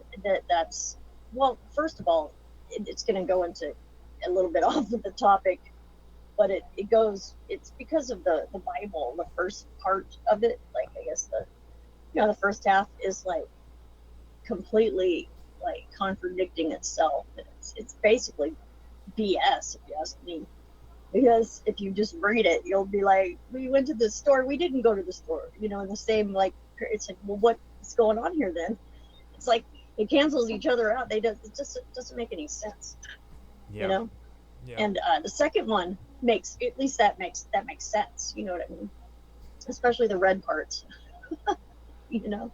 Yeah. And I've had some pretty amazing, like, synchronicity experiences with the Bible. But I won't get into that. It's a little far off topic. But yeah. So if you look at it that way, then I mean, because Yahweh is like the first Bible dude. I mean, because it's obvious that no God is gonna be an asshole like that. You know what I mean? Uh-huh. So it's part of the ET thing, as far as I can tell. You know, he's like an ET dude that came and took over shit. You know, basically. Sounds good. Yeah, he's not a good dude, put it that way. Not really a good dude. Not somebody you want to go have a beer with, really. You know? No, see, there are people who, a long time ago, who were Gnostic that believed that Gnostics, yes. Yeah, the Gnostics believed that freaking the Creator God was actually evil. You know what I mean? Because I'm on the Gnostic side then. He was of the flesh. You know, like with Gnostics, they believed that everything that was flesh was evil. You know what I mean? So. Or it could be, I guess. But yeah, I mean, I know a little bit about Gnosticism. I would say I'm more Gnostic than anything else. I would imagine, but I'm not too sure about the stories or the lore that goes with it, Sophia and all that. Well, I'll tell you one thing. A lot of this does have to do with the Book of Enoch. Been experience with that guy too. Yeah. And it's crazy. When you start talking about the Book of Enoch, that's where people start flipping out. You know what I mean? Like. Yeah. Or where your computers get taken over by remote hackers for no reason. Yeah. It's pretty interesting. Yeah, kind of like that. Yeah. Very interesting stuff, though. Yeah, it was kind of boring though, because it's like, I mean, the cycles part, especially with and then it went by this time, and then the next day it was like this, and it's like I didn't really understand the point of all that. But. Well, they get. Yep. How's it going? Hey, what's up, Mark? Not much. Oh, hi. Hey, Mark. Hi. We have. How you doing? We're doing all right. Howdy. We're talking. Book of Enoch, huh? we're talking Book about of astrology Book right now. Giants, Book of Jasher, all Yeah. those books. What do you think? What's your take on all that? I think they should have left them in. You know, I don't think they should have took them out of the Bible. I don't think the Nicene Creed, I mean not Creed, but the Nicene Council should have done what they did. I understand, shrinking it down to make it, a book that everybody can carry it around and this, that, and the other. But hey, we can all go out and buy each individual book of the Bible separately. Why not, include it? And now that everything's online, it's time for them to rethink that. Yeah. Right. We could just go hand out that book at the grocery store, like at Walmart, give it to everybody walking out. I'm just saying. Just a thought. Now, with a lot of this stuff, though, I've been finding a lot of interesting things out. People say that like they just decided. I believe that this was it was a intended effort, because like a lot of it has to do with astrology. A lot of it has to do with mysticism. Even in the Old Testament, you'll find parts of the Old Testament that just doesn't sound right, like you said, Sonia, where it's contradictory, and that's because even before Christianity, they were editing stuff and taking it out. Yeah, I'm sure. There's a part in the Old Testament that mentions what is it? The age of the war of the lords. It talks about these lords who actually have a war amongst one another, and it's just a small part in the Old Testament. And it mentions it, but it doesn't go into any explanation. So there's a book out there that was lost. Or intentionally destroyed. Right. Right. But there's proof that it was there, because that one little sentence is right there in the Old Testament, and it's still there today. Right. That's why I like listening to Paul Wallace. I don't know if you're familiar with Paul Wallace. Let's see. Yeah.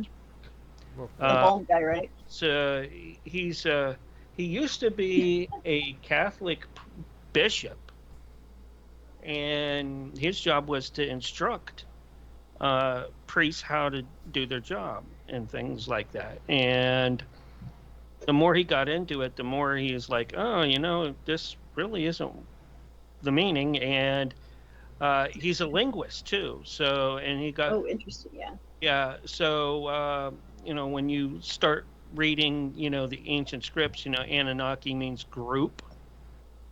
And, so. I actually found out Anunnaki is a part of the ancient Babylonian star chart. So I was just talking about that before you came on. Yeah, and there's and they break it down on that on his podcast over on YouTube. I used to catch that all the time when I could, but I can't get YouTube anymore. You can't? Wow, that's weird. Yeah, I'm banned at the IP. They hate me. Oh, really? Wow. He must have really did something then. He probably did. I just talked about the jab, that's all. Well, wow. Let's just keep it down on that. We're on YouTube at the moment. Right. We're not just on Rumble and all them other ones. We're on YouTube and Twitch as well. So we're trying to be good. Okay. So I'll be politically correct. We'll be good. That's all I'm saying. I don't like politically correct at all. I don't think there's a way of making any of you guys political correct. Yeah. So that's just not going to happen. That's not going to happen. No. So we come to, we started talking about the Mullipen. This is the actual the first effort at making a precise zodiac, okay, an of the constellations. and it catalogs 71 stars and constellations. And we started talking about of the three ways, and I said that's how the whole thing about the way, Oh, the yeah, term yeah. the way started. Right. Now, the 3 stars each tradition was the original zodiac set up before this one, and it was actually the first one, and it had 18 constellations. By the time they got to the Mullipen, it ended up having 12 houses in the zodiac. So this is where it starts developing that until it finally makes it to the Greek. Yep.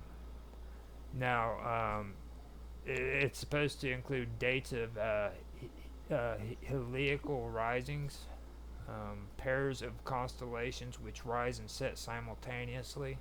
So these are constellations that rise and set in the sky at the same time. They were keeping track of it.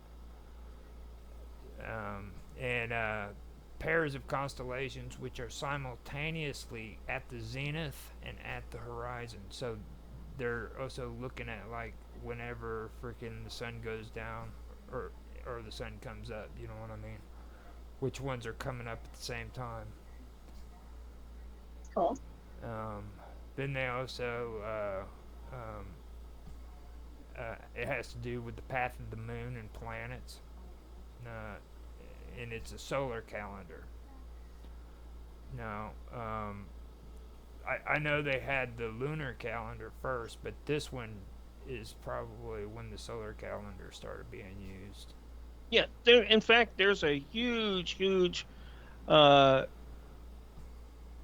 it cathedral or it was a chapel or something over in Turkey. It's kind of in ruins now, but when you go into it, it was one of the places that the Knights Templars had, and it has nothing but astronomy up on top the for the what do they call them, the frescoes. Yeah. In the dome. Yes. And it, they're all, Christ related, but they're still zodiac. And Zodiacal. Yeah. Astrological.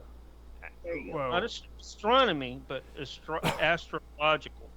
no, I've actually a long time ago I've heard people saying that it's more scientifically correct if you use the word astrology instead of astronomy, and I didn't understand it at first until I went in and I looked at root words. I like root words. Yeah, stop picking on my accent. No, I do. I like root words. Words. But astrology, actually, if you want to look at it at a scientific perspective about naming something, astrology would better fit what astronomy was supposed to be about. You know what I mean? Right. And it's vice versa. Like astronomy doesn't really fit in when it comes to naming. Astronomy is all about the study of why they're there. Mm-hmm. Okay, not the meaning of them and when they come up, or when they're seen, I should say. Where it's safe to teach in it's the earliest form of stargazing that man has ever known. Well, you look at it like this, okay? It has to do with stellar rising. You had planetary positions, and that was used to predict the weather and for adjusting calendars. Mm-hmm. You know what I mean? And things like that too. And then it's like telling time by the length of what they call them, gnomons. It's the little points that stick up, and then you look at the shadow to determine what time it is in the day. Like a sundial? Yeah, that it is, but it's a sundial exactly, but it's that little kind of like rectangular thing that's poking up on the top. It'll cast a shadow, and when it casts that shadow is what actually tells you the time. that's why when we have not the digital clocks, but the ones with the arms, Mhm. when it gets to a certain point around that circular, well, the circle. It's called that the hitching stone. Yeah. That's why they do that. It's traditionally set up that way because that's how people used to tell time. When the shadow was in that at that angle, like 1 o'clock, that was 1 o'clock. I know when it's when I get hungry at certain times of day, I can actually say, yeah, it's like noon. I'm just messing with you, Roger. Thanks for sharing that. Well, I mean, I can Yeah, actually. I'm sure that has some sort of lunar, solar, and Well, other it might. effects. Yeah. Mhm. Yeah, for sure. Just like telling when the seasons change, kind of thing. Yeah, because I crave a certain type of food. Then, yeah, that would probably be a good thing. Well, this is a Right? good time to bring up. This is a good It's time. good to know thyself. This is a good time to bring up omens then, like Almonds. like with astronomy or astrology. I'm sorry, got it mixed up. Like I said, at one time they used divination to relate nature to the deities and stuff, and then freaking it went from there to looking at the stars. Okay, but it was always about omens and connecting with the appearance of stars. You know what I mean? And Right. planets. So like Here's something we all know amongst us here that at one time in recorded history there was no moon. Okay, how did that change all that? Well, how did that change? How did that change astrology the way it is now? Indeed. Great question. No, I don't know the answer to that one. Me either. I'm dying to know. there was a guy out back Why? in the 1950s or something. It was just before we finally was able to send a satellite to Venus and find out that it was hot. Now this guy had made theories that Venus was extremely hot. Nobody believed him, and he also believed that the Earth's or the planets vibrated, and everybody thought he was crazy. Yep, that's true. But what his theory was is he had this theory that the Earth was actually a moon of I believe it was Saturn, or it was Jupiter maybe. No, Saturn, because isn't Saturn the gas planet? So is Jupiter. Jupiter. Okay, so both of those are gas planets, but only one has a hula hoop around it. Now he theorized that another planet went through that gas planet, and it caused a ricochet effect that shifted Earth from there, because that was something that I was wanting to bring up here too, because Jupiter, which is probably the one that is being referred to, because it's always mentioned about Jupiter, if you notice. You know what I mean? Like in all of the main deities in history was always represented by Jupiter. Look at Marduk, or Marduk. With the Babylonians, he was represented as Jupiter. I believe Zeus was also Jupiter, wasn't he? Yeah. I think so. Yeah. There, and all of these deities were actually that were at the head of these pantheons were actually represented by Jupiter when it comes to astronomy or astrology. No, hold on here. No, Saturn. Was it Saturn? Oh. Saturn. That's where we get Saturn, Satan, Saturn, and Santorina, and what's the other one? Well, I'm talking about head of the deities, though. Yeah, head of the deities. Satan for the isn't. Greeks Satan isn't number one. Okay. was Saturn. That was. Okay, and then it changed to Jupiter because Juno is what was it?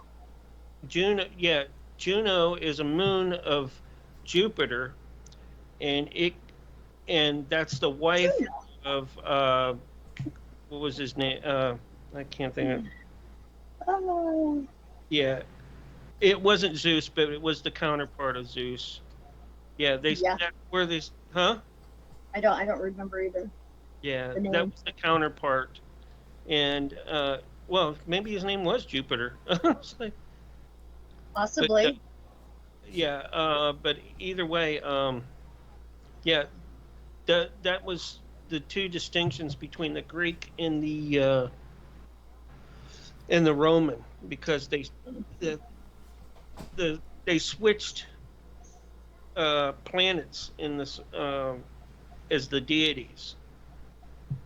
Okay, now you guys need to talk a little bit because I've got to run to the bathroom. I will be right back.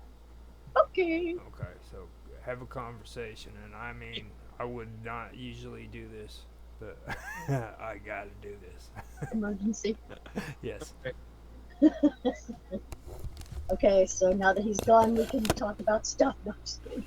So what kind of stuff we want to talk about? I don't know, stuff that we're not supposed to talk about.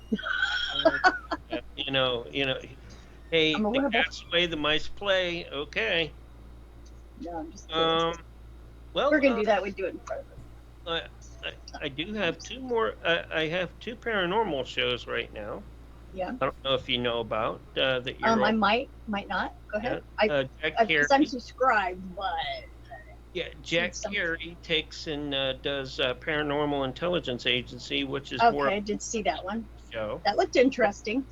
Yeah, I don't know if you've heard of him. He's a cryptozoologist, and he's into the hitchhiker effect and a lot of other things. We had on Joshua Shapiro last week, and we talked crystal skulls, and then we had. And the next show that I have is Cafe Enigma. And it's kind of paranormal, but not always paranormal. What was that one? We just talk about mysterious and unknown and weird stuff there. And we had, who was it? Brian. What was his? Can you see my crystal skull? Yeah. It's a whole necklace. That's cool. Yeah. Joshua has a whole bunch of.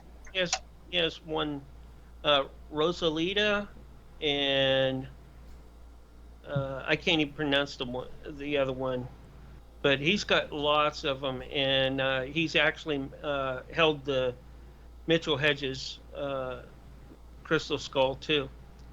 Yeah. So that's like the big smoky quartz one that's out there. And Mark, I want to apologize too because, like, towards the end of your guys' stream, I started talking a little bit about politics, and you had asked everybody not to do that with that one guy on there. Yeah. Well, that person didn't actually show up that was supposed to. Okay. He had, so we kind of lucked out on that.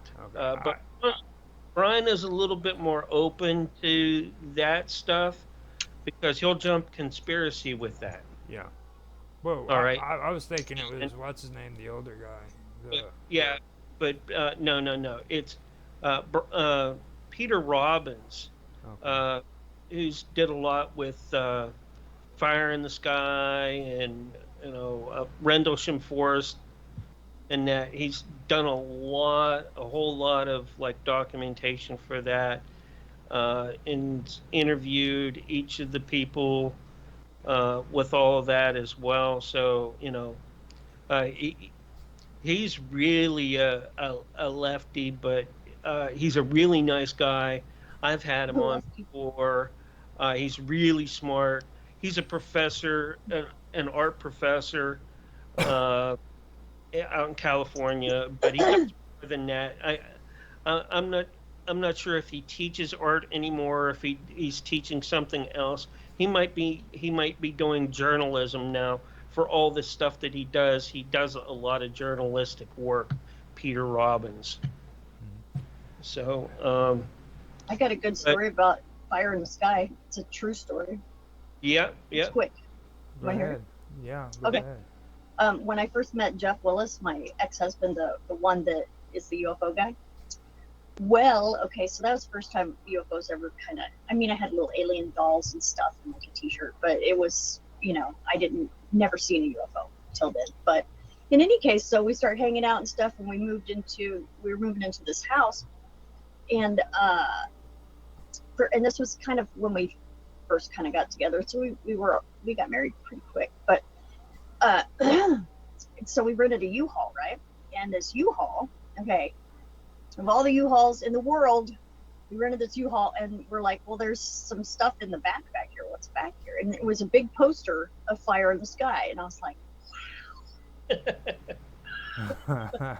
Yeah, it was a trip. That was pretty cool. What are the chances? Yeah. So okay, I just want to share that.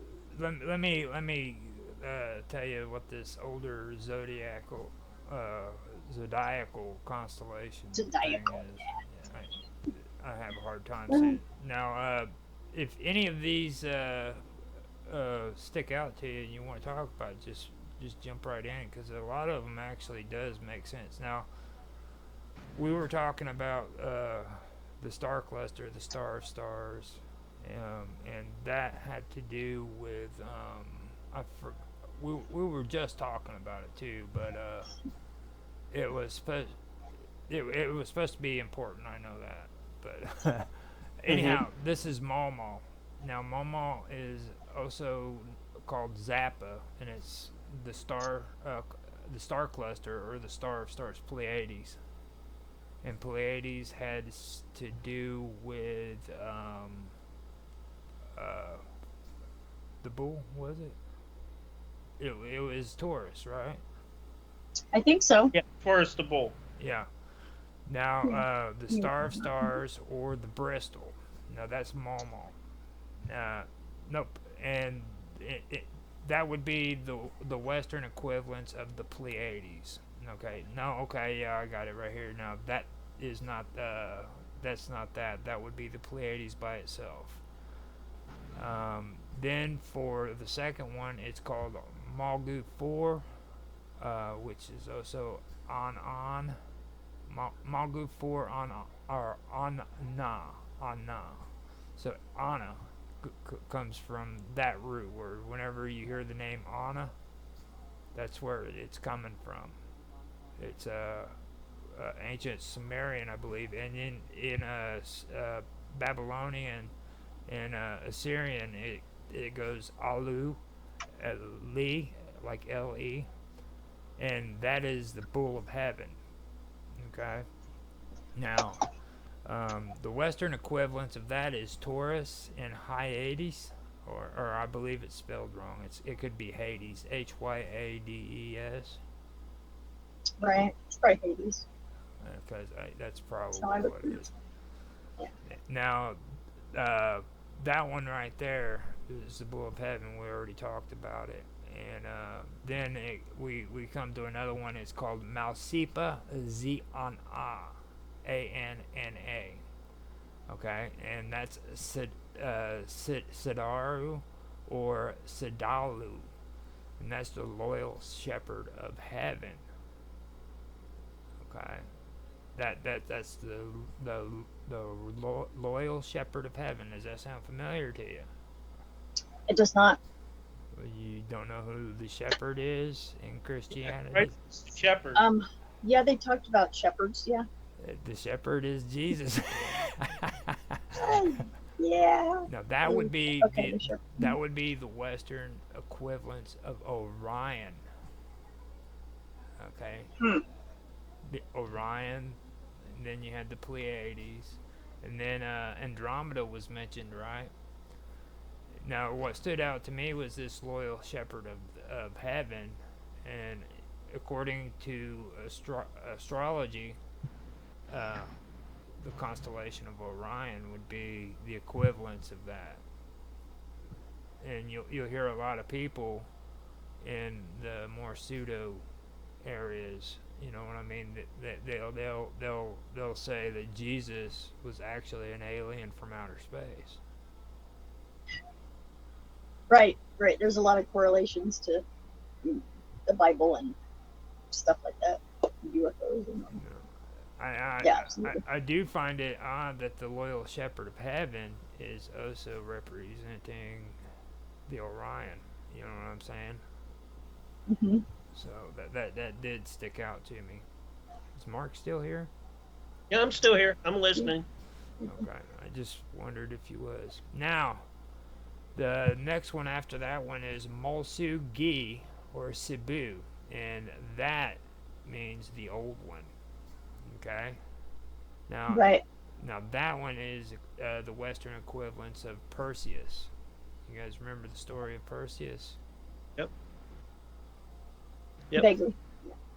He's the one who cut the Gorgon's head off, Medusa. Okay. Yeah. Okay. So, yeah. I've done some Medusa tattoos. So. You like Medusa, don't you? No. Yeah, right. I'm good.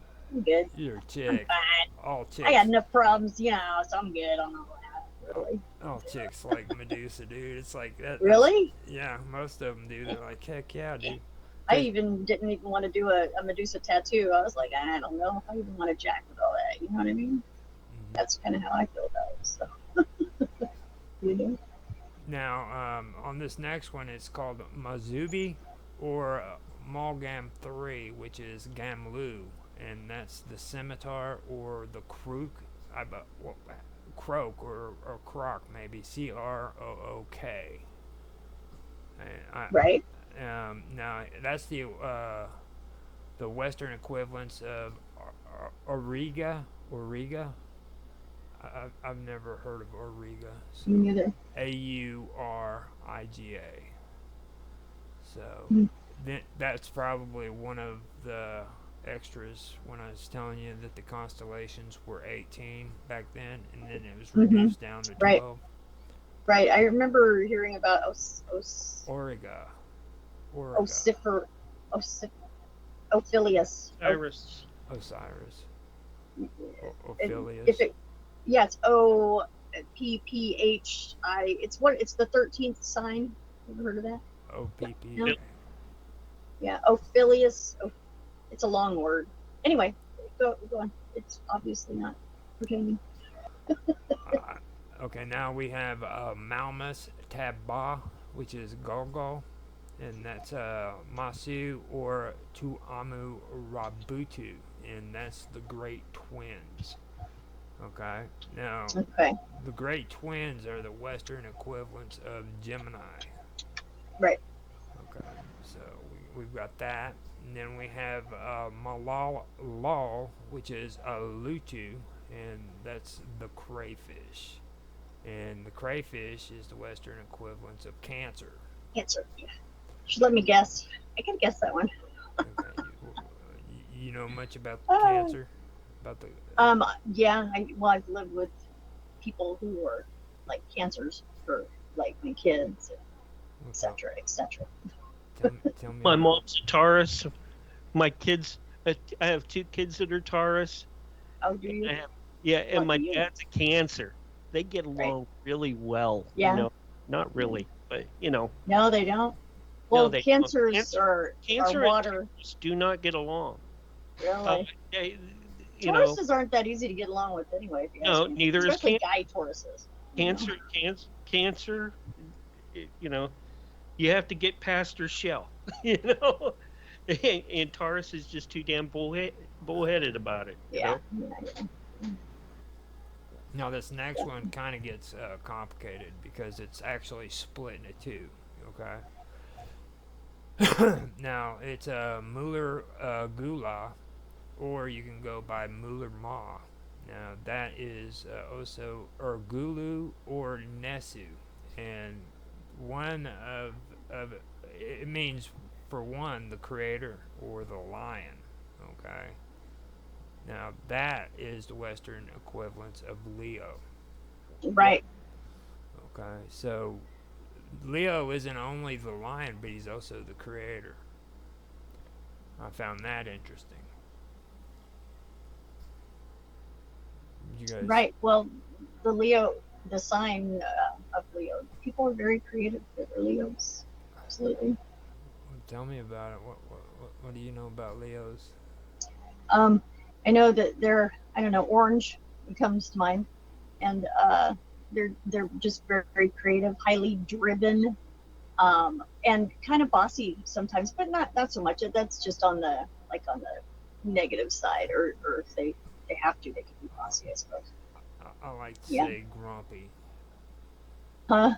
Grumpy is what it is. They Grumpy? get grumpy. They don't get angry and bossy. They're just grumpy. Yeah.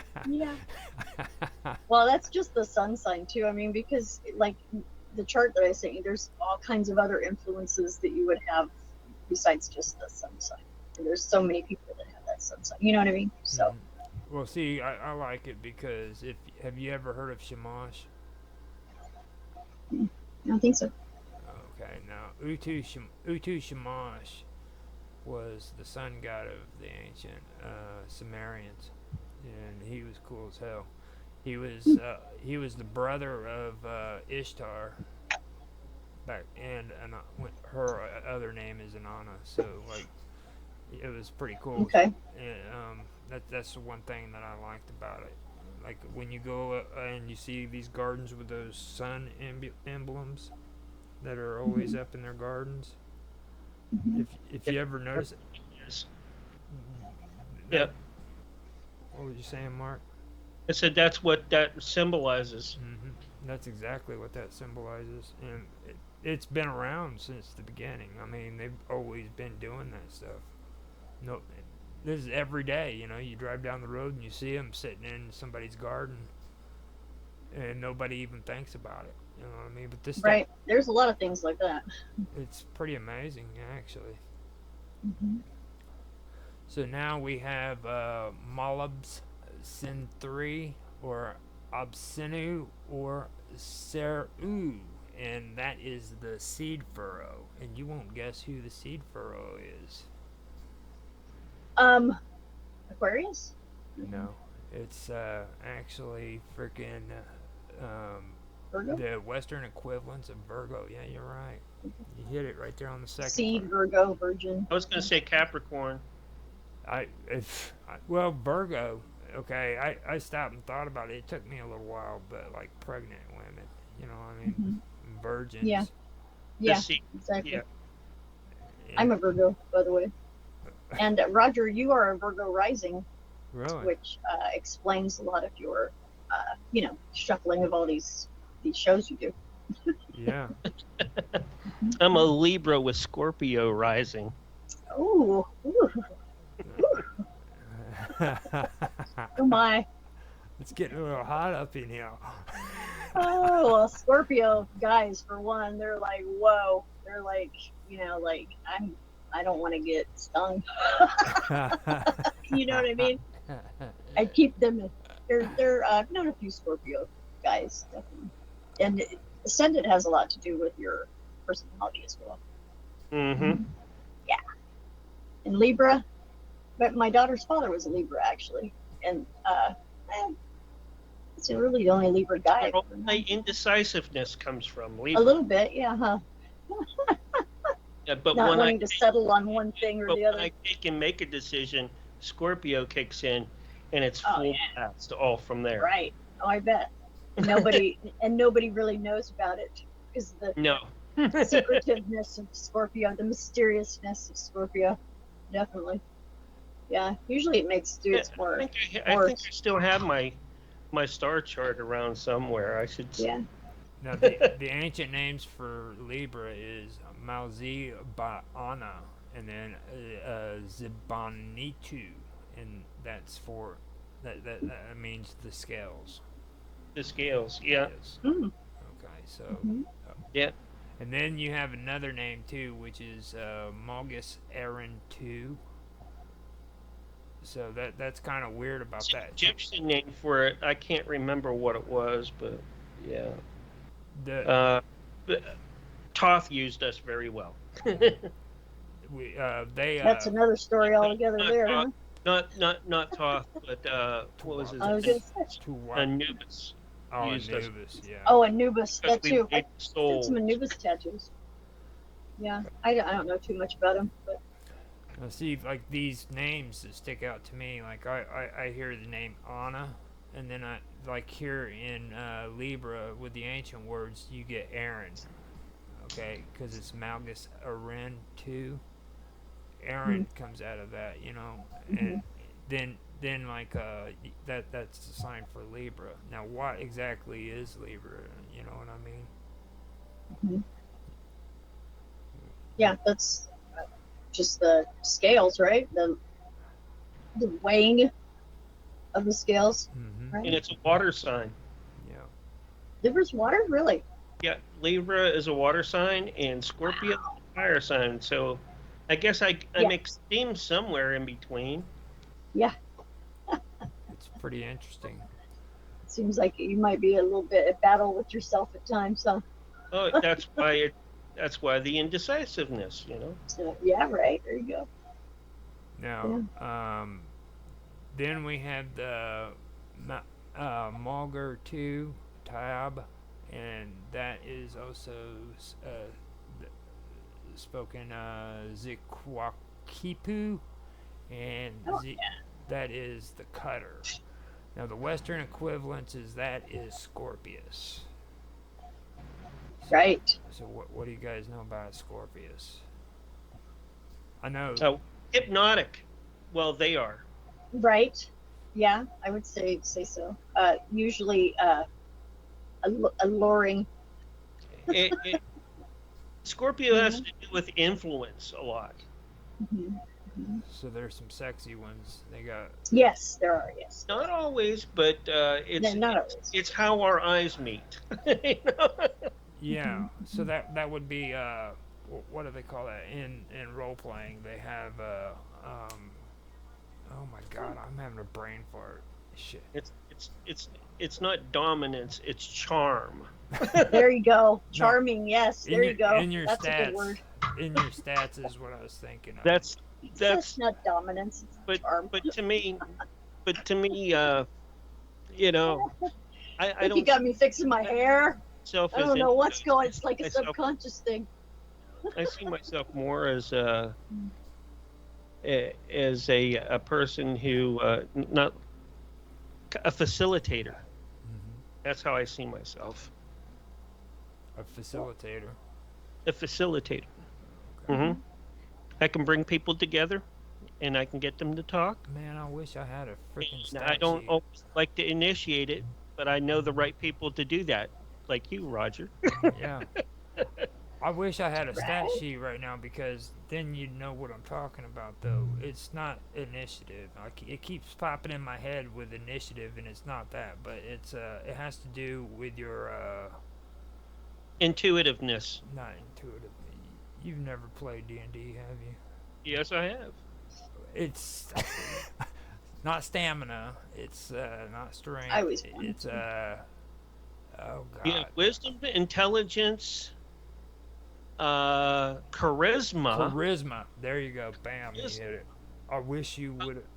I'm not very charismatic. Charisma is a part of that. But I'm not very charismatic. Charisma. I don't consider myself that. Charisma is kind of like what you just said, where you have the ability to bring people together and stuff like that. You're able to influence people. You know. Not really influence them. I can just bring them together and allow them to influence each other. And allow them to influence others. Right. Yeah, that's charisma.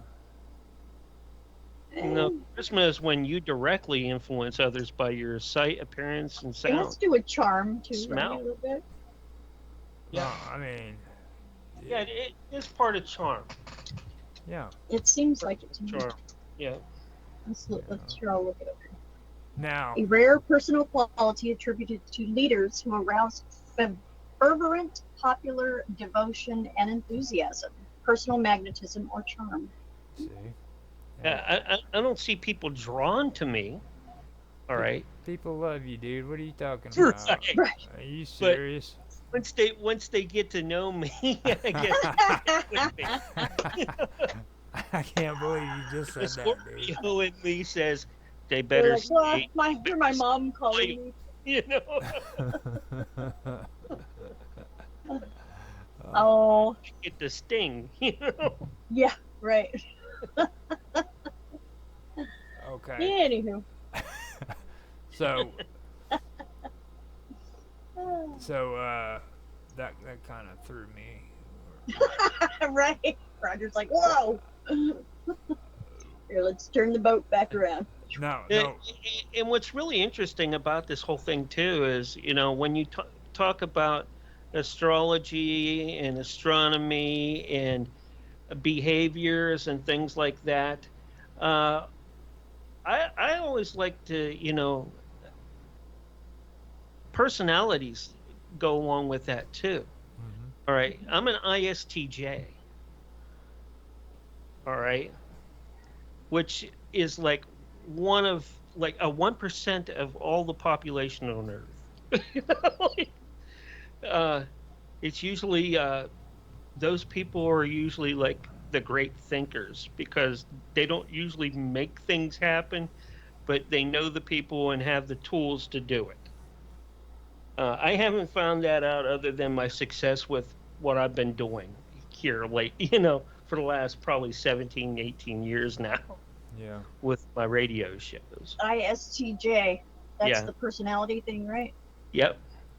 But see, that's like when you remember what I am. When you start getting into this stuff, though, it allows you to open up and be more. I'm very introverted. Yeah, but not on the radio. Right. Like you get in here and all of a sudden you can talk to anybody. Yeah, I can talk because in my mind I don't see. I hear voices, but I don't relate that to a person directly in front of me. So you're used to hearing voices, is what you're trying to say. Yeah, I just hear voices in my head. Yeah. Just joking. That's how my psych doctor like. Right.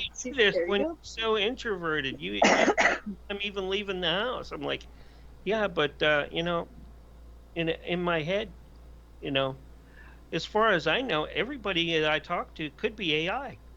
Yeah. Right. Exactly. Now you're getting into the best part right here. So yeah, like right here it says I wouldn't be surprised. Malpa Biltu Sag, and that's Pavel Sag. This is the interesting thing right here. Now this is the god Pavel Sag or the overseer.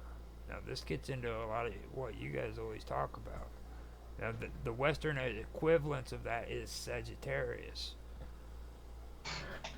So I kind of see that as my grandmother's a Sagittarius and she's the most wonderful person I've ever met in the world. Overseer? Wow. Is she an overseer? And she's an overseer. Yes, she is. She's an overseer. And she had and she has a small voice but a lot of dominance. Right. That right there stuck out to me. When you talk to her, you know she's the leader. Okay, now we have Mosuhur, Mostu, and that is also said Sahur Masu, and that is the goatfish. And of course, we know what the Western equivalence of that is. That's Capricorn. Right. Yeah. So, you guys know anything about Capricorns? Wait, what months are that? I always forget. It's January, end of December, and first part of January, right? For sure. Yep. It's right in there somewhere. I had a friend, like a girlfriend, who I kind of grew up with, who was a Capricorn. And since then, I don't know, Capricorns are kind of weird nowadays to me. But, you know. I keep thinking of acorns every time I hear the word Capricorn, like acorns. You know? That's only if you use that. That's only if we use the 12 zodiacs, not the 13. Oh, okay. Right. There's a 13th zodiac, and some zodiacs Oh, ficus. Yeah, and That was it. it's Say that. Something like it that. is kind of like the blank rune in the Farthic runes. Right. I know a little about the Futhark. Yeah, definitely. They've got them Elder tattooed on Farthic me and runes. stuff. Yeah. Totally See, elder. you guys are coming up. Absolutely. You guys are coming up with some great content here. This Oh, is ficus. I think that's how you say it. Osificus. Yeah, there's no It S mean, except for it the E. I think it means darkness or something Oh, like fucus. I think it's fucus or something. Serpent bearer. You know. That's cool. But what its symbol is the I think its symbol is the interlocked serpent, where the serpent's biting its tail. Now, are you? There's a dude standing on he's standing on a scorpion. Believe it or not, holding a serpent. I mean, that's really. It looks like it's kind of old, like the symbol or depiction. It's one of the most ancient. It's one of the most ancient ones that are out there. Why is it missing? Why isn't it in the? I think because that probably might have happened after during the time when the Earth shifted from its normal spin to the 45-degree angle spin that we have today. All right, that's me thinking that. I could be wrong. Yeah. I don't know, but I think that line of observing the astrological progression through the stars ended with that. Yeah. But it's making a comeback. Well, I guess they use a lot in sidereal astrology, which I kind of like that a little bit better. It makes more sense to me because it's in some draconic dragon line readings, they'll have that as well. Right. Now, we have the Aquarius too. Now, this one is very interesting, and this one I think is something that's worth talking about with Aquarius, because that's Malgu La, Sinudu, or Kukurku, or Ramanu. Now, this means the Great One, and it's the Western equivalence of Aquarius. Okay, now the Great One.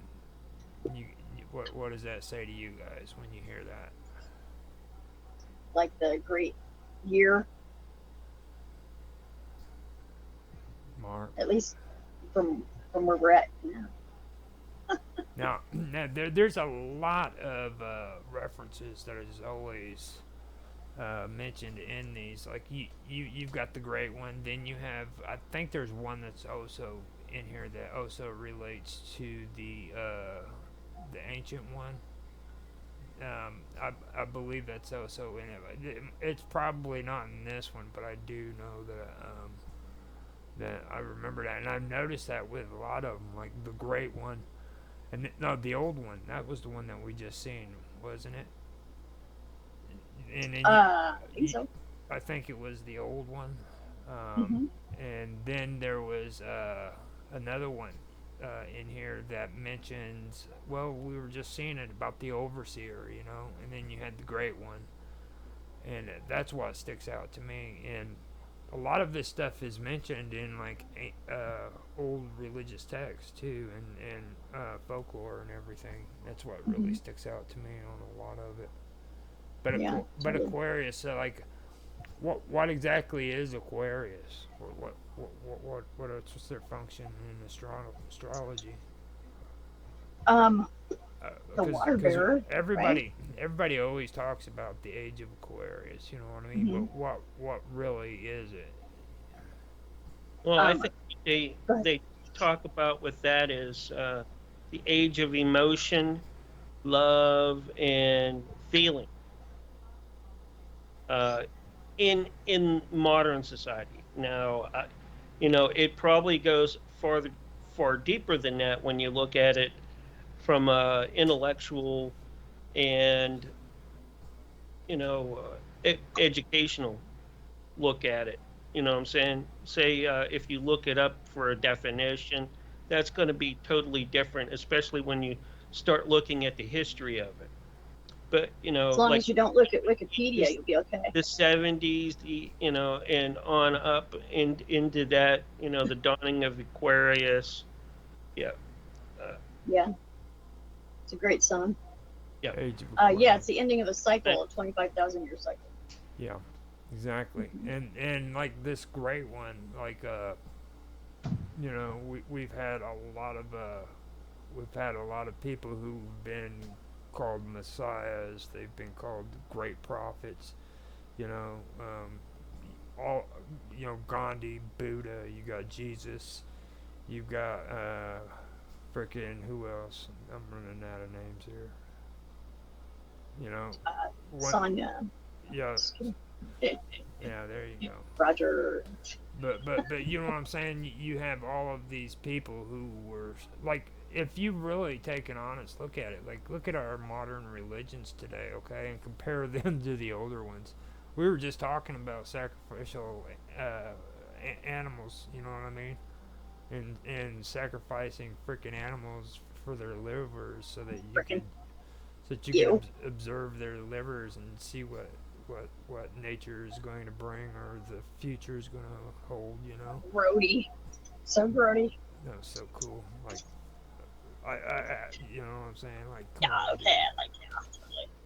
No, I mean, I'm not contributing to the idea of sacrificing animals. I don't think that it's cool. You know what I mean? Right. Earlier, that's good. Earlier what I was saying, no, there is a time difference. Like comparing today's world to those times is like you wouldn't be able to do it. You know what I mean? Right. I'm not saying. Well, in Western society, no. Mm-hmm. So. Okay, but in other societies, it's still practiced. Right. Yeah. Yeah. That's what I was talking about, the Jewish guys and the red cap. Well, you have that, and you also have what's the Buddhist or one with all the there's that other one that we your creator. I can't remember. Shiva. Yeah, that's Shiva, Hindu. Hinduism. Yeah, that's a blood sacrifice. I don't know. Do they do that today? I don't know. I'm not so much in certain countries, in certain places. Yeah. That's still really gross. They're like, that's not even cool, in my opinion. It's not cool. Like still. I mean, but there's we have like hamburgers from McDonald's. I mean, what's the difference really? At least those guys get some sort of a special attention. Well, like with these animals too, like everybody has this misconception that these sacrificial animals were just wasted, and they weren't. Like they actually took the meat, and they after they did the sacrifices, it went to the temples and to the people who were a part of. And the livers went to the seers. No, just kidding. There's nothing wrong with freaking good liver. That's so disgusting. Ew. I mean, it tastes shoe leather. Ugh. You buy liver at the store. It's gross. No, I won't. Well, I'm not saying you in particularly, guys. Okay. I won't. Saying sure you can buy. How dare you tell me that? That it's you can buy poinsettias. Do you think I'm going to eat them? They're poisonous, right? That's true. That's a good point. I see. That's just logical. Makes sense. Mm-hmm. Sensible. Now we have Malcolm Mess, and then Molzab-Me, and that is Zibatu or Zibat Sinenutu, and that is the tails. That would be the Western equivalent of Pisces. You guys have any? Right. You guys have anything on Pisces? Any juicy stuff? any juicy stuff. Well, my ex, the UFO guy, was a Pisces, or is still a Pisces, actually. It changed. And Pisces are, well, they say they're like dreamy and all that, and I don't know. I don't really have much experience with Pisces, I guess. They're like the dreamy guys in the suits that pretend to freaking be off of like romantic movies and shit, right? Yeah, I don't know about that. Not my experience, okay? No. Yeah. That could be a good thing to look up and find out what a Pisces really is, because I know they're supposed to be ladies, like on the Ladies Man. Like, have you ever watched that movie, The Ladies Man? Really? That's I've funny. never heard that about Pisces. Like, they're supposed to be like really attractive, and the women just love them. Where'd you hear that at? I you didn't. know? I'm just making it up. Oh, okay. Okay, I was so gonna say, 'cause I never heard that before. this kind of goes into what you guys were talking about with the 13th one, for what I've read. It's a Milsum 2 Ma, and it's also pronounced Senunutu, and that is the Great Swallow.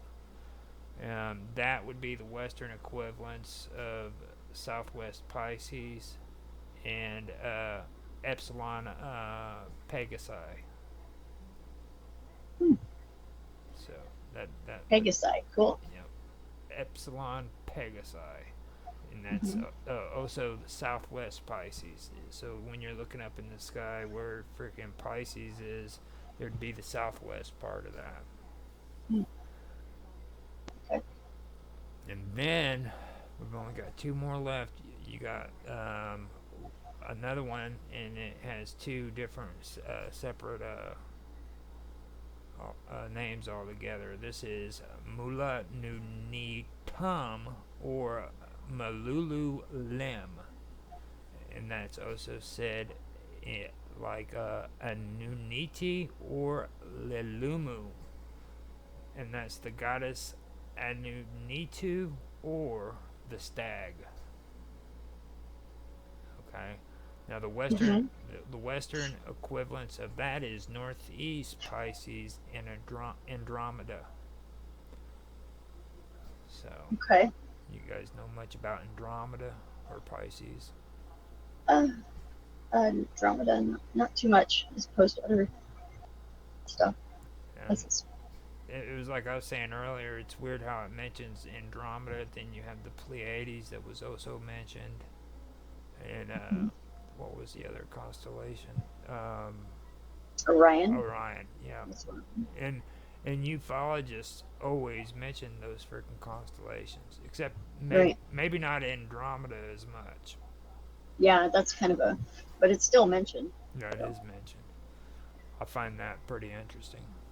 It's further away, apparently, from what is said. Now, another thing that was strange for me is this last one. It's Malutu and Hugatu, and that's how they pronounce it, and it's Agru. Agru, okay, is how it's pronounced back in the old days, all right? And that means the farm worker. So agriculture, Agru. That makes sense. That's the root word for it. But you won't guess who the Western equivalence for that is. That's Aries. Oh, wow. Actually, that makes a little bit of sense. Aries is a farm boy.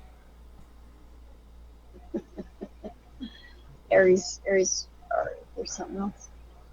You know much about Aries? Well, I've had experience with Aries. I have an older son that's in Aries. He's really? Yeah, they're very go-getters. They're focused. Really, yes, they can be very focused. Yeah, go-getter. Yes, very. Yeah, good. they don't play around too much. Well, I guess they do, but when they do that, they're still very. When they party, focused. they party hardy. Yeah, there you go. Farm workers, country boys.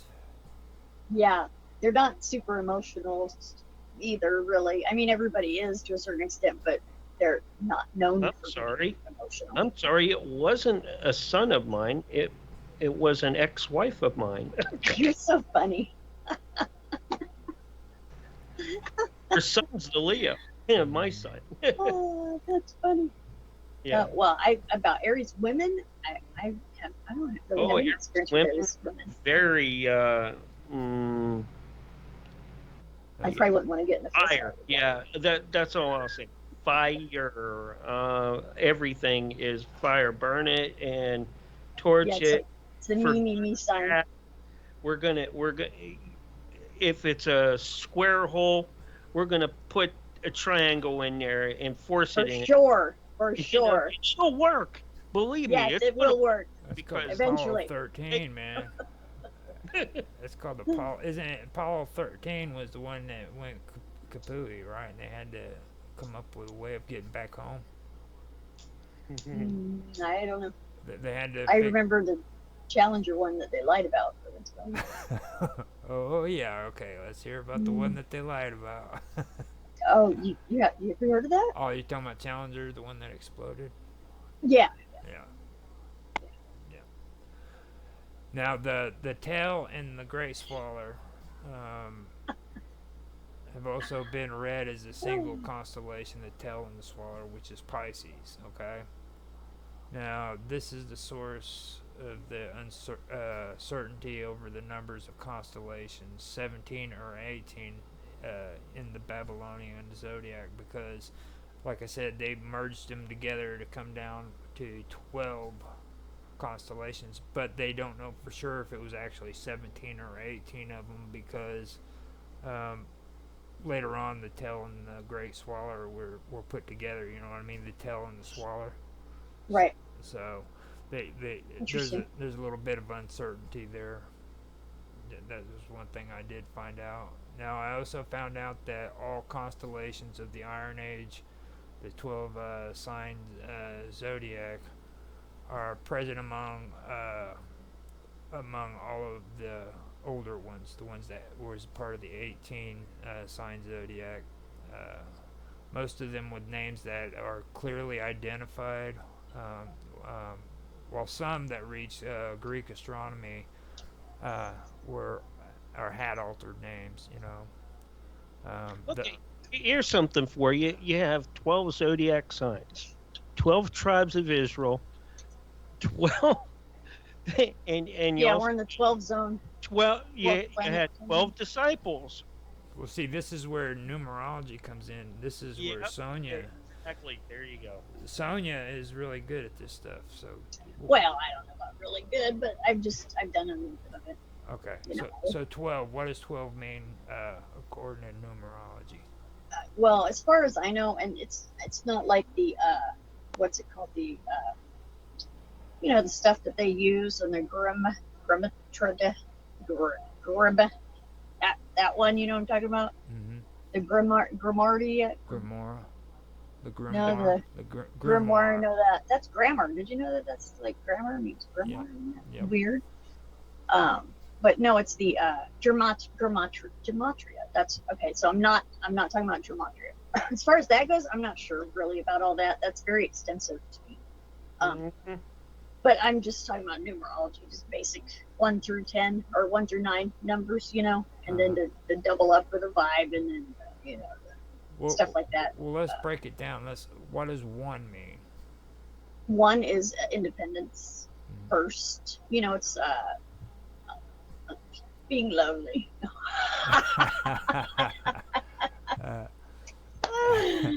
Now depends on how you look at it, but yeah, it's independence. Now, doesn't it also have to do with the monad and all of that? And the number 1 is like the. I know with Pythagoras, he had his tetraract or whatever they call that. Where Tesseract? Yeah. Tesseract. The tesseract, yeah.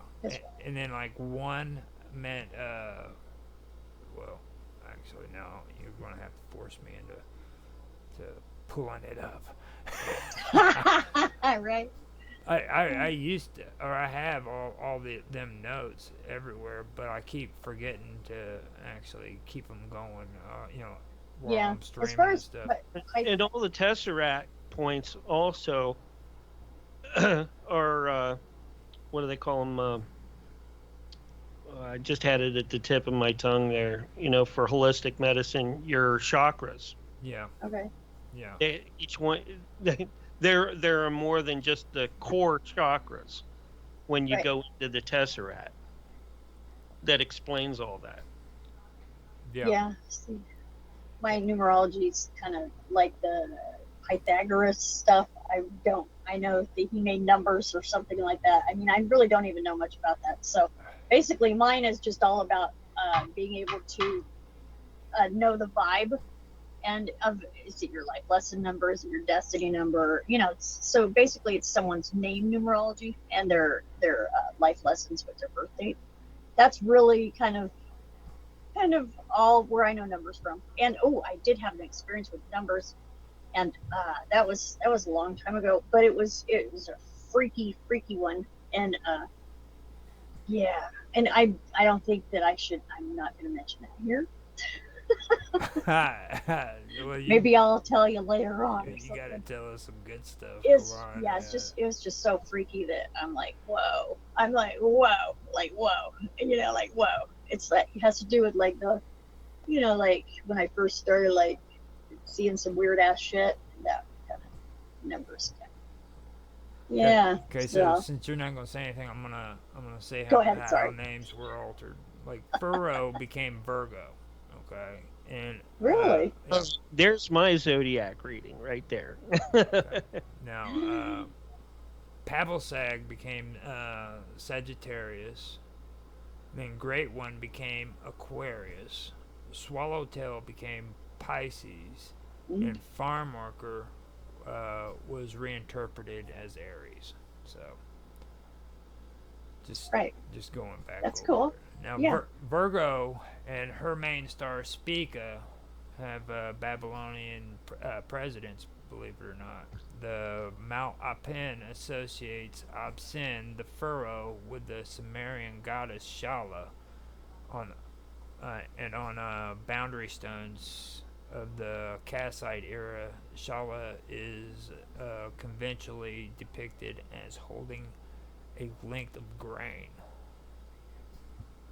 So, regarding Sagittarius, Pavelsag is a comparatively obscure Sumerian god later identified with Ninurta, another name for the constellation of Nebu, the soldier. Okay, so that's what we got there. And then Aquarius is the water pourer, and he represents Ea, a water god, dubbed the Great One in the Mount Apen. So Ea, which is Enki, is the water god, and he's dubbed the Great One. So that's where the Great One comes from. So this is where they come up with the whole idea of the Judaic belief in God, where they're saying that when they say El or Ea, they're saying freaking that Jesus is actually Enki. Because I've heard of that being mentioned too. There's a lot of people that'll say that it's Enlil as well, but I've actually heard people talk about the reference to Ea, because Ea and Enki are the same ones. Right. And also that takes me into Poseidon as well, because like in the Greeks, with the Greek pantheon, before Zeus was around, Poseidon was the freaking ruler of all the gods, and he was also the water god.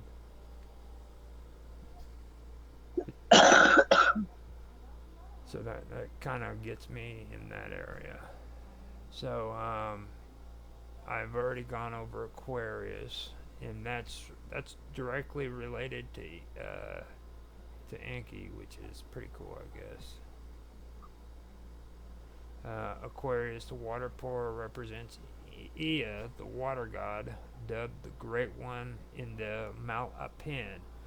It contained the winter solstice in the early Bronze Age. In Greek astronomy, he became represented as simply a single vase from which a stream poured down to Piscis Astrinus. The name in the Hindu zodiac is likewise Zumba, water pitcher, showing that the zodiac reached India via Greek intermediaries. And I've actually brought that up too in a conversation that I had on a Jaffe's show. Now, like a lot of people have their theories about Buddhism, you know what I mean, and Hinduism, especially over in India, because India has like this nationalist movement going on where they want to try to make it seem like their religions came right from India and it didn't come from another source, you know, and they don't. This nationalist group doesn't want to recognize that their religious beliefs was influenced by the Greek. They don't want to even admit that there was any kind of Indo-European influence involved in it. You know what I mean? And that is one thing that I noticed too when it comes to like Buddhism. Now, Buddhism, they have a certain time date on it, but if you actually look at the research, you'll find out that Buddhism actually goes farther back than what they're trying to say it is in India, because you can find caves that are up in Afghanistan and Pakistan of Buddhas on the walls in paintings. The only problem with that is they have an issue about these Buddhas being represented with red hair, you know, and I mean they've got old documentaries on this stuff from back in the 80s and 90s. If you guys want to check it out, you know what I mean. They're everywhere, and I've been doing a lot of research when it comes to Indo-European and They actually call them Indo-Aryans at one time, but then they changed the name, you know, to Indo-Europeans. But the migration patterns and where these Indo-Europeans actually came from and where they went to, you know. And there's tons of evidence showing that Hinduism and Buddhism was actually influenced by Indo-Europeans from migration patterns in ancient DNA, you know. So that's the kind of stuff right there that makes me think when I see this part that I just read, you know, it sticks out to me quite a bit.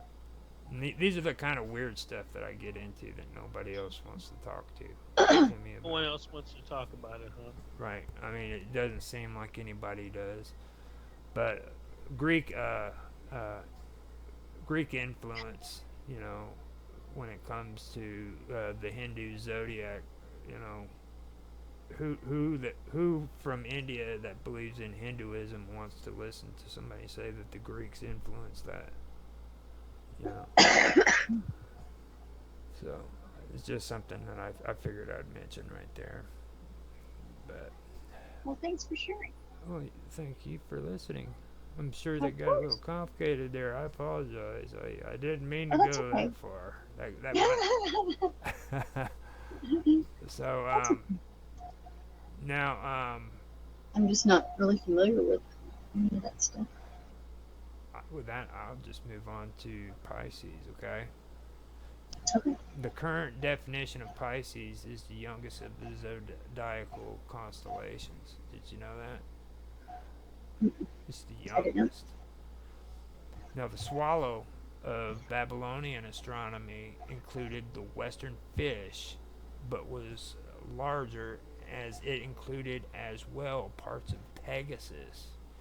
And I was just thinking that after I had mentioned this part up here with the western equivalents for the goddess Anu Nitu, or the stag, It was supposed to be Northeast Pisces and No, wait, that's the wrong one. It was the one before it, the Great Swallow. The Great Swallow was supposed to be Southwest Pisces and Epsilon Pegasi. And I just realized that after we were talking about that, that would have something to do with Pegasus.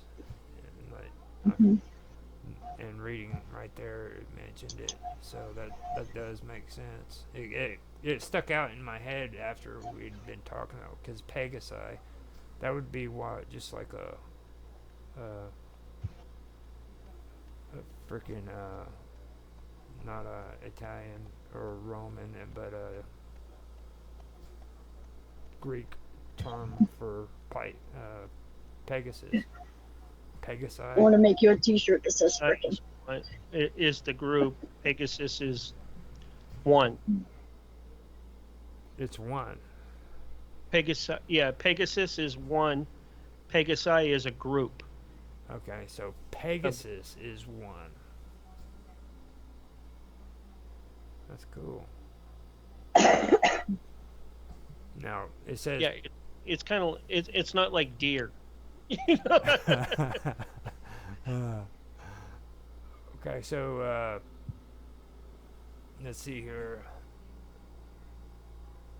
Parts of Pegasus. The square of Pegasus was the constellation of the field shown in the Dendera zodiac between the two fishes.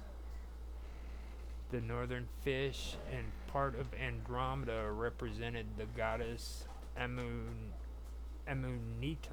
the Lady of the Heavens. Now, the late Babylonian source mentioned also Dununu, the fish cord.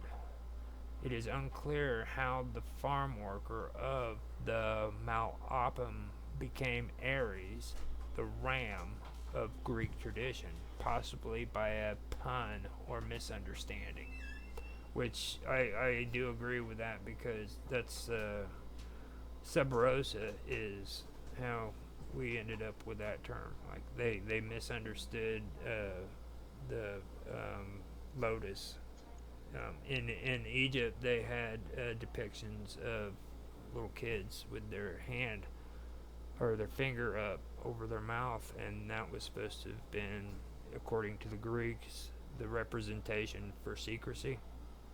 Mm-hmm. And that's not what it was. They just misinterpreted it, and eventually, as time went on, that's how we came up with terms like sub rosa. You know what I mean? Under the rose. And it went. Spanish sabroso means good. Mm-hmm. It's good food, you know. It's like, but it's a term you use to describe how food tastes. Sabroso. Well, even in Egypt, it was actually supposed to be the lotus. You know what I mean? It was, and then like the Romans screwed it all up, of course,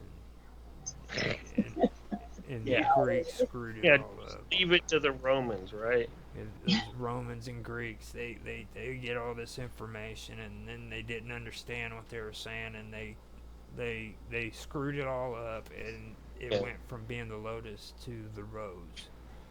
Yeah. So, but it was all just a misunderstanding. They didn't do that on purpose. Mm. Do you guys believe that? I don't know about that. Yeah. We might have to go back to the Tower of Babel for that one. Right. Where where all languages were messed up after that. Yeah, that's getting really extensive into it.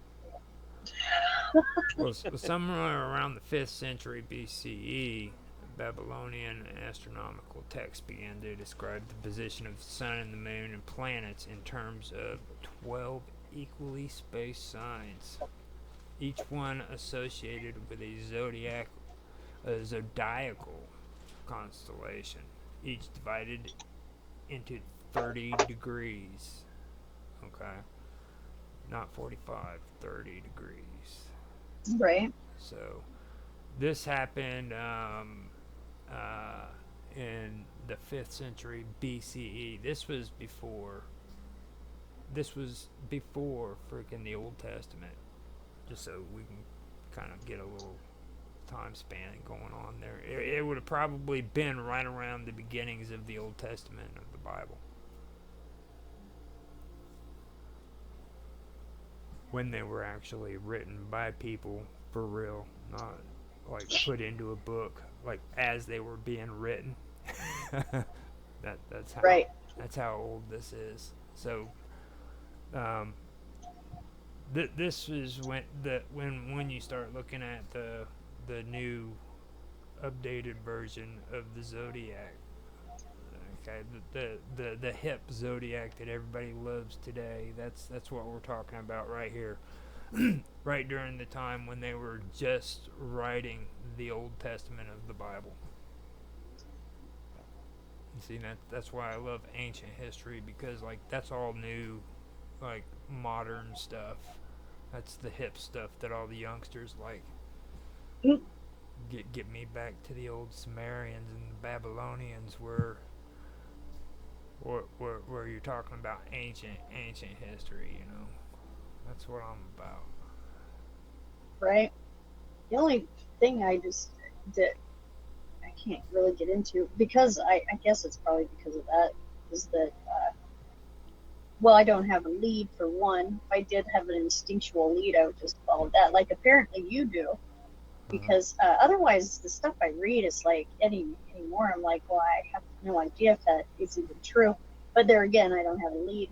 So because once you get your intuition going and you know what's what, you know, you can just follow that into the annals of history. Did you just say Kind of thing. annals?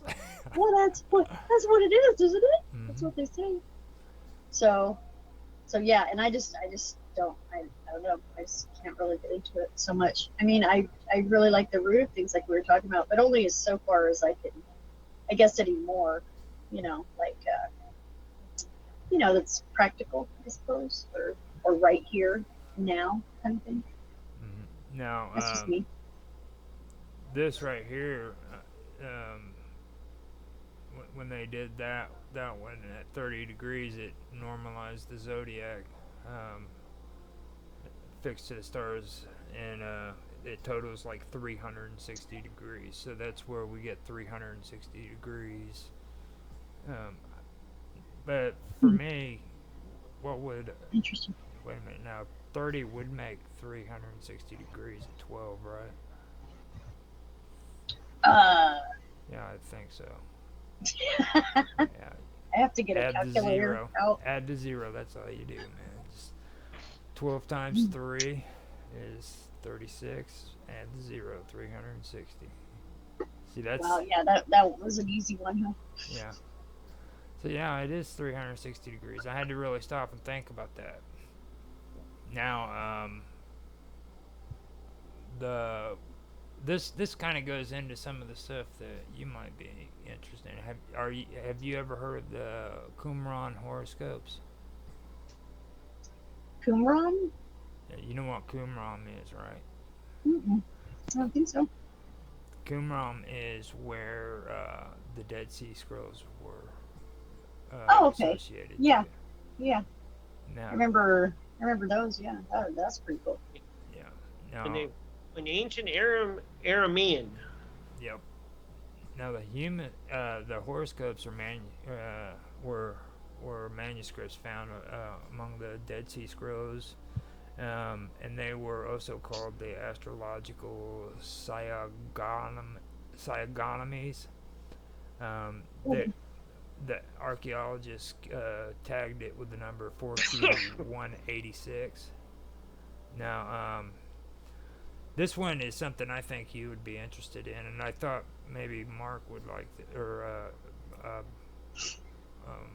Michael Paul, if he'd have showed up, I thought he would have liked this too. But these are unlike the horoscopes. They had no mention of positions of astral bodies. You know what I'm saying? There was no mention of it. Instead, the text used a practice that was called physiognomics. Have you ever heard of that? Mm-mm. Physiognomics is when they tell well, the best way of saying it is like they use it for, like, there's people that take their hands and they'll feel your head to see if you have bumps on it, Mhm. and they can actually feel your head, and they can they claim they can freaking tell what kind of a person you are, and then they also look at the way you look, and your appearance, and how you carry yourself, and they believe It's kind of that like too. palm reading a little bit. Yeah, kind of like it. Yeah. Actually, I could just go ahead and read all this and let you hear it, so that you kind of get a good idea of it. Unlike most horoscopes, however, in 4Q186, no mention of the positions of astral bodies is found. Instead, the text uses the physiognomic features of a person to tell prophecy in the Debar. This blending of features of horoscopes and of astrological physiognomies makes it difficult to accurately title the fragments. So, like, they have a hard way of titling the fragments that were found inside of this manuscript, is what they're basically saying. Now, they used an example, and they said a man of 6 parts from the house of light and 3 parts from the pit of darkness is described as long and lean, and is expected to be meek. What do you think? Wow. What do you think about that? That's very interesting. Yeah, it's interesting. So 6 parts, a man of 6 parts from the house of light, and 3 parts from the pit of darkness. They're described as long and lean. So if you're long and lean, Yeah, like what about those short guys that look like they're like there's this one guy that used to come around, and he was like squat, like his body was like, it was definitely different than most people. It was like squished almost, but he was normal sized, Now, do you think that you can read people by their appearances? Sure. I mean, because that has a little bit to do with something or another. I find it interesting about the part about the 3 parts light or however many, and then how you could tell that by looking at someone. That's pretty interesting. Cops do that all the time. What are you talking about? Yeah, right. And profiling. I do have information on that too. By the way, you actually hit that one on the nose, Mark. Yep.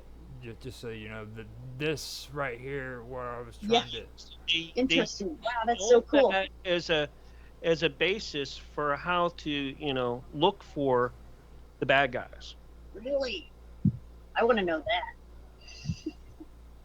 That's interesting. Yep. They probably got the juice on that or whatever, I mean, oh, yeah. I've never even heard of that. It's done so much extensive work on that, especially on the intelligence side.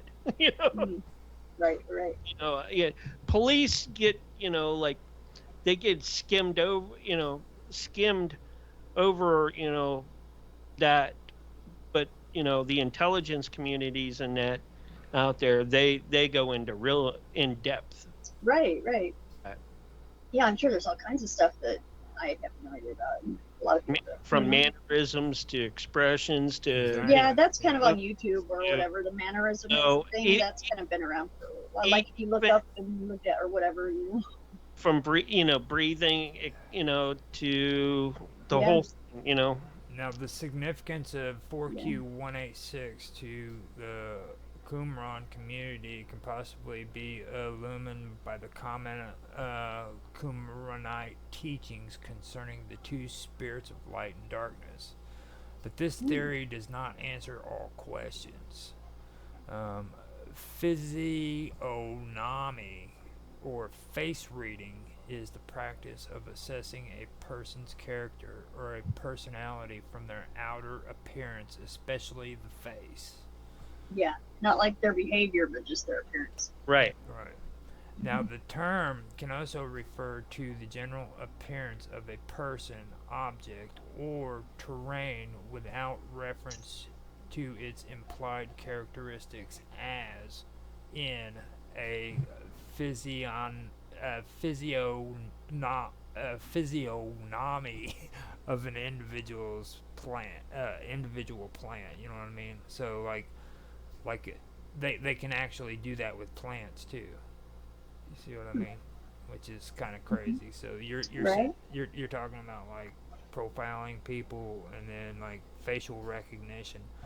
This is where it really gets into the crazy stuff. Like Mark's right. They started trying to use it. And you can teach AI all that shit. Exactly. Yeah, that's AI. This shit is big on AI. AI is actually reigniting the study into this because of AI. Yeah, because it can read it so fast, so well. sure. Physio Because physiognomy. it's not distracted by other things. You know what I'm saying? Yep. There's That's no why AI distraction. can do that. Because Right. there's no chance of distraction. Now, That's the whole idea, right? now, People can get distracted pretty easy, but now the thing about physiognomy is it's it's had a lot of controversy in the past, okay, but well, sure. it's always come back. Now Darwinism, Darwin, people had a wrong. problem with him, okay. People had a problem with him, but his brother was even worse than he was. Okay, his brother took his ideas and created freaking what we call eugenics today, and physiognomy or whatever that is a part of that. Okay, That was a good one. Yeah. they used it as a way of making it out to where a person with a slack jaw is an ignorant person. You know what I'm saying? Shit like that, and then Sure. it became very racial, and so it didn't hit well Right. with the public. You know, and it's always had its up and downs, and then all of a sudden they came out with profiling. Then the police practiced this stuff, and it was the same exact thing. Okay. Yeah. Except for they make it out like it's all about behaviors. Yeah. Well, they're even trying that stuff with freaking murder cases. Even like if you, I mean, you watch popular TV shows where they're showing these people freaking hunting down serial killers, you know what I mean? And they're going according to their characteristics because of the way they act, you know. Right. Behaviors. You know, their behaviors, and I mean, it's really interesting that. And then I found out too that this not only does that, but it's like me and Mark were talking about with AI. I mean, dude, they're actually using this in science for AI. It's mind blowing, and most scientists all throughout history have considered it like pseudoscience and rejected it.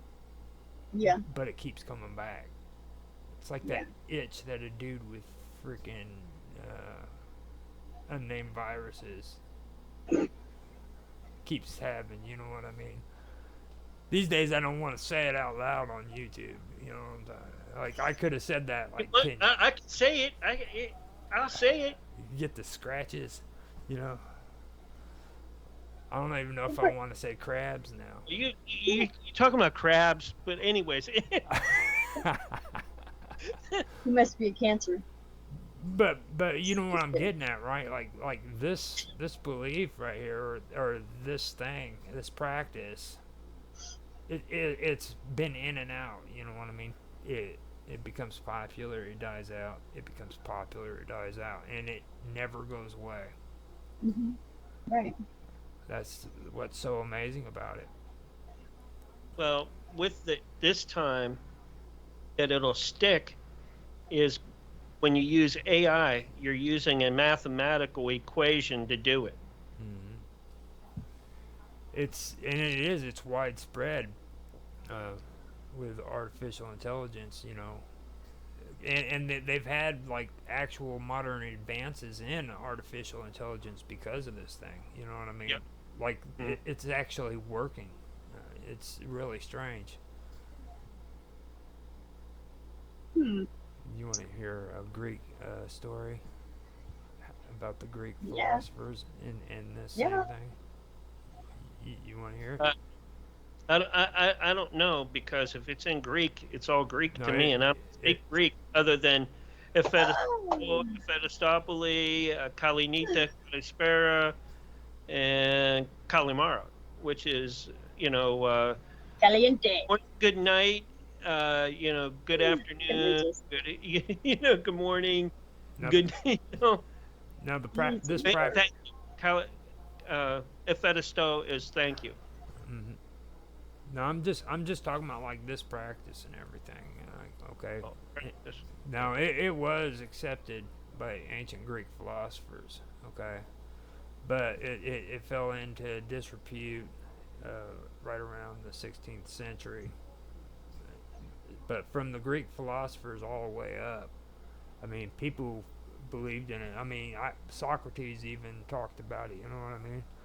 Like he made comments about people's appearances and stuff, and profiling them according to the way their appearances were, and things of that nature. So I mean, it was well accepted among the Greek philosophers.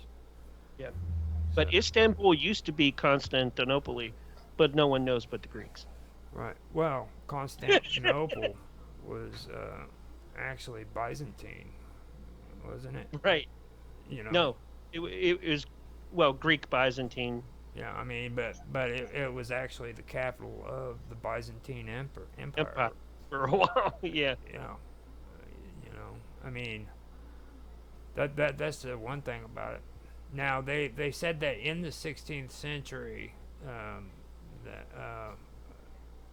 even though it was considered to be like pseudoscience among the academics, that this word that I have a hard time,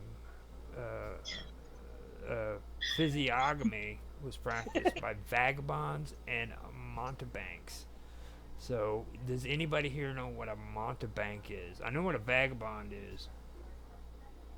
I don't know. That sounds like something that Conan Doyle came up with to do Sherlock Holmes. Mountebanks. That's kind of what I was thinking too. Like they put it in the Sherlock Holmes stories because because the real bad guy there was always what was his name? Moriarty. Moriarty. Yeah, and Montague was the bad guy in Shakespeare. The one bad family in Shakespeare with Romeo and Juliet. Okay. So, I think, or could it have been, King Lear or one of the others? Yeah. Now, physiognomy, as it is understood today, is a subject of renewed scientific interest, especially as it relates to machine learning and facial recognition technology. The main interests for science today are the risks, including privacy concerns of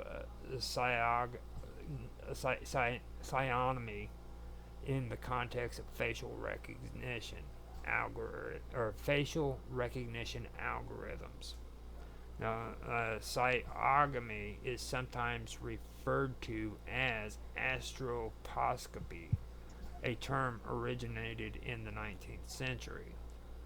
During the late 19th century, English psychometrician Sir Francis Galton attempted to define physiognomic characteristics of health, disease, beauty, and criminality via a method of composite photography. Now, Galton's process involved the photographic superimposition of two or more faces by multiple exposures. So he took all these people's faces, all right, and he wanted to kind of merge them together, all right. Now, after averaging together photographs of violent criminals, he found that the composite image appeared more respectable than any of the faces comprising it. This was likely due to the irregularities of the skin across the constituent images being averaged out in the final blend. So basically, when he put these photos together, freaking the image that he showed was more respectable than the ones he got back. So he was expecting like this horrible face and all this shit, you know. And he ended up getting like some person that actually looked pretty attractive, you know what I mean? What do you think about that, guys? I think that's kind of amusing because with the toaster technology we have today, you can do pretty much the same thing in minutes. You know? Yeah. Right. If not, by really big companies in the government, seconds. You know. So, but there's the data that you can add to it now compared to just taking the picture is that's the key, the data added to it, I think. So I think he was on track to start with, but he didn't have the full picture at the time. And it's like everything, we learn these things as we go along, and we build and we get more advanced, and technology from a camera goes, I mean, probably around the same time, that's when they started using crystal lenses to take aura pictures too. So you have that all in in one lump thing, and then you get from there, and then you're here today. Right. So I think he was onto something. No, I think pretty much from everything I've been hearing about AI, I think he pretty much hit it on the nose. He just didn't realize it. You know what I mean? Like if because back then, I mean, who would actually? I mean, they you didn't were even. You were taking pictures with black and white pictures probably then, and putting them on silver slides or glass slides or something like that. Right. And the quality is going to be different now than it was then. So that's going to affect it too. Lighting would also affect how those pictures were taken. He would have had each picture taken would have had to have the same exact lighting to do it. So Well, I don't know if that happened or not. I wasn't there, and I don't have the data for that. Well, they said that with the advent of computer technologies during the early 1990s, which I'm guessing they're referring to the AI and the compositing and stuff. Well, But 1990s when Photoshop started to really, and we had started having stuff like that come out where you can detail more.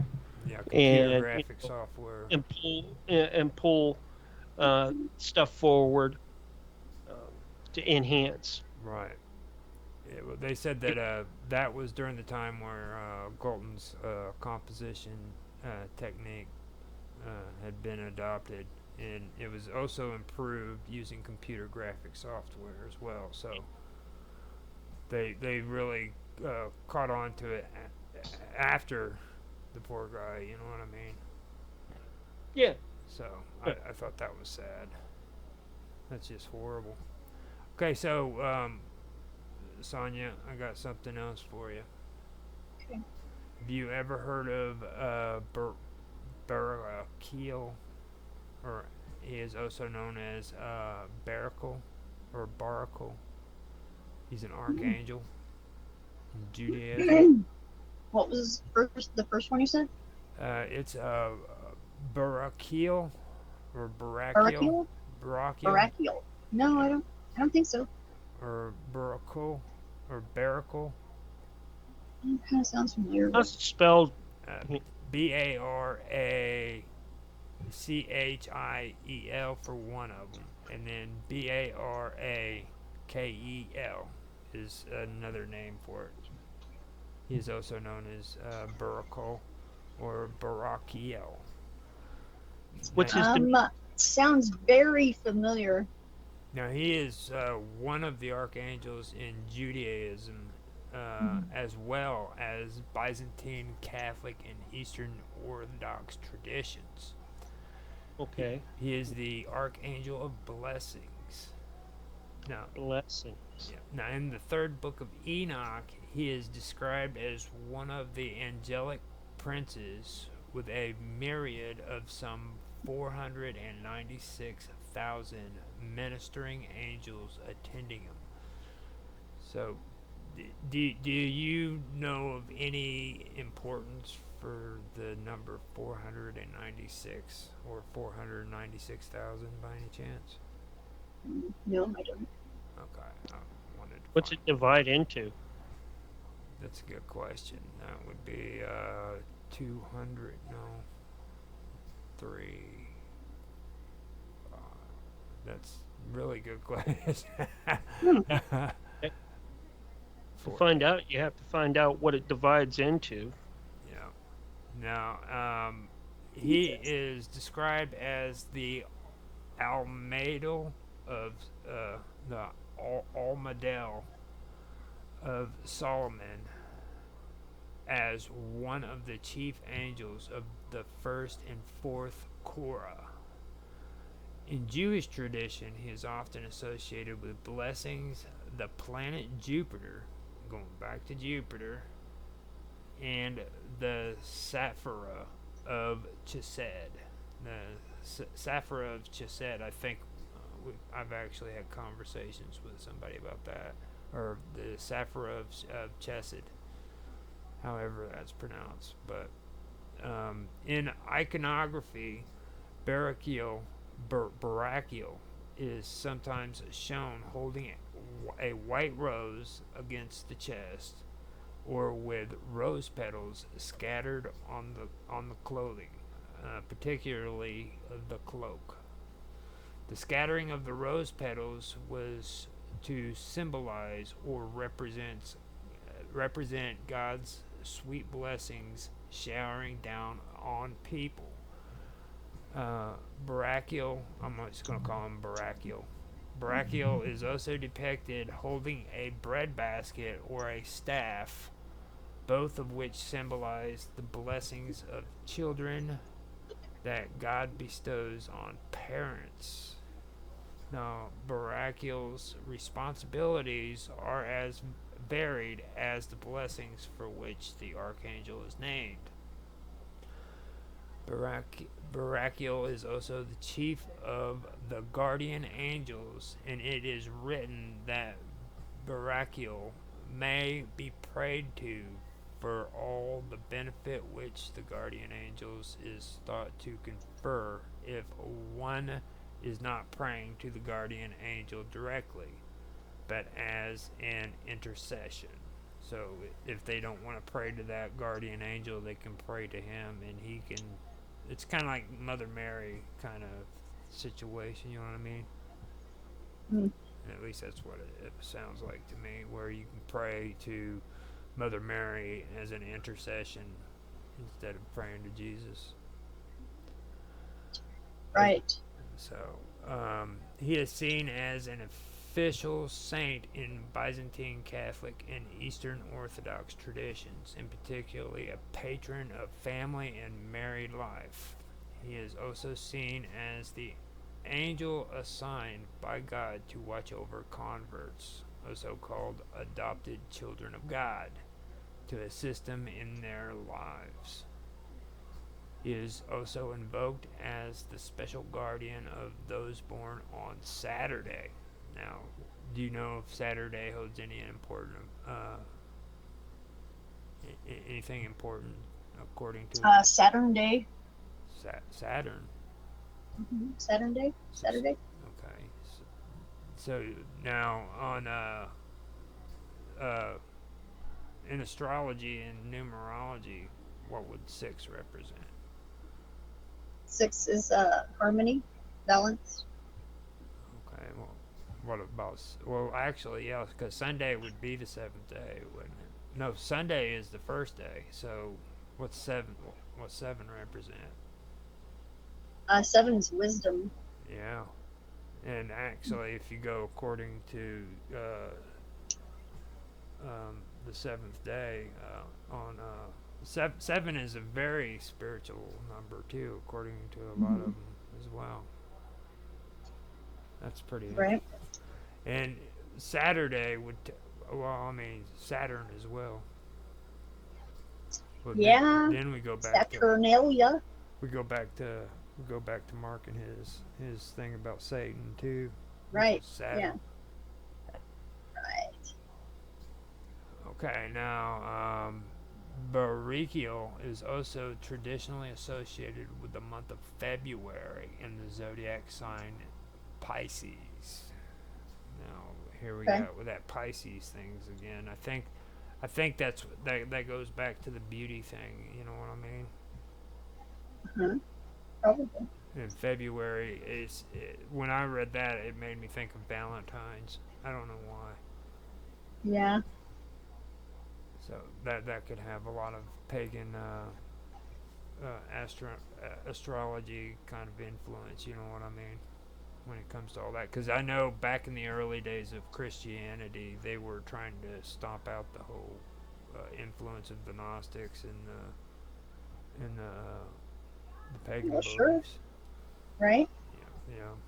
Me and Karma went over a lot of that stuff whenever we were doing ours, so it was pretty interesting. Now, I still need to go back and look a little bit better at Pisces. I can't see what exactly that one is, but now he is also sometimes described as being the ruler of the planet Jupiter. Okay, and the zodiacal sign of Scorpio. Now the Scorpio. Right. Scorpio.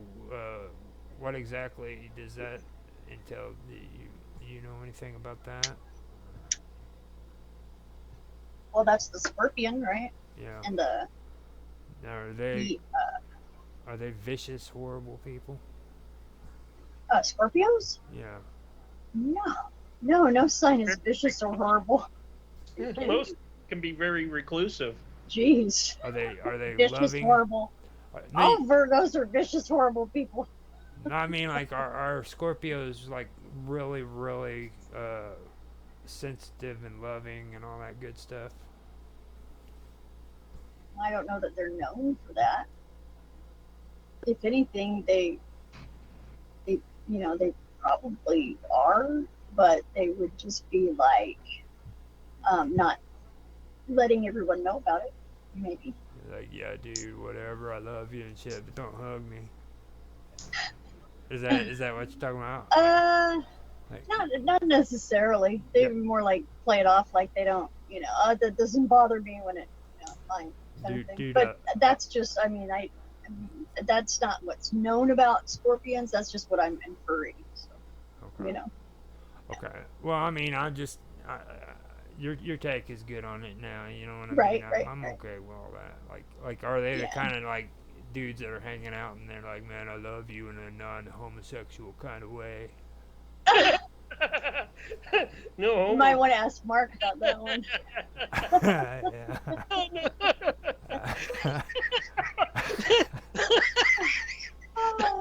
Oh, Roger. Wow.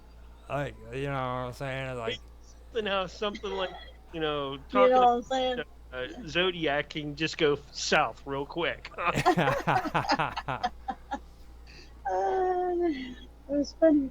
Now, the third book of Enoch describes Archangel Barakiel as one of the princes of the host, who is appointed over the second heaven, which is in the height of Merom, or of Merom, and that's Ragia.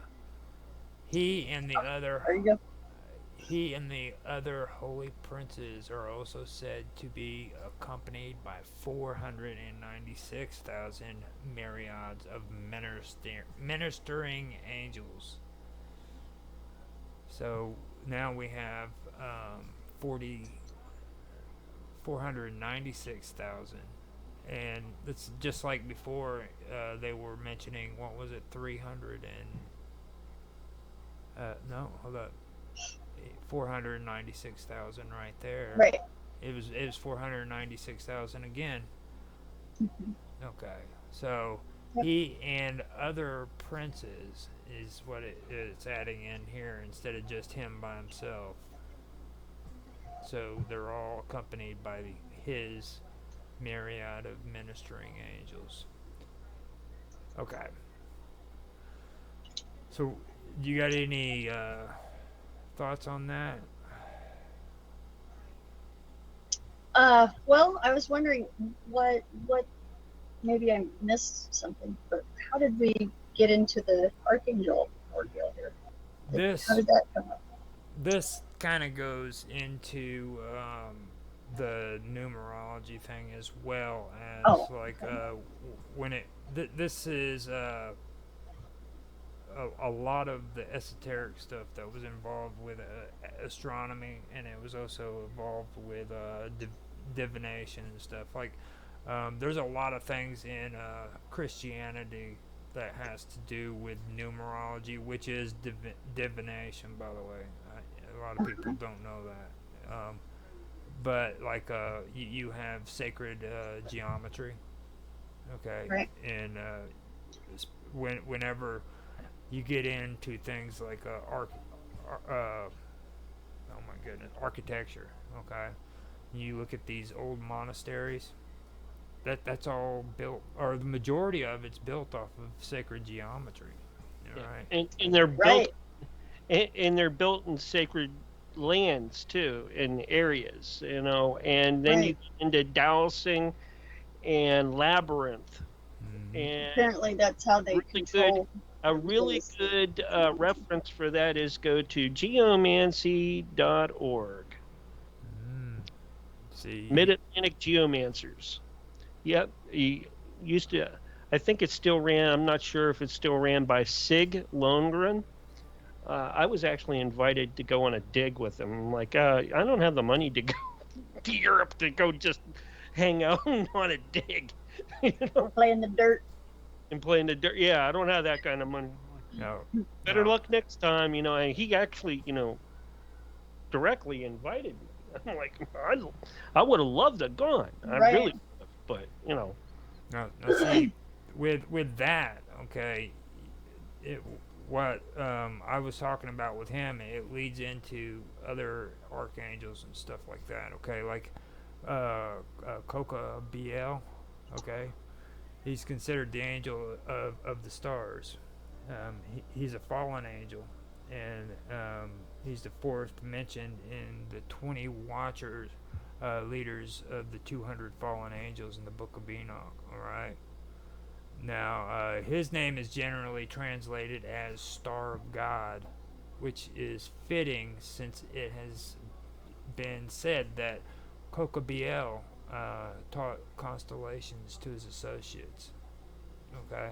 And this was something that the early church had an issue about too, is people learning about the stars and stuff like that, and then when they start talking about apocalyptic things, which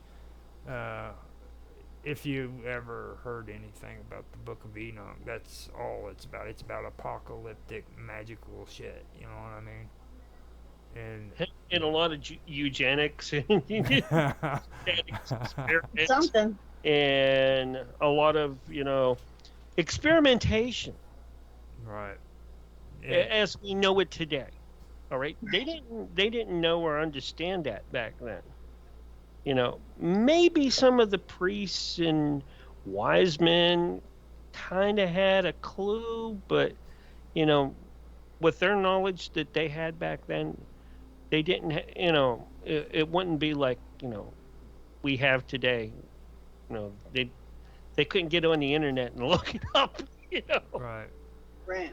Or get on their phone and say, "Hey, I remember hanging out in those days. No, You have to go all the way to the library. Yeah, they had to go all the way to Alexandria, or the Vatican, or places that had these huge libraries, and every city had a library. Well, you got to also take into big ancient consideration cities. some of these guys couldn't read, Mark. Right. You know what I mean? So Right, that was like a thing to be able to read. Yeah. Yeah. You knew you had a city if you had the largest library. Yeah. Exactly.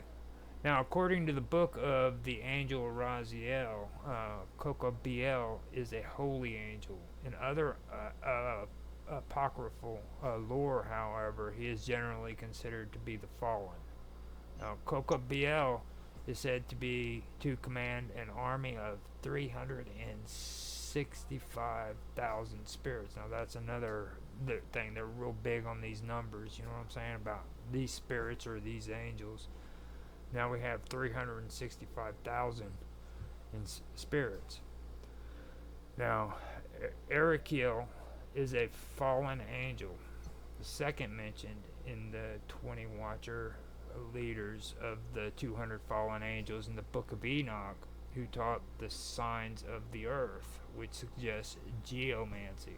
So, first you have freaking Cocobiel, who taught the stars, okay? And now we're being brought up to Erikiel, who taught geomancy, I believe is what, you know what I mean? So geomancy is what Mark was just talking about, okay? Just so you know. And that's the divination of both sacred and secular space. Yep. And Earth itself. That's the proper definition for geomancy. It is. It is everything that is according to earth, soil, everything, elements. When they go out and they build these temples, they observe if there's going to be any kind of shift in the freaking terrain, so that they can be able to. Yeah, just ask the Freemasons. Yeah. Oh, right. Exactly. There you go. They were big proponents of how Washington D.C. was built, and if you really look at it, you'll see lots of sacred geometry in the District of Columbia. Yeah. Apparently, that's what keeps the lockdown on the vibration. It's the geometry of the placement of buildings. You can imagine that. Or monuments, or whatever you can call it. Now, Erikiel is also called Eretsiketafa. Oh, yeah. Got some light language going on now. No, that word, whatever it was that I was supposed to actually say properly, right? It's supposed to mean world of distortion. Okay. Now his yeah. Now his name is generally translated as Earth of God. Okay. The combination of Eric, Earth, Babylonian in origin, and El, God. Now El is meant as God. That's what we were talking about before. That was like a generic word for God. And all of them used it. So that's Eric, which Eric is like the root word for Iraq. You know what I mean? Eric. And it's Babylonian origins, and Babylonian is in modern day Iraq, just so you know. Right, okay, I remember that. So that's why everybody fights over there and stuff, or whatever. Geomancy translates. There's a Stargate over there, apparently. geomancy translates literally to earth divination. Okay, and the term was originally used to mean methods of divination that interpret geographic features, markings on the ground, or the pattern formed by soil, rocks, or sand. Okay. Right.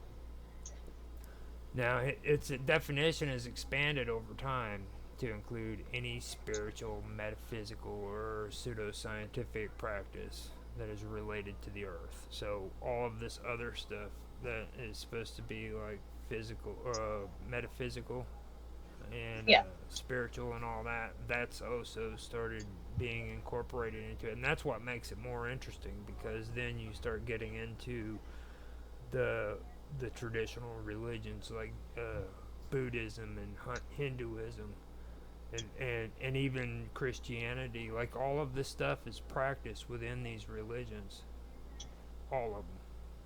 Right. You know. And but it's pseudoscience, so.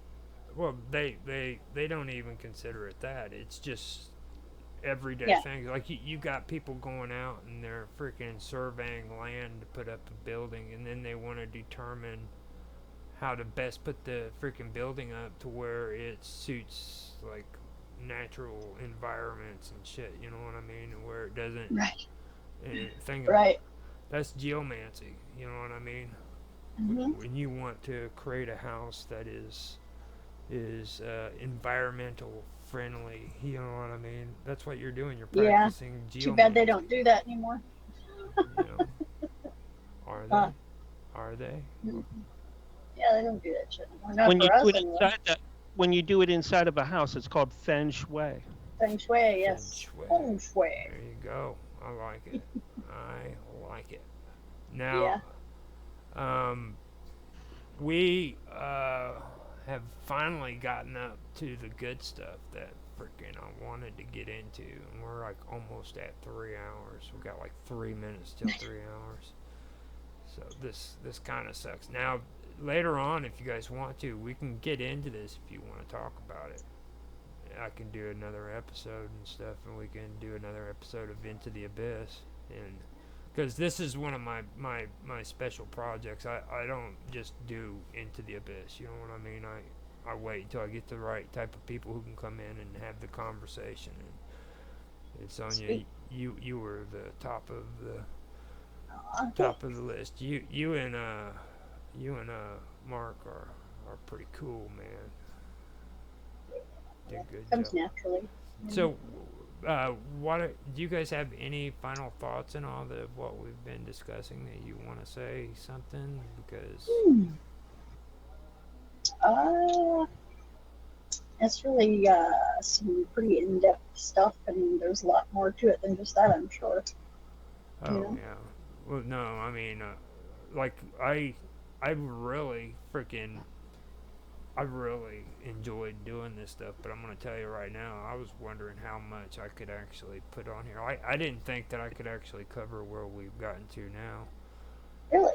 Yeah, and to be honest, right here, where we're ending it, is the coolest shit of it all. Like, because here you get into, like, the Hindus, and you get into the freaking I Chi. Oh, the I Ching? Well, yeah. Just to let you all know, it's been fun hanging out. I got to take and finish up dinner, and then I got a show to prep for later tonight. Well, before you go, give everybody your links and stuff, or your thing, because we're about to get off here too. Censorship Sucks starts tonight at 7:30. We'll have pre-show Central Time.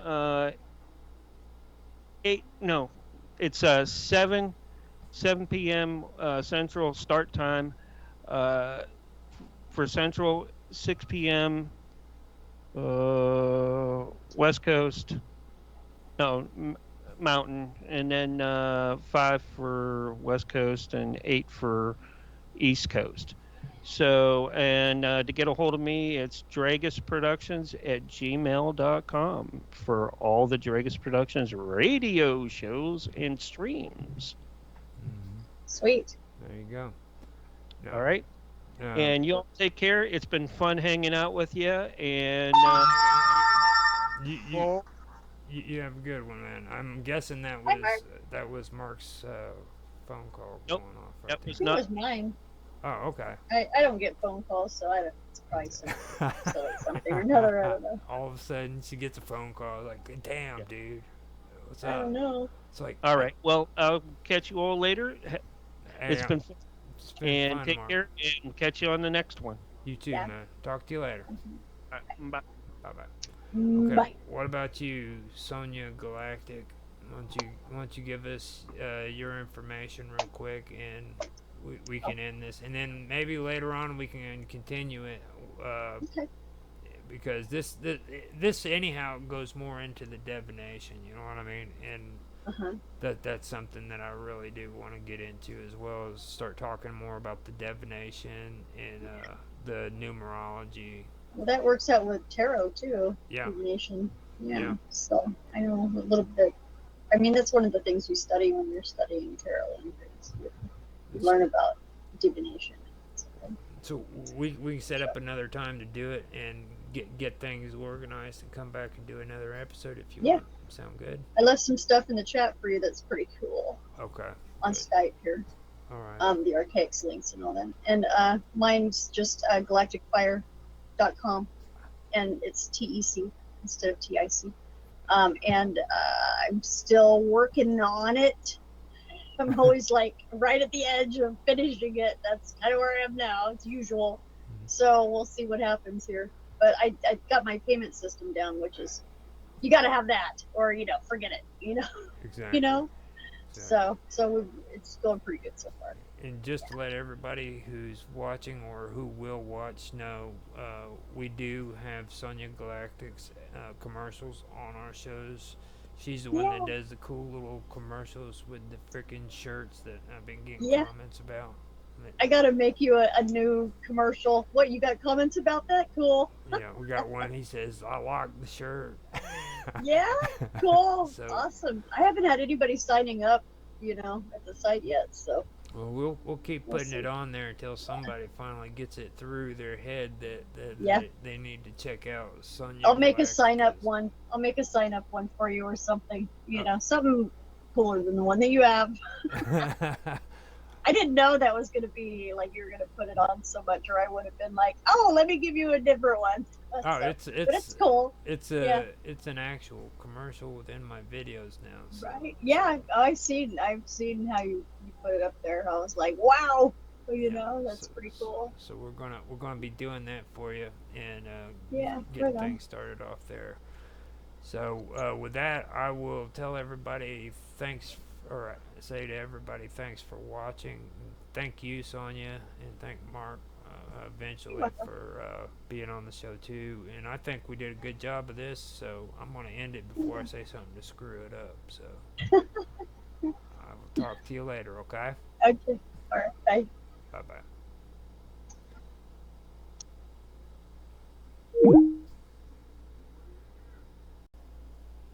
Hello, everybody, and welcome back to another episode of Live with Roger Hanson. This is, again, late at night for me. It's 10 p.m. at night, and I hope that it's not causing that much of a disturbance to you guys.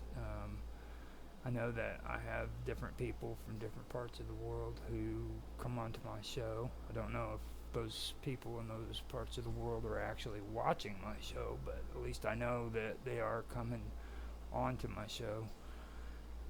Now, tonight is a special, it's a special episode. There's no way of avoiding it.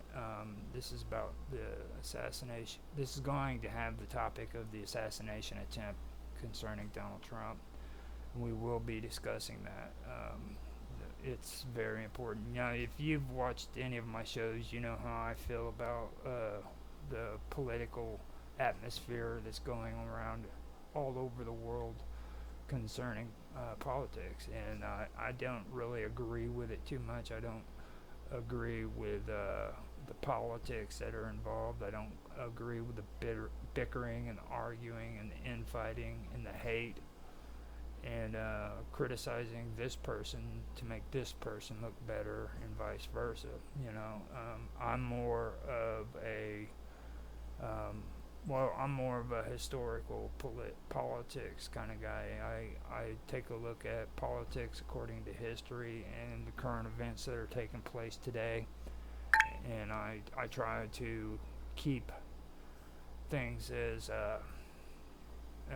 rational as I possibly can. I don't feed into a lot of the crap that's being fed to us, and that's basically how I feel when it comes to politics. I've already said it in a previous episode too, that whenever I started doing all of this streaming, I really was hesitant about getting into politics because of the kind of stuff that's been happening. And after a little bit of convincing, I did finally do it.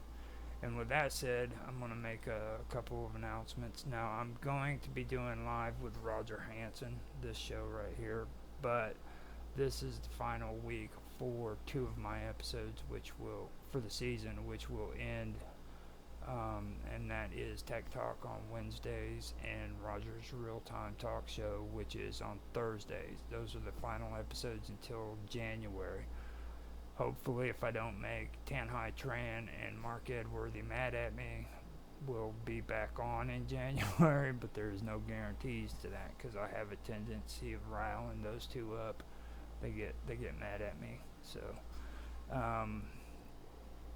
with that being said, I'll repeat what I just said. Those are going to be the final episodes for the year. And we will continue that in January. And the reason why I do that is because I don't want anybody to get burnt out. You know what I mean? You go through certain stages when you do this stuff because a lot of people aren't used to routines. They're not used to schedules, coming up with topics and things of that nature. I've become repetitious in my habits when it comes to live streaming, so I do a lot of stuff that most average streamers don't do. Like, I've got content going out all day, every day, and a lot of people don't understand that. I've had people actually think that I was a bot on platforms, and I had to communicate with them so that they understood that no, I'm not a bot. I'm just really, really bored, So with that, I just wanted to make those announcements. I also am wanting to say that we are in the process of putting something together with Rapid Glitch from Nostalgia Retro Gaming, and I was able to finally introduce him to Minds Gaming on Minds.com, Minds Underground, and nothing's written in stone yet, but there's a good chance we're going to be able to maybe get into creating a board game that's on the internet. Like I said, it's all just being talked about. I was able to introduce the two of them together. Rapid went on Mint Me, the same place where I have my WoW coin, and he created his own Mint Me coin called Retro Coin, which is going to be a part of the game. So that is pretty good. We've got that started up, and now I've taken the templates and I've downloaded them from Rapid and transferred them over to Minds Gaming, and we're kind of working that out so that we can get that going and on board. I just got a notification from Bob Dub 2 about what's going on with Do Better, and he is interested in putting a game together as well. So just so Do Better knows I am interested in talking to you if you want to get that going and maybe come up with some ideas. We can collaborate on that and maybe get you to where you and Rapid Glitch and maybe even Minds Gaming, all of us get together and come up with some concepts and some ideas with what you want to do. I think that's a great idea because I do enjoy the streaming, don't get me wrong, but I also find that it's time consuming and it takes me away from things that I really want to do. I'm one of those guys who really do want to get into computer graphics. I want to get into creating games and coding. I don't like coding, don't get me wrong, but I know that I have to learn it in order to do more things, you know. So that is one of the things, those are the things that I want to do, but a lot of the time I'm stuck on the internet editing videos and live streaming, and that gets tedious after a certain amount of time. So that is a direction that I do want to take. So if you are serious about that and you want to do it, hook up with me and we can talk about it. Now, I'd like to let everybody know that I am on Odyssey. I'm on YouTube, X, formerly Twitter, and Rumble, as well as Twitch. I'm live streaming on those platforms right now. Now, I also, I don't know how it's happening, but I do have an account on BitChute, and at the moment somehow BitChute is magically uploading my content, even though I never said for them to do that. They are able to do it, and I'm not complaining about it. So at least they're putting my my stuff up. So if you want to check me out on BitChute, you can. I've got that going. Now, with that, I also want to say, well, I mentioned MintMe. We are advertising the MintMe WoW token that I've got. Now, I'm doing that through Minds Gaming, and Minds Gaming is working with me on my MintMe coin. Not only am I doing it, but so is Within the Vacuum and Bob Dub on Minds.com, and there's a few others. I believe Do Better even has a coin too. Auto Excelsior has one, and we're all collaborating together. So for all you people on X, don't think I'm like trying to spam you with some kind of scam or anything. Now, the reason why I started doing MintMe, if you go on to that website and you read what the coin is about, is it'll explain this, but the reason why I started doing that is because I want to honestly come up with a monetization program for content creators where they can monetize themselves and they can use my coin to do it, and be able to, you know, share your content with one another and earn from it without having to go through platforms like YouTube or Rumble or DLive or Twitch or any of these other ones, you know. So that's what that's all about. That's what my coin's all about. Now, Within the Vacuum, he's got a coin set up, and he's into music. He has a lot of things that he's wanting to do and a lot of projects.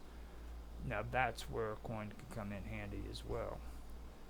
Bob Dub has the Doubloon, and Minds Gaming, he's got a whole bunch of stuff. Him and Satori D. I need to remember to mention Satori D too, because he's a big he's big on this whole thing too. He's one of the important guys, you know what I mean? So that's what MintMe is all about. And whenever I post my stuff up on X, this stuff isn't like trying to coerce you into anything. All I'm doing is posting it up there so that you can go to the link and click on the video and see what other videos are available to where you can go watch it. They're on Rumble and they're also on YouTube, but they go through MintMe. Now, if you want to go in there and you want to be a part of this, then you can go in and uh, you can buy my coins. You can create your own coin. You can do whatever you want. I'd be more than happy to help support you. Just let's network together on there and let me know that you're doing it and stuff of that nature. So that is two things that I've got going on right there, and I'm trying to get through all this so that I can get on to the politics later on. But like I said, I want my streams to be more than just about politics or any of that, So besides that, I do have some projects that are coming up with Nostalgia Gaming Retro and Team Retro. Right now, I'm finishing up on Elder Scrolls Arena for the year. I'm gonna come back and finish it up next year, but I'm finishing that up, and I am currently in the process of creating a Christmas calendar where we will be going through a maze, and you have to get through the maze, and in order to get through the maze you have to do certain challenges that involve retro games. So they're basically gaming challenges, and you have to go through and do those challenges. And this is going to be set up with YouTube, because they're the ones who have the end screens. And what you do is you start out at the beginning, you come to a spot, and the end screens will pop up. It'll say go left, go right, or go straight. When you choose to go left, you'll have another video that pops up where it shows you going left, and then it takes you to another spot. Now, there could be a challenge there, or it could give you another option to go left, go right, or straight. And that's what this is basically about until you get to the end of the maze. Now, all of the videos except for the first one are going to be private. The first one is public, and you click on that, and it takes you in, and it starts you out, and then you go in to the other videos, which are not private but unlisted, so that not everybody can jump ahead and find out how to get through it. That's what I'm doing for Christmas with Nostalgia Gaming Retro. Besides that, we are also working on another Nutslock. It's going to be with Pokemon Gen 2 Gold versus Silver. For all you gamers, if you're interested in that, just be aware that we're in the process of putting that together. And not only is it a team effort, but the game is also a randomizer, so everything's mixed up. We're not going to get what you usually get when you play the regular game. So that's going on with him. Also, I'd like to say that starting next year at some point, me and Rapid and Zach, Disney Magic Zach, have come together and decided that we are going to do some projects that involve live streaming. Rapid's wanting to do some live stream gaming where we all play games together, and they don't have to be retro games either, up-to-date games, and we'll be doing that as well on his new channel. I'm going to be doing interviews with people pertaining to the gaming world. We have one that's possibly set up to go, and I'd like to put it out there that if anybody who's into gaming and wishes to be interviewed or be on the show, they're more than welcome to contact me or contact Rapid Glitch at Nostalgia Gaming Retro on Discord to get that going, and we can set you up with a time and have you ready for that event ahead of time. Now, with that being said, I'd also like to say that I have officially stopped with my insane amount of video games being archived and uploaded on YouTube. They're no longer 6 videos a day, they're just 1 a day. And what I've done is I started live streaming again. At the moment I'm doing 3 games, 10 videos per game, and kind of doing it in a roulette fashion where 10 of this game, 10 of the next one, 10 of the next one, and then go back to the first one. So right now I am doing Assassin's Creed Unity. Then after that I'm also doing Doom, and I'm also after that doing For Honor, which is a game that I had wanted to play for the longest time, but never had a chance to until here recently. So that's what I'm doing in the gaming world. I might go in and find out what sort of stuff that I need to be learning about when it comes to the gaming industry, and get things set up ahead of time for that.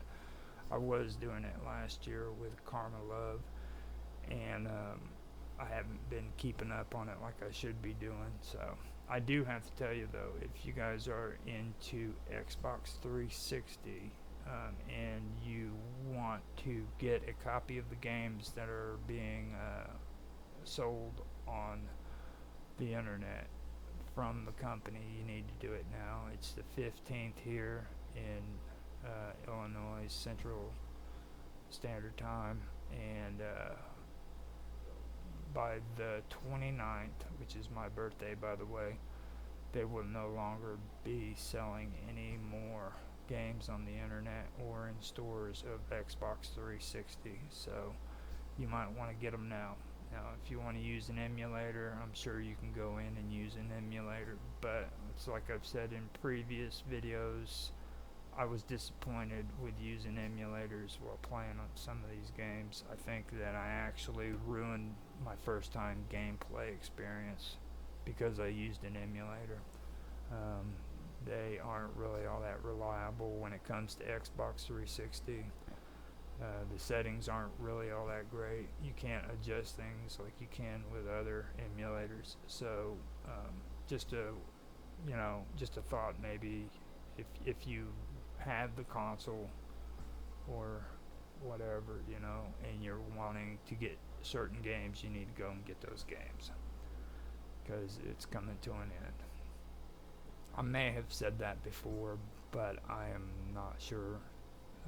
I have a habit of repeating myself, so let me go in here and see if there's anybody who actually cares about what my big mouth is saying. No, nobody yet. Now, I do want to say thank you to RT Zumi for liking my post on X. I appreciate that. Thank you very much. And on live, I'd like to thank the 2 people who are actually watching my stream. Like I said to you guys, if you want to make comments, feel free to make them in the chat. I can see them. It's not like when I'm playing the video games and I got full screen or doing all this crazy shit with the freaking pretty faces, you know what I mean? I said that beforehand. It's like I like these slideshows because they are helping me to where I can navigate a little bit better. Now, I also want to mention about these slideshows as well. I'd like to put a word of thanks out there to Satori D, Bob Dub, and Minds Gaming for helping me out with a lot of the slideshow AI pics that they supplied to me. I'd also like to thank Mr. Robot on Minds.com who helped me with his AI photos. I did do some of these, like the ones that are going right now. Those I did myself with the whole alien underground cool shit, you know what I mean? Because that's where all the cool stuff is. If you know anything about this stuff, I have those from my channel on the Wonderful World of Weirdness, as well as Strange Stories. If you guys want to go in and check out some of the stuff that I've been putting out, you're more than welcome to go there and check that out. I do my gaming, which the gaming community knows about. I go by Infamous OG 1973 on Twitter. Or Twitch. I found out that I'm actually under Infamous 1969, which is cool, I guess, but that's not the original name. So it's Infamous. It's gaming with Infamous. That's what I go by. So I'm not gonna blow it all out of proportion like I usually do. And you can check me out on YouTube, Odyssey, X, Rumble, and Twitch. Now I have been also been playing around on Skype. So if you guys want to contact me on Skype, you can contact me on Skype with Live with Roger Hanson, and we can go from there. I have different shows that I am doing right now. The only one that is scheduled, or the only two that is scheduled that I've been doing, is Live with Roger Hanson and WoW Talk. Now WoW Talk is pretty cool. That's a collection of interviews and shows that I've put together, which involve people like Bob Dub, Summer Todd, Austin Todd, Old John, Karma Love, myself. I even have Jaffe Ryder on there every once in a while. I've got Mr. Robot.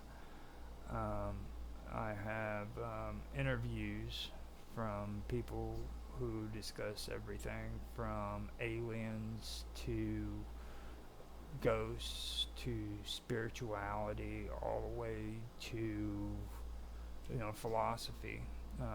We have Vince and Julian, who do a live stream with Bob Dub, which is pretty cool. If you guys ever want to check that out, you can. I believe they're on Rumble, and it's a pretty good show. I've had them on my Into the Abyss series, where we discussed philosophy, things of that nature. So it's a lot of stuff going on there, and that's what Wonderful World of Weirdness is about. I've started doing just archived uploads at the moment until maybe the end of the year, because I want to be able to focus more on different topics and different areas that I'm going into. But right now, me and Austin and Summer are working on Campfire Stories.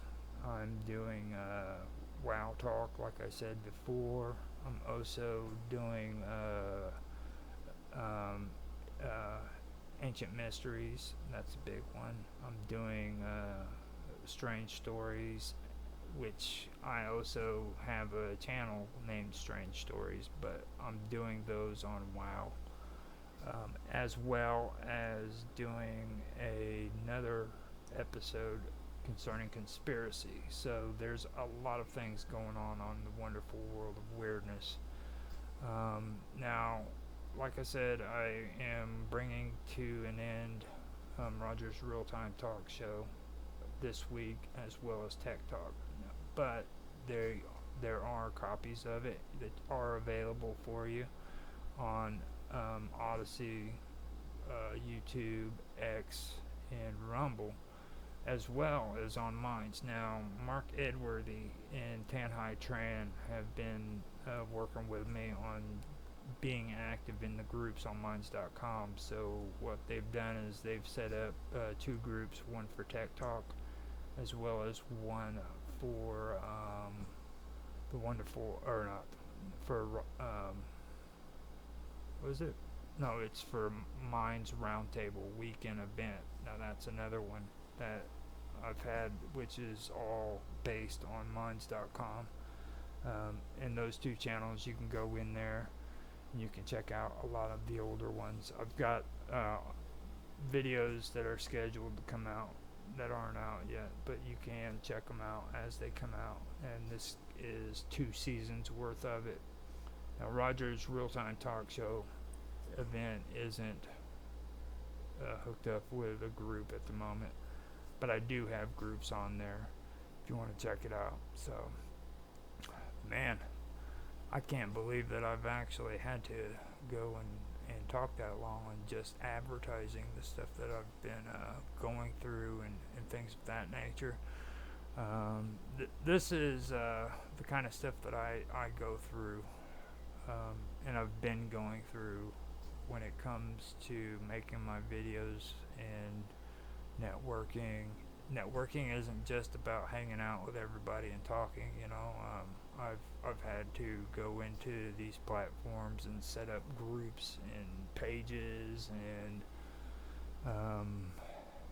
hang out with people and get them on my show and stuff of that nature. So it's a really interesting world that I've been involved in when it comes to that. Now,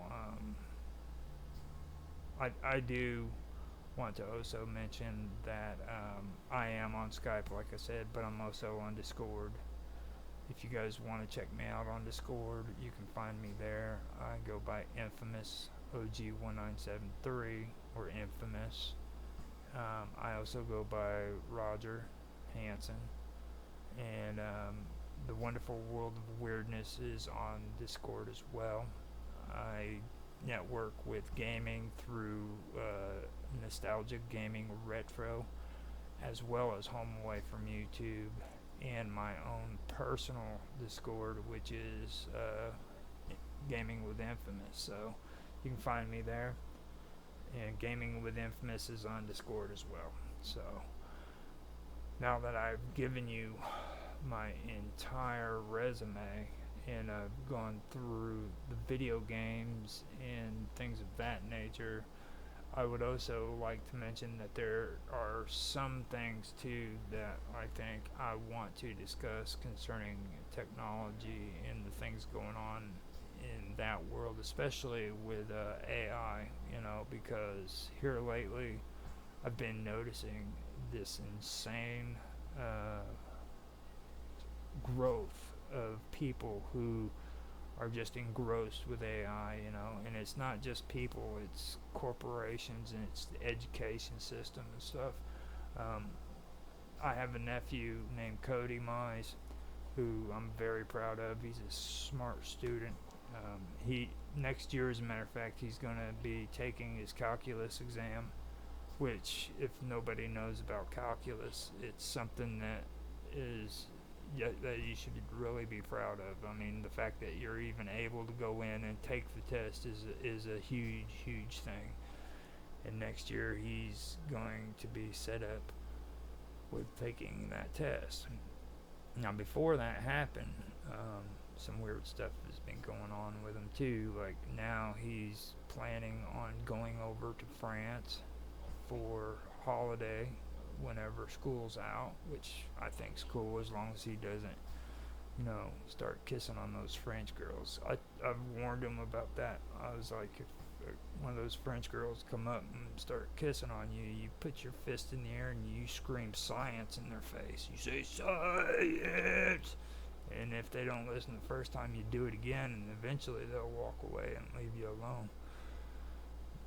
And I'm told him that because he needs to further his education. Don't worry about those pretty girls. They'll come later, you know. They'll come later. But he's planning on going to France. I think that's pretty cool. And it's okay, you know, to say good things about your nephew, especially when you know he's doing good for himself and he's worried about his education and doing great things. I don't want to be prideful. I've already had this conversation with Bob Dove about my thoughts on pride. So with that, I'm not going to say that I'm like proud of him or anything like that, but he does make me feel good that he's actually putting effort into what he's doing, you know, and he's actually thinking about his future. Now, after France, actually, this has actually already happened. He got a notice from his school and through the mail that he had an offer to go to Kentucky to learn about AI So he went down to Kentucky and he took this like week or two course on what AI was and everything like that. So he goes down there and he learns about it, and after he learns about it, he comes back home and he tells us that not only did he go down there for that course, but they told him if he comes back in August and continues with the courses, then he'll be able to get a Pell Grant, not a scholarship, but a Pell Grant to college to basically get an education for free. So, I mean, I was pretty impressed with that. But at the same time, it got to me to thinking, man, you know, this AI thing is a big deal, you know. Me and Mark Edworthy on Tech Talk seem to always have a issue when it comes to the topic of AI, because he doesn't think that it's a big deal, you know. But I'm starting to see that it actually is a big deal, and there's a lot of things that need to be taken into consideration when it comes to that. So that is one thing that I noticed. That, let me see, I think I've got a message, I'm not sure. Now, no, it's just a notification, same one I read before. But yeah, that's something that stuck out to me, and I don't know if anybody else has had that experience when it comes to their kids here in the United States or even abroad. You know, if you guys have any stories that relate to that and you'd like to share them with me, feel free to send me a message, and I'd love to read it if you guys just want to write it, or if you want to come on and talk to me about it at a later time, feel free to, you know, contact me and we can talk about it. And especially when it comes to the kids going to college for this stuff, because that just blew me out of the water. That was pretty intense. So at the moment I have no messages in chat, which is fine by me. That means I don't have to answer nobody's questions. I don't really know what to say about that, other than yay. So, yeah, that's like 30 minutes of conversation that I came up with, and I think I'm pretty much wiped out on that. So now I think it's time, after discussing all that, to get to the conversation about Donald Trump's assassination attempt. Now, I don't get me wrong, okay? I believe that this is a very, very serious situation. But I do want to say this, okay? The shooter was not a professional, and I don't believe that it was that the attempt was actually planned by any organization. I don't think that it was planned by any freaking political party or group. I think that I don't think that this shooting was staged either. I don't believe that. I don't believe that Donald Trump would actually be dumb enough to freaking stage a situation where a guy had a freaking gun and he was willing to allow that guy to shoot and hit his ear. You know what I mean? That's kind of like the carny with the knives. You know what I mean? How many people could actually allow for a carny to freaking throw knives at you while they twirl you around? I don't think that Donald Trump would do that. So I don't think that it was staged, and there were people who were actually killed in that situation. So in my opinion, I don't think he would do that either. You would have to be really cold-blooded to do it. Now, with that being said, I also want to say that I do associate with a lot of people who talk a lot of conspiracy, and there are a lot of people that I actually have conversations with who would disagree with me and say that, oh yeah, the CIA would be definitely willing to kill humans to cause an uproar, civil war, whatever it is, and don't get me wrong. I think that there are things that have occurred in history that relate to those kind of situations, but what I'm saying right now is I don't think that this attempt is one of those, because first of all, Donald Trump and everybody who watched that, and well, anybody in the United States, period, we're lucky that the guy wasn't a professional, because that's all we need is an assassination. We've had some serious issues happen in the past because of it. There was the assassination attempt, or there was the assassination of Abraham Lincoln, JFK, and the attempt on Ronald Reagan back in the 80s, and none of that helped our country whatsoever. So we were lucky that this guy was not a professional and wasn't able to actually finish the job, wasn't able to kill Donald Trump, because I just don't think that at this stage it would be a good thing for the United States if that happened. I do believe that it was a lone gunman. I believe that he, I don't know. I'm not going to say it, but for me personally, a person who did that would have to have mental issues. But then again, I remember the Reno, or was it the Reno or Las Vegas shootings? They said that the guy who did that, they found no evidence of him having any kind of mental disability. He was actually straight in the head, and everything, like there was nothing out of the ordinary about his behavior. So I could be wrong about having a mental problem too, but one thing that I do want to mention is the poor security. I do have to say that there was poor security that was there at the scene.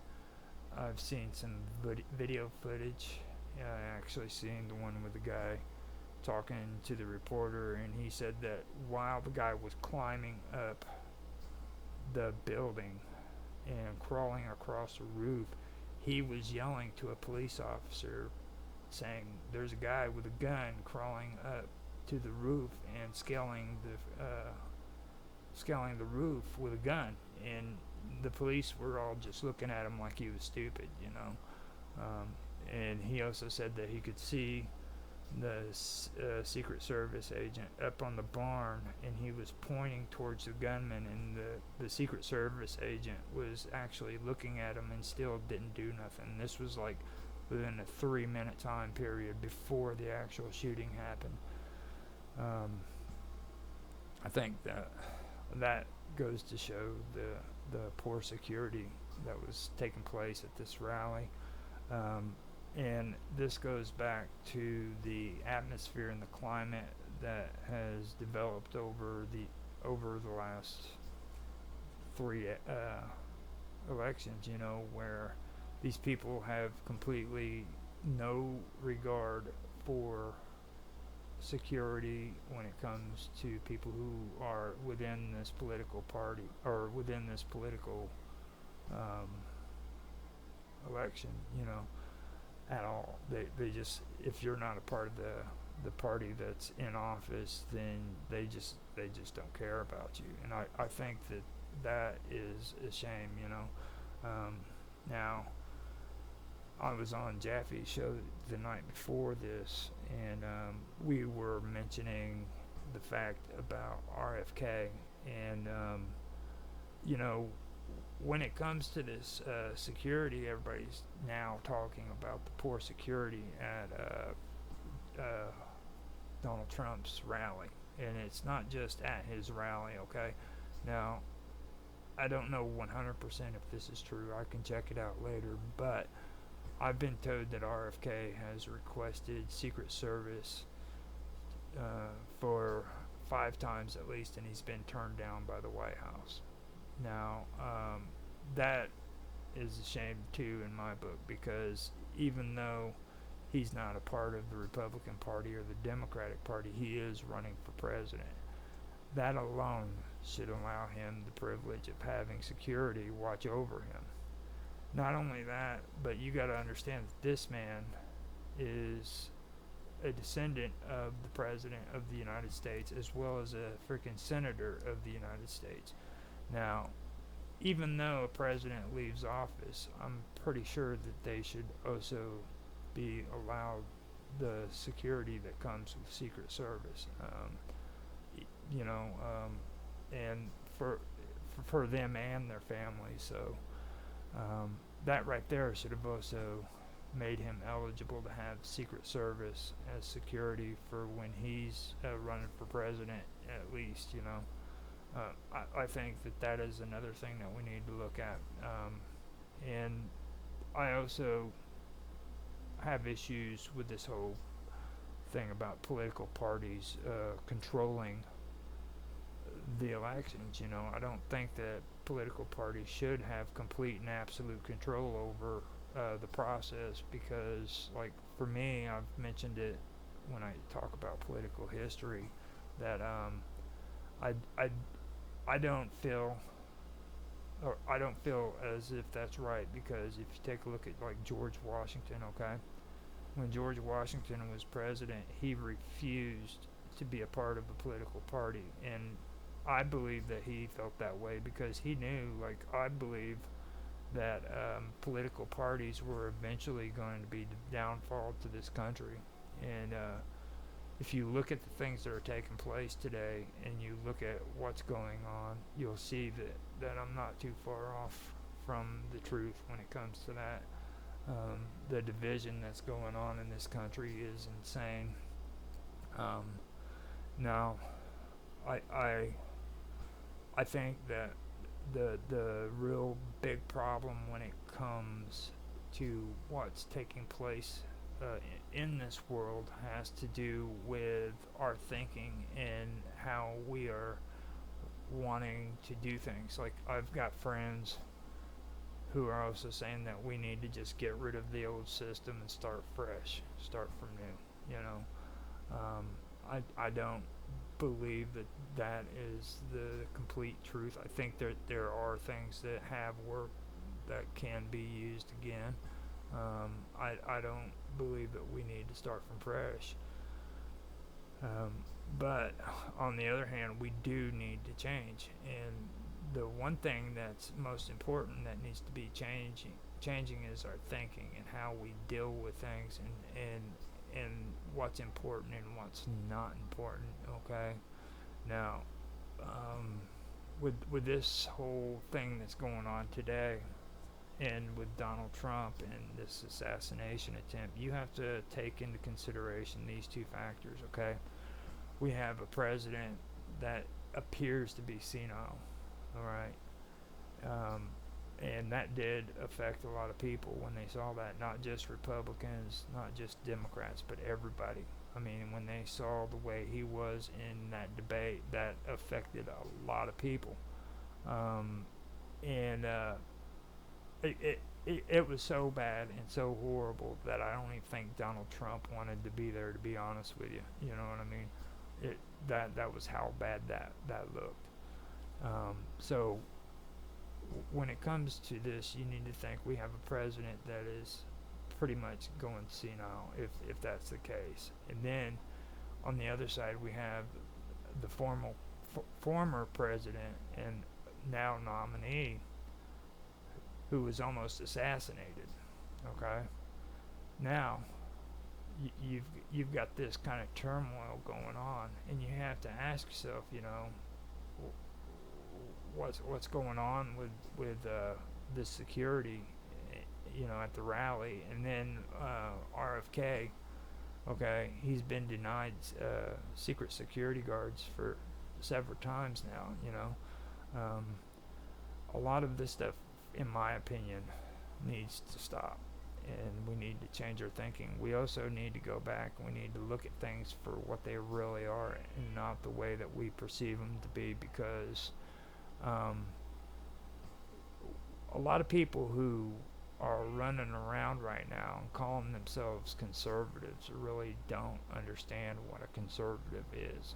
Okay, now that's something that I wanted to get into and maybe discuss, because I think that we need to understand what traditional conservatism is, and we also need to kind of go over liberalism. And when I say liberalism, I'm talking about classical liberalism, stuff that pertains to John Locke and things of that nature.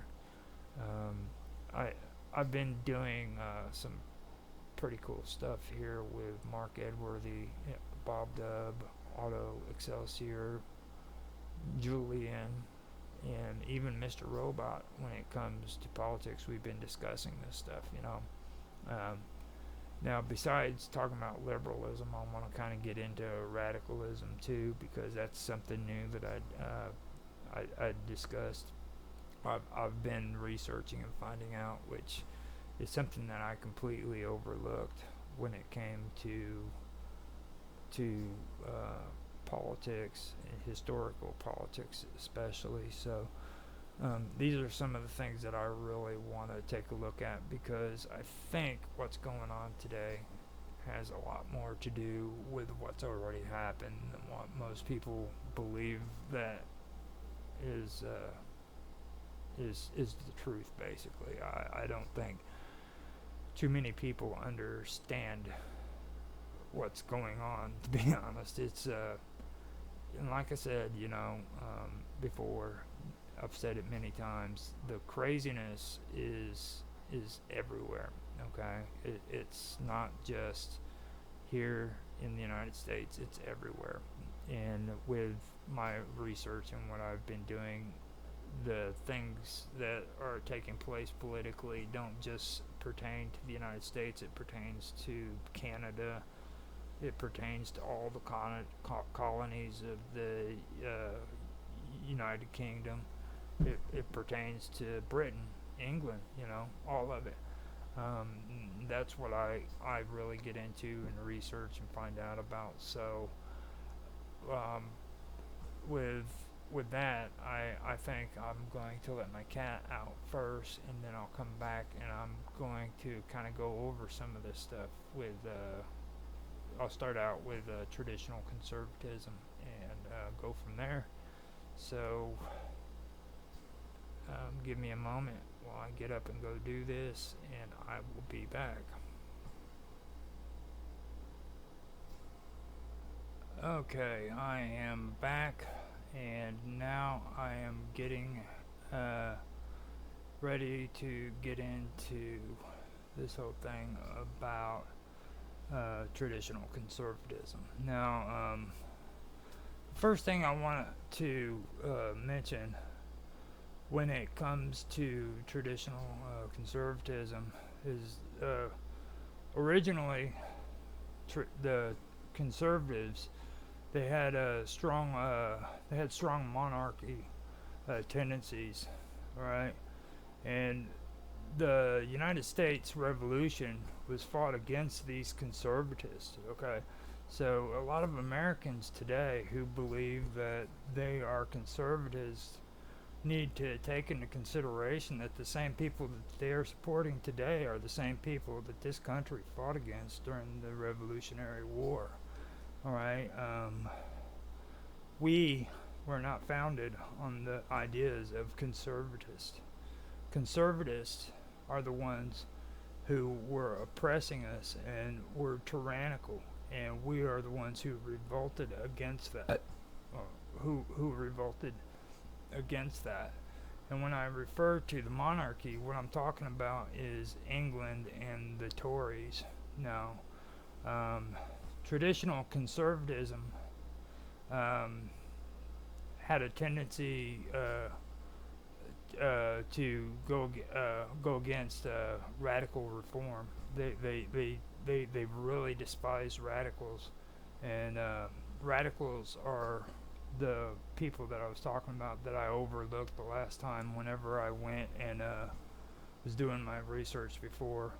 Like I knew about traditional conservatism, I knew about classical liberalism, and things just didn't match up. There were things that were kind of off. You know what I mean?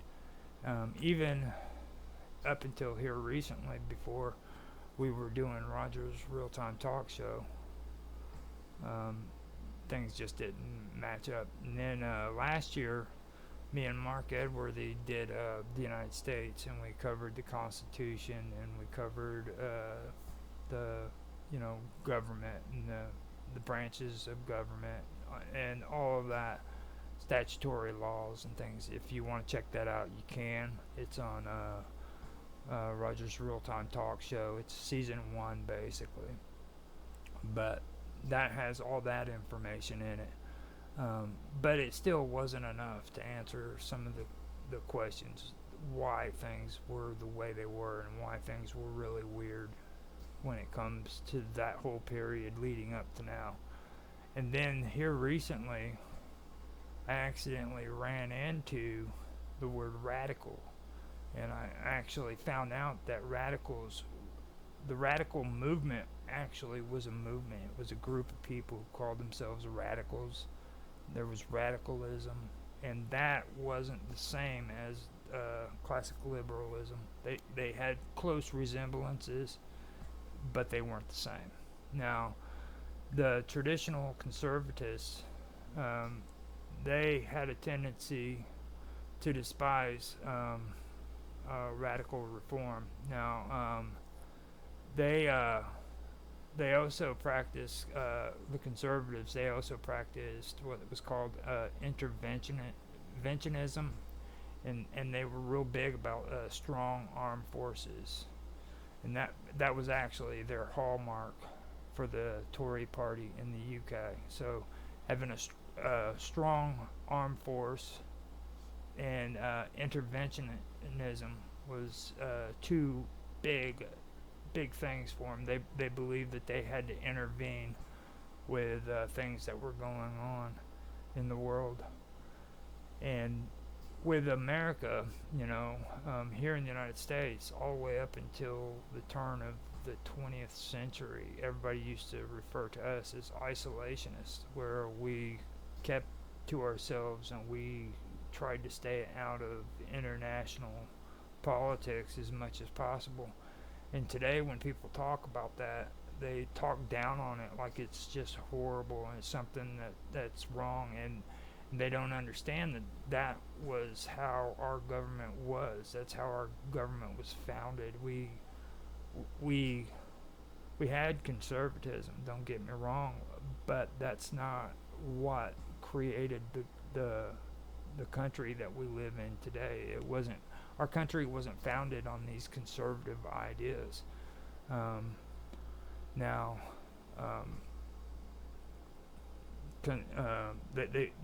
Interventionalism is also another issue where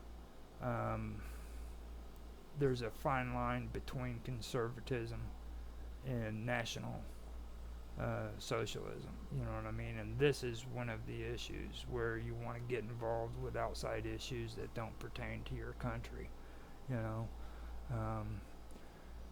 so that's another thing that I thought was interesting that needed to be brought up with conservatism. Now, especially when it comes to interventionism. That's a big deal. And today, like even in the United States, it seems like conservatives take pride in the fact that they have a strong armed force. Whereas back whenever our country first started, George Washington actually stepped down as as commander-in-chief. And that was profound back then, because even the King of England responded to that and said that he had a lot of admiration for George Washington for doing that. So Not only did George Washington choose not to be a part of a political party, but he also stepped down as commander-in-chief, which was pretty amazing because I didn't know until that point that a president had the right to step down as commander-in-chief and still be president of the United States. But I guess it's true, you know, and that was a big deal back then, and he was our first president. Okay, so you have to understand right there the difference between conservatism at the time and liberalism at the time. So, but now we look at the way people are here in the United States and the way they talk about, you know, strong armed force. Well, you know, when you have, you know, enemies at the gates, basically, and you've got countries, which we do have, that would love to see us fall, yeah, you're going to have a strong armed force.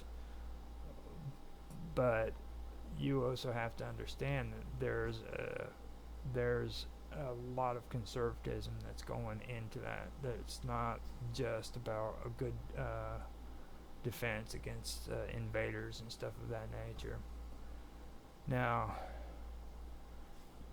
conservatism, you have to understand, was formed as the interpretation of the Tories, okay, and that was changed in support of social reform and the idea of free trade. So that's where conservatism came from.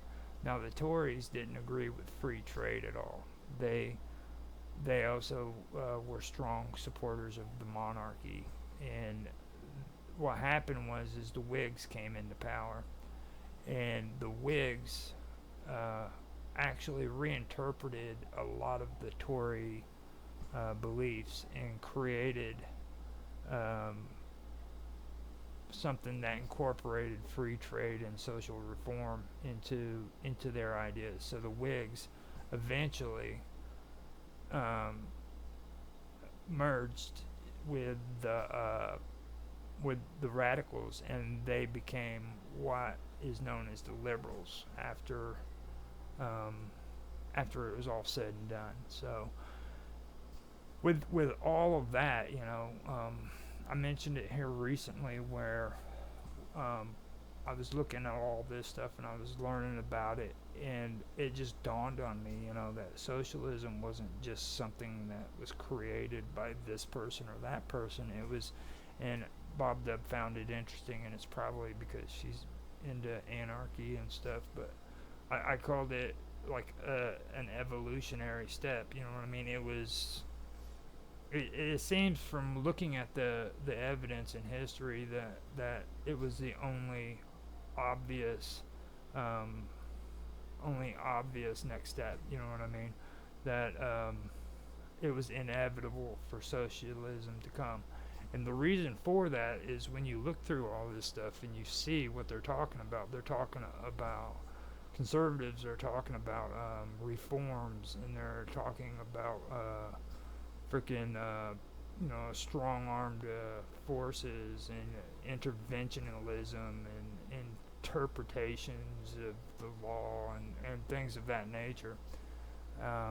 So this was all going on, and it was just culminating and getting bigger and bigger and bigger until eventually that's what we ended up with. We ended up with stuff like social reform, you know, and stuff of that nature.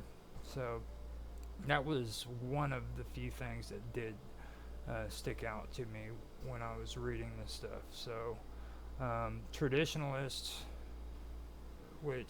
traditional conservatives, they usually value, you know, social ties, and they also believe in ancestral institutions, and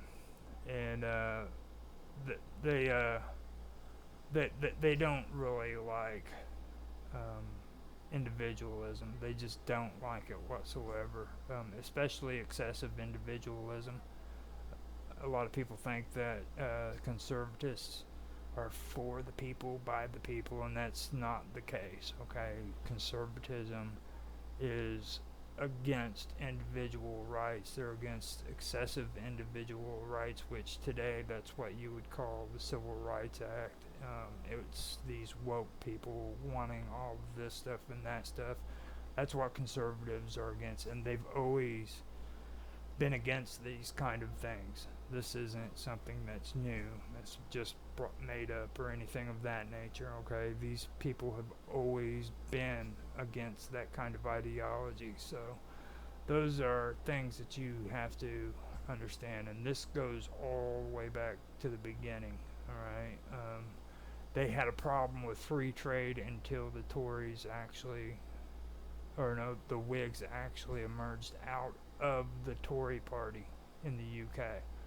So that's when the conservatives started thinking about free trade, and eventually they merged into their Liberal Party there in the UK. So again, it goes back to the Liberals, or classical Liberal at least. And I told Jaffe to be careful about that, and I'll tell you guys too, when you're talking about this stuff, make sure to mention classical liberalism, because if you don't, you'll have people that will just completely go off the chain. They'll start relating it to all this stuff that's going on today, and they don't understand concepts like John Locke or, you know, the Constitution, especially when you tell them that the Constitution was created out of liberal ideology. They just completely flip out because they're thinking of liberalism today and not liberalism back then.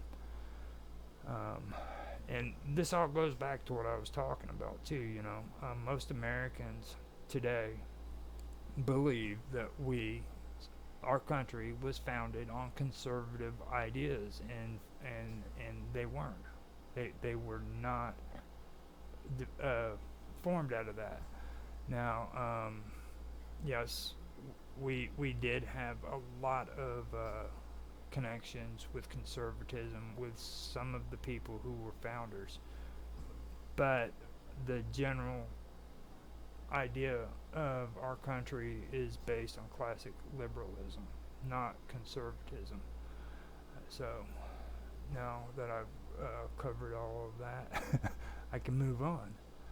Now, social ties, you know what I mean? Like, conservatives are all about social ties, and they also believe in ancestral institutions, which that's the reason why England went back to a monarchy after two revolutions for their freedom. It's because their conservative ideas and believing that they had to have a king were just so entrenched into their being that they decided that they wanted a king back. They didn't want to have what we have here in the United States, or most constitutional governments have. They needed that king to make them feel warm inside, warm and cuddly and all feeling great, you know. So even though they do have a parliament, and they have the House of Commons and the House of the Upper House, whatever the hell that is, the House of Lords, that's still not a constitutional government. They are still a monarchy, okay? And me and Mark argue about, well, we don't really argue about that. He tries to say that I'm wrong, and I know that he's wrong, so that's basically how it works. But you see, England isn't set up as it's set up as a parliamentary government, but it's still got a monarchy. It still has a monarchy as a government with a parliamentary government attached to it. Now, that is one thing about the ancestral institutions. And, you know, I've also mentioned on Roger's Real-Time Talk Show, too, about when it comes to conservatism, I do believe in the organic growth of the community and its government and everything, but there is a limit there, too. You know what I mean? I do agree with that part of conservatism, but I also know that there's a limit, because out of that kind of thought, it justifies, you know, hierarchical societies where you have the peasant, you have the tradesmen, you have the dukes and the earls, and then you have the king and the queen. It also justifies warlords in third world countries who keep their children addicted to freaking drugs and starving so that they can get them to do what they want to do, you know. So you have to kind of take that with a grain of salt, you know what I mean? Like it's good if a community can do that organically, but I think that there's a point where you have to say, hold on, it's just that's not a good idea, you know.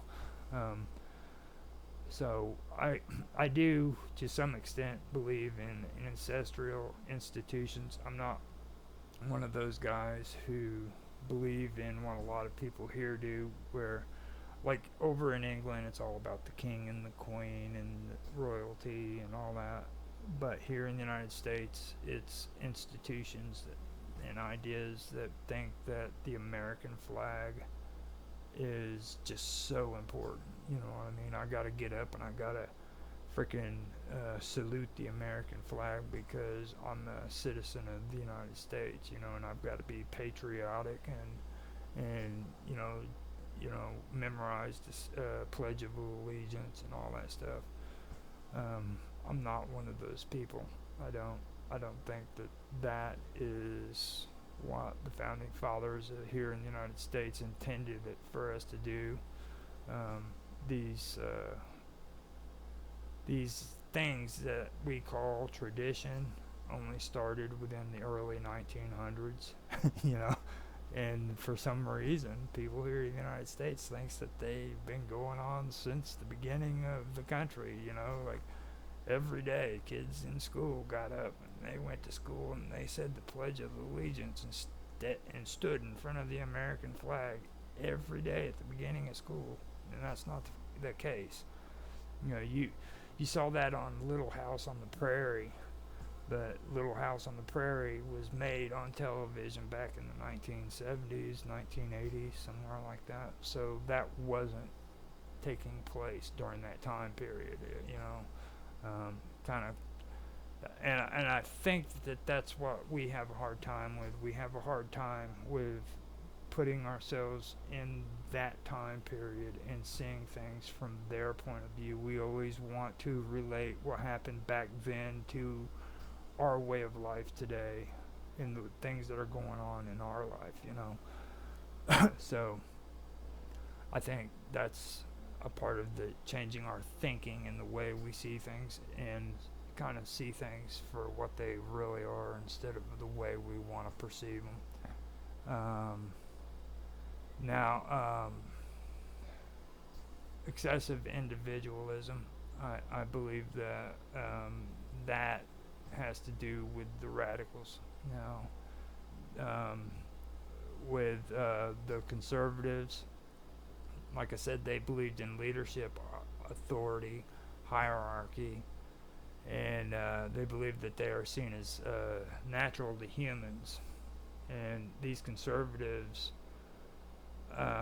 or conservatism itself, it was a response to the Enlightenment, you know what I mean? And also with the English and the French revolutions, that was their response to it. So they started out as Tories, then Whigs, and then the Whigs ended up eventually merging together with the radicals and creating what is known as the Liberals in England.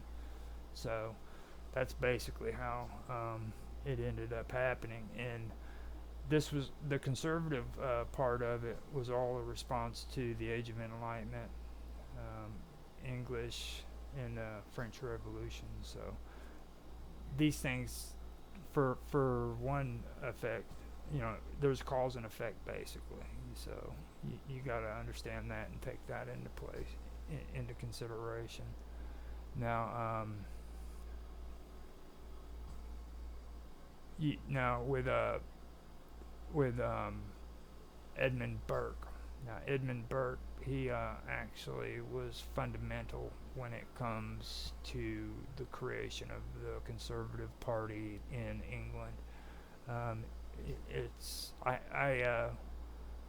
I'd also like to mention Edmund Burke because of his legacy, and the reason why I wanted to mention him in the legacy that he left it behind is because here in the United States, like I said, we do have conservatism. Okay, now, and we did have conservatism back then, but it was best represented in the United States by the Federalist Party and its leaders. Now, there were past presidents that were a part of the Federalists, and they also had strong connections with Edmund Burke's ideologies, and that was John Adams. And then there was the Secretary of Treasury, Alexander Hamilton, who I believe was also a president. So you had these two people who believed in classic conservatism, and I really don't like Alexander Hamilton. I mean, I'll just tell you that right now, I don't. He's the one who ended up creating or fighting for a state bank, a state banking system here in the United States, where the rest of the people who were founding fathers, they didn't agree with it, but he fought for it, and he fought for it, and eventually that is what we ended up with. We ended up with the Federal Reserve, which really isn't a state bank, which to let you know, I mean, if we had a state bank, it would be illegal, constitutionally illegal here in the United States. So what they did is they created a loophole, and with that loophole, they created the Federal Reserve. Okay, now the Federal Reserve isn't a government office; it's a non-governmental office. This was done so that they could bypass constitutional law and be able to create basically like a state bank, you know, the way they do it over in Europe. And Hamilton was the result of all this. He was really big on traveling to Europe and learning all these cool new banking ideas for being Secretary of Treasury, and he just kept pushing it, and it's been that way ever since. So this is all from the get-go. This is from the time the United States was first formed. You know, you had all of these ideas and these different backgrounds that were clashing with one another. I've mentioned the Anti-Federalists with George Mason. You know, George Mason and George Washington were best friends. They grew up together all their life as children, all the way to an adult. And the story about the Constitutional Convention is pretty amazing if you actually hear the real story, because the way the Constitutional Convention the way it actually happened was like this. The Articles of Confederation that we first had before the Constitution was failing. The southern states were considering going back to the British, and the British were actually influencing the Indians in Georgia to create problems for the citizens in Georgia in that area. And it got to the point where they were getting ready to leave. So what happened is these representatives from all of the states, I guess, back then, they came together. Not only did they come together, they came together in secrecy. Okay, in other words, nobody knew that this was taking place. So they just decided that they were going to do a secret meeting without anybody's knowledge that it was taking place. A meeting that was going to change our history, and it was going to affect every single person in the United States. They decided they were going to do it in secrecy. So they come together in secrecy, and they sit there and they draw up the Constitution during this constitutional convention. And they thought everything was hunky-dory and that everybody was just going to sign this paper and it was just going to be law. Well, George Mason and the Anti-Federalists who were there in the Constitutional Convention were reading this Constitution, and there were things that were left out that they didn't agree with. Okay, there were things that they weren't, that the individual wasn't being protected from. Okay, like we have rights now that's in the Bill of Rights that can protect us from people taking away our weapons, people that freaking have the right to come in and just move right into our house because they're a part of the government. You know, the military can't just come in and take possession of your house. You know what I mean? Things like that. So this is the stuff that's missing out of the Constitution, and in my personal opinion, I believe that this stuff was left out on purpose. And the reason for that was because these were people who were more, or who were influenced more by classical traditional conservatism than what they were classical liberalism.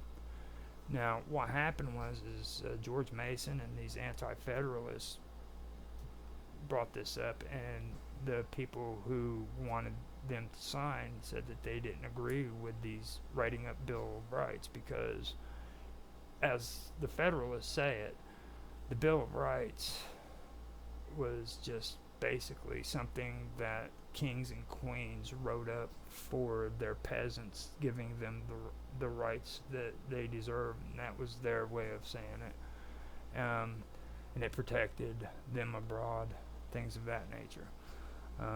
But the Anti-Federalists didn't see it that way. They felt that they needed this Bill of Rights so that they would be protected, their individual rights would be protected. Well, it wasn't working out, and these Anti-Federalists stood up and they walked out of the convention. And it took a while for them to actually recover from that. They had to go through negotiations until finally the Anti-Federalists were willing to sit back down and negotiate, you know. So that is basically what happened. And because of that, George Mason and George Washington's friendship was lost. They never spoke to one another again all throughout their lives. Childhood friendship that was lost because of different viewpoints, and this is at the beginning. This wasn't today, 2024. This was back whenever our country was first founded. So I hope that actually made sense, and that kind of helps with I don't really know how that would help. I know that it was a story that needs to be told so that people understand that today isn't very much different than what it was back then. Okay, and just so you know, the Bill of Rights didn't go into effect until well over 10, 15 years, maybe a little bit longer, after the Constitution was put in effect and the new government was implemented. It caused a lot of problems too, which eventually led up to the War of 1812, and that was because these Federalists decided that they didn't want the Bill of Rights to be enacted and put into law, and they did whatever they could to prevent it from happening. That's conservatism, okay? so that you guys understand that's conservatism. That's not classical liberalism. All right. Now, liberalism, with that, we have to go back and discuss John Locke's ideology. And his ideology of classical liberalism was rooted in advocating for the rights and liberties of the common man against the absolute rule of monarchy. Okay? And that's what he was against. Okay? And he also believed that the idea of government should be by the consent of the governed, all right, and the natural rights of life, liberty, and property. And he said property. And the other day, Jeffy, I was on his show, and he's like, "Oh, I stand corrected. I'm glad you said this."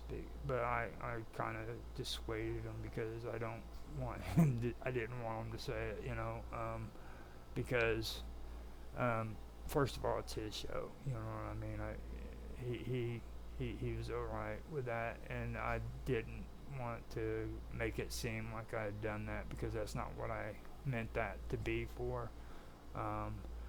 But I dissuaded him and got him off the topic before he could say all that stuff because, like I said, that's his show. Just like this is my show now, and I can talk about this stuff in my own words and stuff, and I enjoyed going on his show, and I was cool with what he had said, because for one thing right here, I want to go over this like with John Locke because I want Jeffy to understand if he ever does watch this, okay? John Locke said life, liberty, and property. And that did echo across the ocean and inspired the founding fathers of this nation, the United States, which eventually became the Constitution of the United States, all right?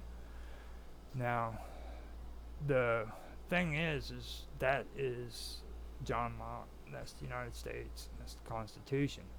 But then you have to also take into consideration the Whigs over in the UK. Now, between the 1680s and the 1850s, the Whigs contested power with their rivals of the time, and those were the Tories.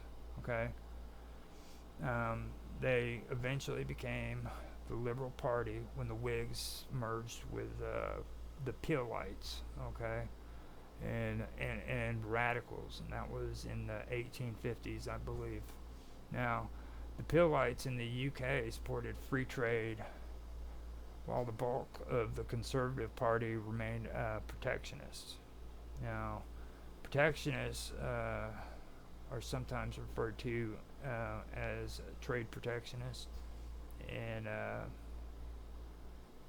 the whole thing, the policy that they have, it involves restricting imports from other countries through methods like tariffs and like tariffs on goods and import quotas and various other government regulations. And right there, we come back to the term regulations, reform regulations, stuff like that.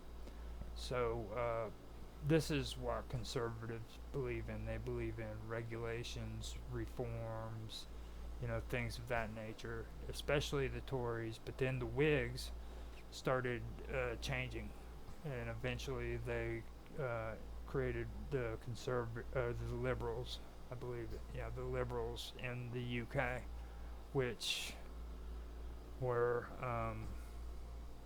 pretty much, well, it's pretty strange how it all worked out, which they were basically against, methods like tariffs on imported goods and stuff like that, and protectionism. Now, during the 19th century, liberalism began to emphasize individual freedoms. Now, this is in England. Now, that they begin to emphasize individual freedoms, equality, democratic governance, and they were rooted in the Enlightenment ideas of liberty, equality, and fraternity. So right there, you're hearing liberty, equality, and fraternity.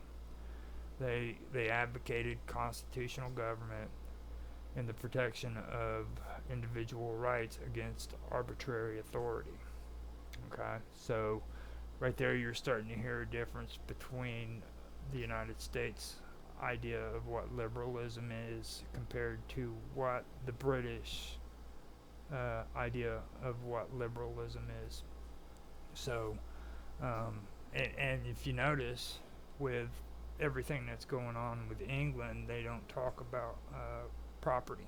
All right, and I had a conversation with Bob Dubb and Mark Edworthy in our last episode of Roger's Real Time Talk Show about property and do you actually own property in England or New Zealand? And they didn't know at the time, but I believe what they did know was that you owned what was on top of the property. You didn't own the property itself. And then I remembered hearing something about Israel and how they did the same thing with their property. Like, you don't own the land, you own what's on top of it. But I also heard that when a person dies, the state can take that back as their property once again if the family members don't keep it. Now, that is what I believe is going on in England and in New Zealand. Whereas here in the United States, when we buy our property, that property is ours. Now, I have an issue with the taxation that goes into private property. I don't think that it's right that we should be taxed for the property that we buy, and the threat of losing it to the government because we don't pay our taxes is there. You know what I mean? Private property and owning property is a constitutional right that we've been given. I do have my issues about that. I think that is something that really needs to be discussed. You know, these laws have just gotten so out of hand when it comes to that stuff, and we've just allowed it to take place. And I do believe that it's not good, and it's getting worse. Now, the thing that I also notice is like individual rights. You know what I mean? I believe that's the one thing I do believe. I believe in the individual's rights. I don't care about the greater good. I don't care about what I should be expected to do for my nation, or or helping out my fellow man, much less, you know what I'm saying? It's about my individual rights, your individual rights, Joe Blow's individual rights right down the street.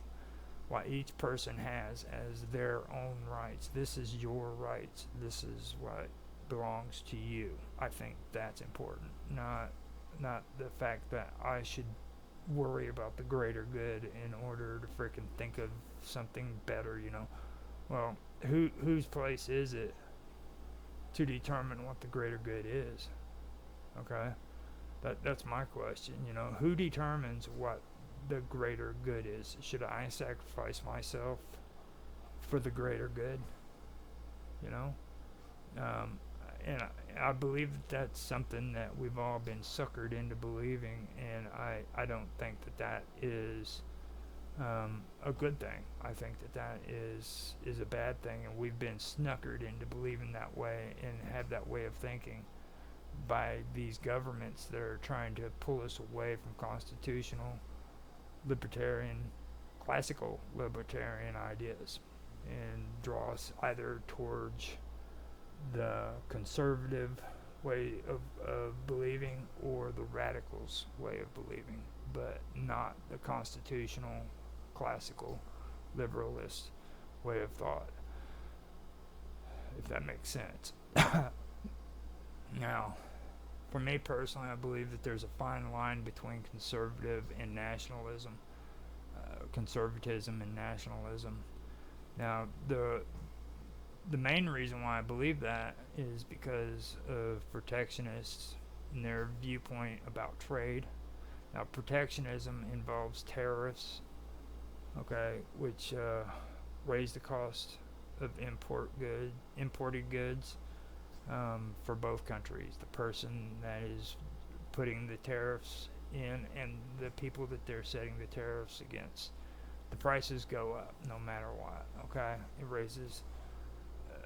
it increases the price or the cost for the imported goods. Now, this also raises the cost of or the price for the consumer, for me and you. When we go down and we actually buy the stuff, the price goes up because there's these tariffs that are being put against them. All right. Now, conservatives, they believe that this is a good thing, that this is what's needed in order to protect us from, other countries taking advantage of us and blah blah blah. But it also, what this does is it creates government revenue. Okay, so in reality, they're saying that it's protecting us from being taken advantage of by these other countries, but in truth, what's really going on is they're freaking creating revenue for the government because of these tariffs. Okay, this is only good for the government. So, for me, these countries and the policies that the protectionists generally are held by countries with national socialist policies. Okay, and they're disguising themselves as conservative when in reality it's actually national socialist. And you see that I see it at least where the conservative parties are being overran by the National Socialists, and these people honestly believe that these are conservative ideas when in reality they aren't. They're actually National Socialist ideas. When you start hearing people talk about borders and immigration and freaking tariffs and social, and that all they're doing is they're talking about government and government revenue. They're talking about revenue and things of that nature, and it's not about conservatism. It has there's absolutely nothing that I have found in any conservative writings that concern immigration at all whatsoever. The only place where immigration is ever mentioned was during the time just before World War II, when shit hit the fan with Czechoslovakia setting up blocks against Germany, and they were in the process of having socialists, National Socialists especially, who were attacking pan-Slavic belief systems, and saying that these ideas that these people had for hundreds and thousands of years were wrong, and they were doing that to raise controversy and discourse and division, and the reason why they were doing that was because they wanted to start implementing socialist reform into those areas, and that is what that was about with pan-Slavic ideologies. And then they started going on to different areas where they were talking about, if you don't speak our language, then you either need to learn our language or go back to where you came from. Does that sound familiar? It's happening all the time here, especially here in the United States. So you have that going on, and all of these are socialist ideologies that were being put in place so that these people could create a hateful environment towards other people in order to propagate their agenda, which was National Socialist ideologies. So, and that's what's going on today, which, like I said, I have yet read anything that is traditional conservatism that even speaks about immigration whatsoever. Now, they do have concerns with their traditions and their culture and things of that being affected. You know what I mean? Because of people coming in and excessive, amounts of people coming in and changing their traditions and stuff of that nature. That is a conservative issue. Don't get me wrong on that. But they don't start writing about immigration laws and shit like that. That just never happened. So I just wanted to put that out. Now, the Great Britain, in Great Britain, the Liberal Party emerged from the Whig Party and pushed for major reforms, which included the abolition of slave trade in 1807 and slavery itself in 1833. Then they went on with the Reform Acts of 1832, 1867, and 1884 into 1885. This allowed more people to vote in Britain as well. Now, classical liberalism promoted free trade and smaller government intervention in the economy as well. Now, that's something that I also think that people should become more aware of. Okay, like, that's what our country was built on. It was built on the idea of small government intervention, small government intervention when it comes to the economy. Okay, free trade. There should not be huge organizations monitoring our economy and how it should be done. It should be small when it comes to government intervention. Now we've got things like the FCC, we've got the IRS, which, by the way, is a non-governmental organization as well.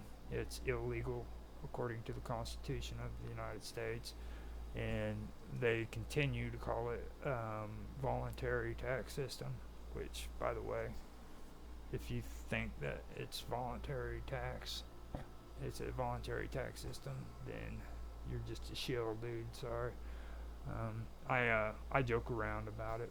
I do it all the time. I'm like, man, it's a voluntary tax system. You don't have to pay. No, don't worry about it. I do that all the time, but I'm just being sarcastic just to make that clear, because I've said that to a few people. But trust me, you don't have to pay. You don't have to pay those taxes at all. But the consequences that come after that's another story altogether, so I mean, but you don't have to. And what they're saying about voluntary taxes is this: like, back in the day, man, the tax man went door to door. He knocked on your door, and if you didn't answer, he knocked your door open, and he walked inside, and he forced you to pay your taxes. You see, so voluntary tax systems means that you voluntarily get up and you go down and you pay your taxes. That's what they're meaning by that. They no longer kick your door in and demand it from you. Not unless, of course, you are behind and your papers are in arrear.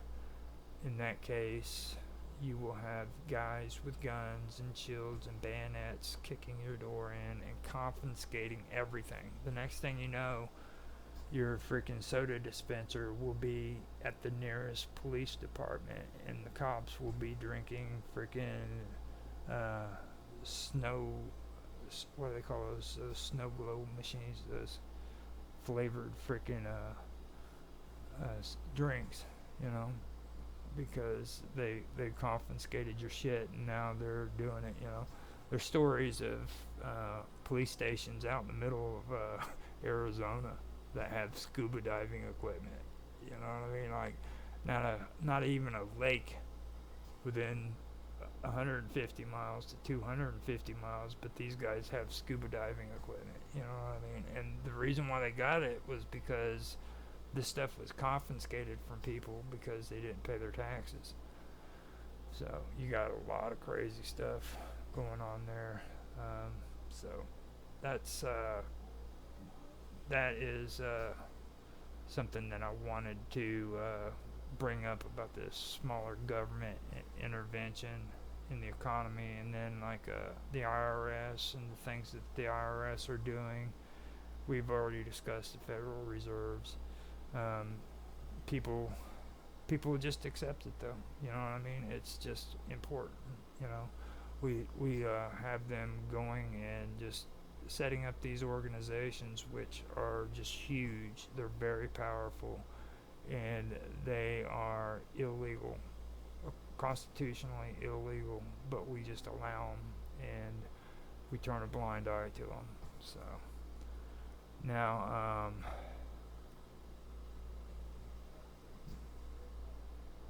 like I said, classical liberalism, it promotes free trade and smaller government intervention.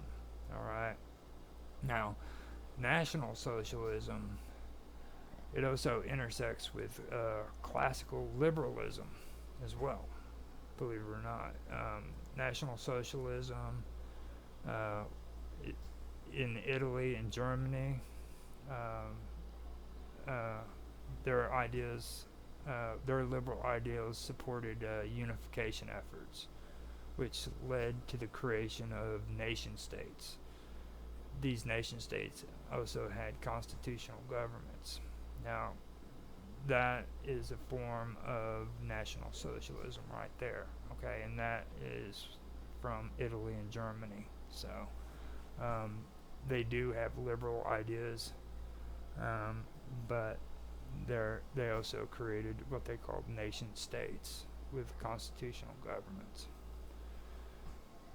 So,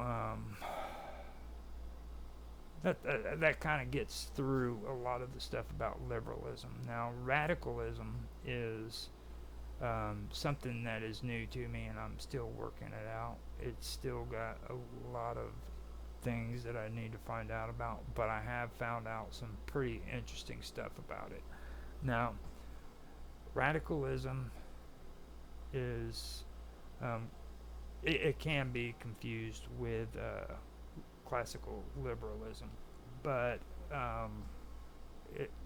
they're not the same. They're very different from one another. Radicalism believes in a lot of the ideas when it comes to liberalism or classical liberalism, all right? But it doesn't promote smaller government, and it does promote free trade, I believe, but it doesn't believe in smaller government, and it's actually the opposite. The radicals, when they first started out, they were a loose parliament or a parliamentary political group who they basically drew on their earlier ideas of radicalism. They helped to transform the Whigs into the English Liberal Party. Now, the radicals supported parliamentary reform, which that's what I was talking about, and they believed in a lot of excessive reforms. I mean, and earlier I was talking about the conservatives, okay, and what they were against. They were against excessive radicalism or radical ideas, radical reforms. And this is what they're talking about. They supported parliamentary reform with additional aims of including lower taxes and the abolition of censures, okay? They were the ones who probably, from the way I'm reading it, influenced and inspired socialism in the UK. They were big on the working class and middle class. You had the popular radicals, which agitated to they agitated and they demanded the right to vote, and they asserted other rights, including like the freedom of the press and relief from economic distress. Then you had the philosophical radicals, who strongly supported parliamentary reform as well, but they were generally hostile towards the arguments and the tactics of the popular radicals. So you had the philosophical radicals, and then you had the popular radicals. So you had two factions within that group. All right. Now, a lot of in my beliefs, I've already said that I believe that the National Socialists have overran the Conservative Party. But if you take a look at it, you can also see where, even though the Radicals and the Whigs were part of creating the Liberal Party into England, I would go even farther as to say that the Radicals eventually overtook the Liberal Party. And later on, I know that the Liberal Party also converged with the Socialists or the Labour Party in the United Kingdom. So eventually, they did become a part of the Labour Party, which is now the Socialist Party within the UK. From what I've read, I mean, I could be wrong. Most likely, Mark Edward, you'll hear this and he'll go, "Oh, poppycock," but that's just my take on it. Now, with that, I want to mention a few characters who were radicals. Now, John Wilkes, his reformist efforts in the 1760s as editor of the North Briton and as the MP were seen as radical at the time, but support dropped away from him after the massacre of St. George's Field in 1768. Now, John Wilkes was a prominent English radical journalist and politician known for his outspoken criticisms of the government and advocacy for civil liberties. He was first elected to Parliament. No, he was first elected to Parliament in 1757 and became a key figure in the fight for the rights of voters over the decisions of the House of Commons. Despite being expelled from Parliament multiple times, Wilkes continued to fight for his seat and became a symbol of resistance against governmental oppression. In addition to his political career, Wilkes was known for his libertine lifestyle in association with the Hellfire Club. That means he was a pervert. Okay, just so you guys know. If you don't know anything about the Hellfire Club, I'll let you know here in a little bit. But they were a group infamous for their debauchery. All right, basically. He also played a significant role in securing the right to publish parliamentary debates, contributing to greater transparency in government. Now, like right here with the radicals, you hear the word transparency, and in today's world, that's all you ever hear is transparency this, transparency that, transparency this. This is the group where all of that came from. When you hear that stuff being said over and over again, you're hearing it coming from a radical movement that is taking place as we speak. Okay, so just understand that. And it really is about the terminology if you're paying attention. Okay, it's all about the words. The government uses words in order to manipulate and get what they want, and you need to understand that, because like governments don't speak the same language as the common man does, and that's been that way for a long time. So just understand that.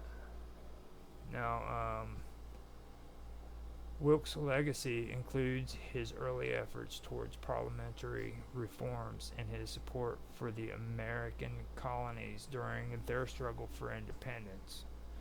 However, his later years saw a shift towards more conservative policies, which alienated some of his radical supporters. And see, I have also heard the same being said about Karl Marx too. Like, Karl Marx was very proactive, I guess you could say. There's one of those words, but as a Marxist when he was younger, but later on when he got older, he ended up being one of those dudes that sit at a coffee shop talking intellectually about the economy, so I thought that was interesting. This is actually the second time I've heard somebody change their viewpoints and stuff, so. Now, the massacre of St. George Fields occurred on May the 10th, 1768, in Southwark, London. This tragic event unfolded when government soldiers opened fire on a crowd of demonstrators protesting the imprisonment of John Wilkes, a radical member of Parliament. John Wilkes was known for his outspoken criticism of King George III, which led to his arrest and imprisonment. His supporters gathered at St. George Fields to demand his release. When the crowd refused to disperse after the riot act was read, soldiers, primarily from a Scottish regiment, fired into the crowd, resulting in the deaths of 6 or 7 people and injuring around 15 others. This incident not only highlighted the tensions between the government and its critics, but it also contributed to the enduring phrase, reading the riot act, which means to give a stern warning or reprimand. Now, another character that I do want to mention is Henry Orator. Henry Orator Hunt is what he goes by. Now, he was the main speaker at the Manchester meeting in 1890 that ended in the Peterloo Massacre. Hunt was elected MP for the Preston Division in 1830 to 1832. The root and branch of the reforms which the adjacent radical suggests the root and branch of the reforms which the adjective radical suggests, and at the time still strongly in concept denoted by reference to all its previous main uses, is the British Constitution. Now, this is the British Constitution. The British Constitution is not codified or restricted to particular customs, laws, or documentations. So you have this Constitution supposedly in England that isn't codified. It's not restricted, and it doesn't have any particular customs, laws, or documents. So it's not held by law, And this goes back to what I was saying. So when you look at England, you have to understand that it's a monarchy. Okay, people of England and the UK and the colonies, you've all been hoodwinked into believing that you're a part of this constitutional parliamentary government, when in fact you're not. Okay, Canada just now got a constitution with in 1982. So the whole time that they've been up there, separated from the United States, they not once had a freaking constitution until 1982. And these are things that I didn't even know until I started doing this stuff with Mark and Bob Dub and Otto and researching this stuff. It's amazing when you look at this stuff. It's crazy. So the Peterloo massacre occurred on August the 16th, 1890 at St. Peter's Field in Manchester, England.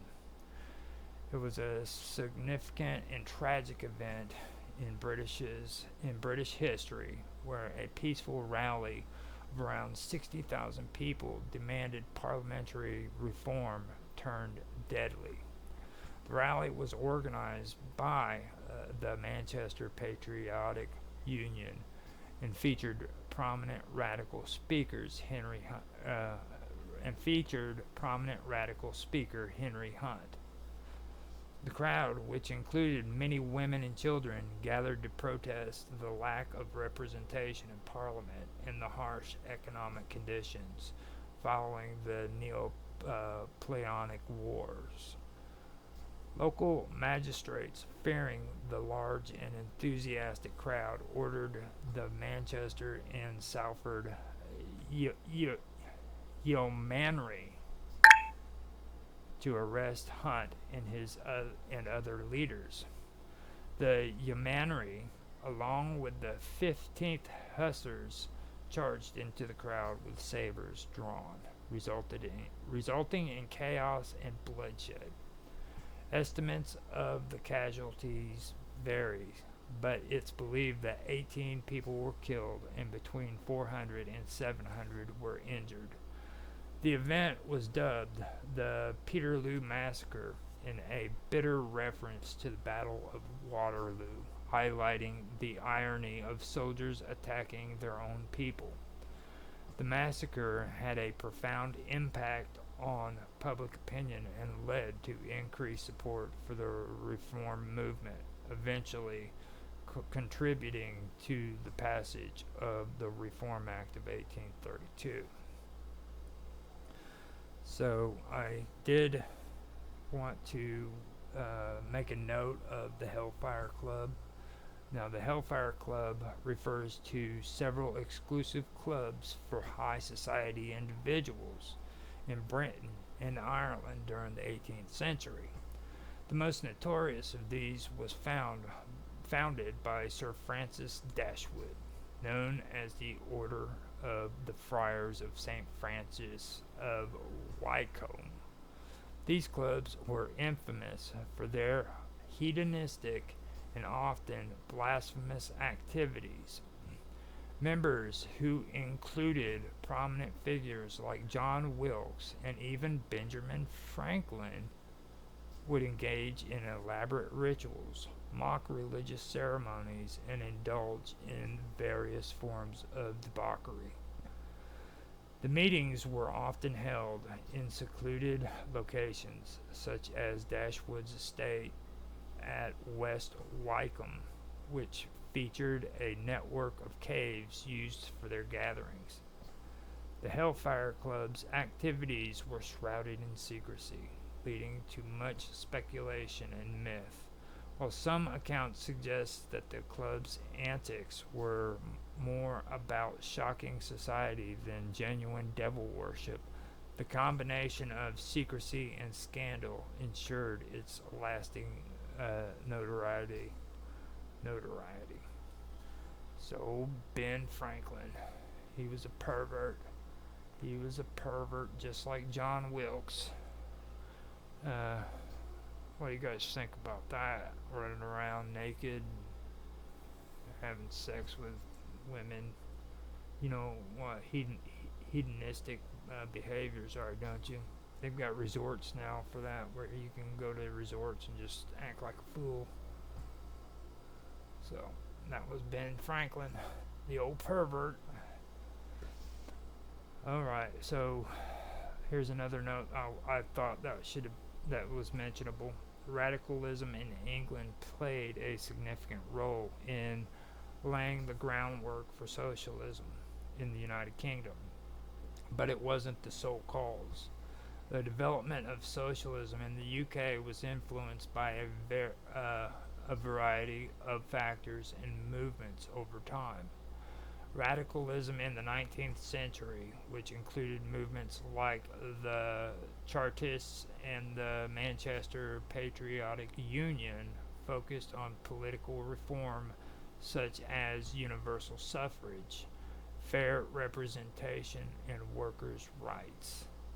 Now, right there tells you point blank that has to do with socialism. You know what I'm saying? And the Patriotic Union is something that I became interested in here recently, and if anybody knows any history on that, I would appreciate any feedback that you guys have, because this is some of the stuff that I need to get into so that I can do a deeper dig on what the radicals were during this time period and before.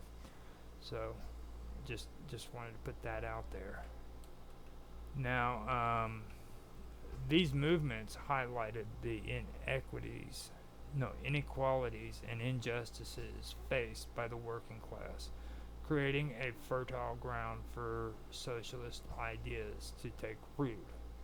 Socialism in the UK evolved. Now, see, this is where Bob Dub probably wanted to go from when I mentioned the word evolved, okay? Now, socialism in the UK evolved from these radical roots, but it was also shaped by other influences, including the ideas of early socialists like Robert Owens and the impact of Marxist theory. The economic and social changes brought about by the Industrial Revolution further fueled the growth of socialist thought, as workers sought better conditions and more equitable distribution of wealth. Now, with socialism, that's another thing I've been hearing here lately, and it goes all the way back into the writings, equitable and equity. You know, when you start hearing words like equity, you're hearing socialists. And you'll hear it more and more.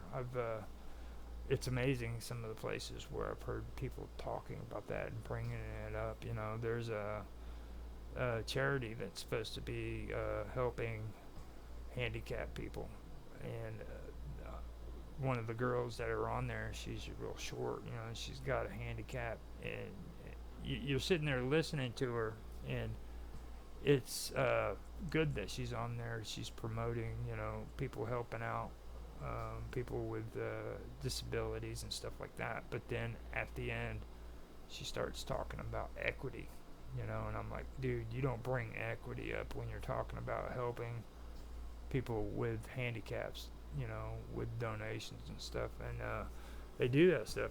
They'll start throwing that kind of language in there, and they just think you're stupid and you don't understand what that means. But in reality, people understand that stuff, and that's the one thing that everybody who is doing this stuff needs to understand, that those things are very you just know what's being said there. You know, don't get me wrong when it comes to workers and the history of, you know, the workers and the things that they had to do. They had miners working who were doing tedious jobs and losing body parts and things of that nature, which I do not approve of. I don't think that that's a good thing. But at the same time, I've actually read a lot of this stuff when it comes to socialism, and it has very little to do with the individual. It has more to do with unionization. It has to do with the workers. It has to do with the group. It doesn't have to do anything to do with you as an individual or me as an individual. These beginnings may have been a part of that when it comes to having a better working class and safer working environments and things of that nature. But not in today's world. And it's like I said, a lot of this stuff has to do with what I was talking about earlier, where we need to change our thinking, because this stuff is rooted deep into our way of thinking today. This is the way we have been raised up. This is the stuff that we believe in, and it's just not right. It's not true. We need to learn how to change our way of thinking. And that is something that I have been always wanting to tell people. It's easy to freaking say that you want to do this or you want to do that, but when it comes to doing it, you've actually got to think about it. You got to be like, okay, what is the best logical way of doing that? It's easy to say that we need change, but how do we change? Starting over from scratch, I don't agree with it, but I do believe that there are things that have been done in the past that are important to us. I believe that the individual is more important than the many. You know what I mean? I don't believe that I should give up my rights for somebody else, whereas they shouldn't give up their rights for me. That's respect. That's respecting other people, respecting myself. Conservatism, I think we need to reevaluate. We need to stop thinking that conservatism is what it really isn't. You know what I mean? Today, like, this whole concept of conservatism is like it's like a mush mixed in with liberalism, classic liberalism, radicalism, nationalism, and it's just a pool. It's a cesspool of dirty shit. You know what I mean? That's my best way of saying it. And now, out of that, we've got politicians who are senile. We got 20-year-old freaking children trying to assassinate the president with mental disabilities, because instead of blaming mental disabilities, we blame the gun. And I think that is something that also needs to be taken into consideration. I get on here and I deal with a lot of people on here who have a lot of issues going on with themselves, that involve mental illness. And I love each and every one of them, but I also have to be careful with them, because I know that I could say something or I could do something that would cause something to hurt them or people around them, because these are real situations. I don't get on here to try to hurt people. You know what I mean? I don't get on here to try to give people advice. You know what I mean? If you're coming on here and wanting me to give you medical advice, you're an idiot. If you've listened to me once, you know that's a stupid idea. So don't be trying to get mental health off this dude, because I've had my fair share of hard times too. I've walked the walk. I'm a recovering alcoholic and drug addict. I've been sober since 2003, June 14th, 2003. I've been through the programs. I know about Alcoholics Anonymous, NA Anonymous, or NA, AA. I can't believe I just said NA Anonymous. But NA, CA, done it all, read the books. but I'm gonna tell you right now, when it's all said and done, and you're looking back at it all, you start realizing it's not just about staying sober and doing the next right thing. It's about, getting through this life without having guilt and shame. Um, if you're doing something right now that doesn't feel good and it's not a good thing, then you're the one who's going to have to stop it, basically, is what I'm saying. All right. And you don't have to tell me if you're feeling that way or if you're not. If you're honestly feeling good about getting on the internet and berating other people because of what they believe or what they don't believe, then that means you don't have a conscience. All right. Now, me personally, I went down that road whenever I started messing around with politics, which was, I'd say, roughly 2 years before Donald Trump's first nomination when he became president. And I got really interested in politics back then. But what ended up happening is things started taking a change for the worse.